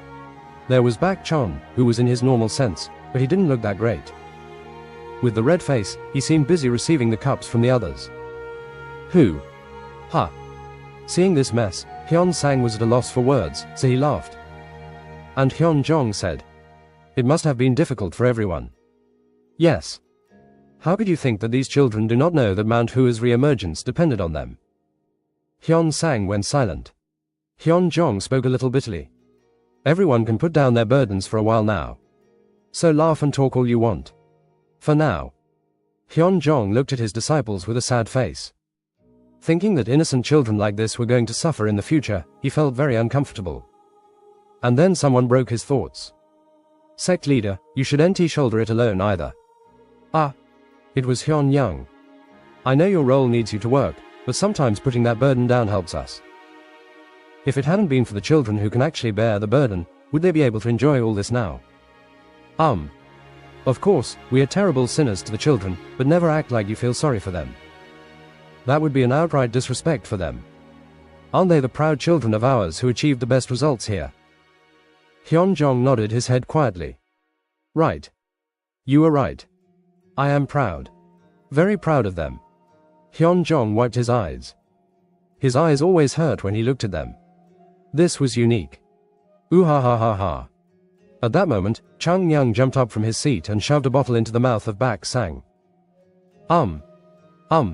Drink. Drink. Today we die from eating and drinking.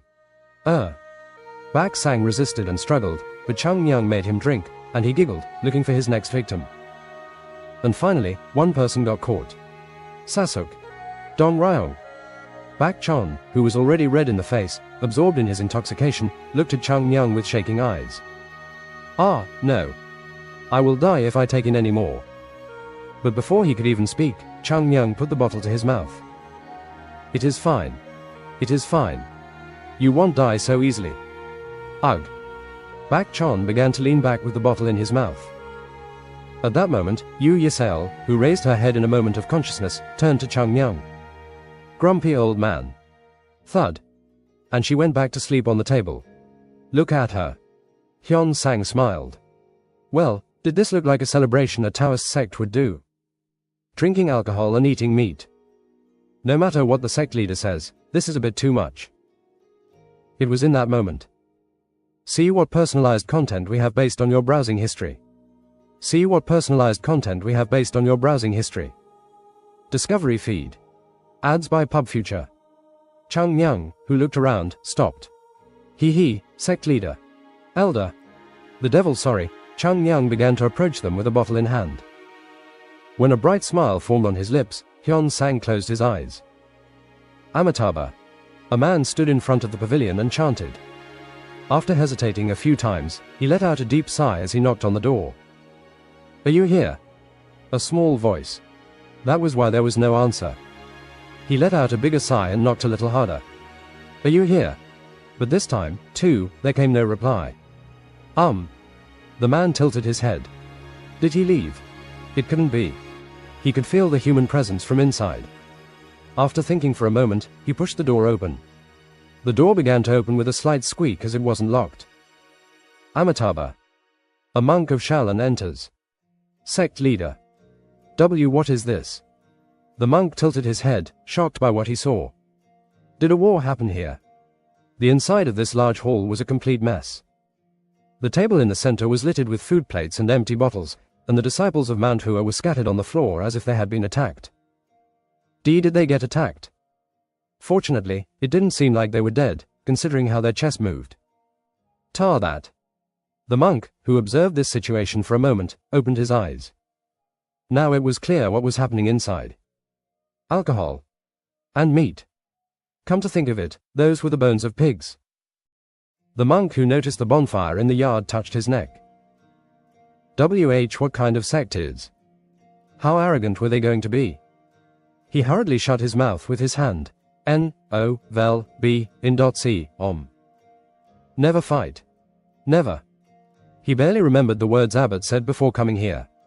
He sighed, thinking he should wake someone up. At that time, one of the people lying on the floor raised their head. Is he in a bad mood? The person began to rub their eyes with their sleeve. It didn't seem like he had a great rest. Because he must have been drunk. He should be feeling hungover. What made him angry was the fact that the guy rubbing his eyes was Chung Myung. The one who beat Hae Yun. Chung Myung, still half awake, tilted his head. Who are you?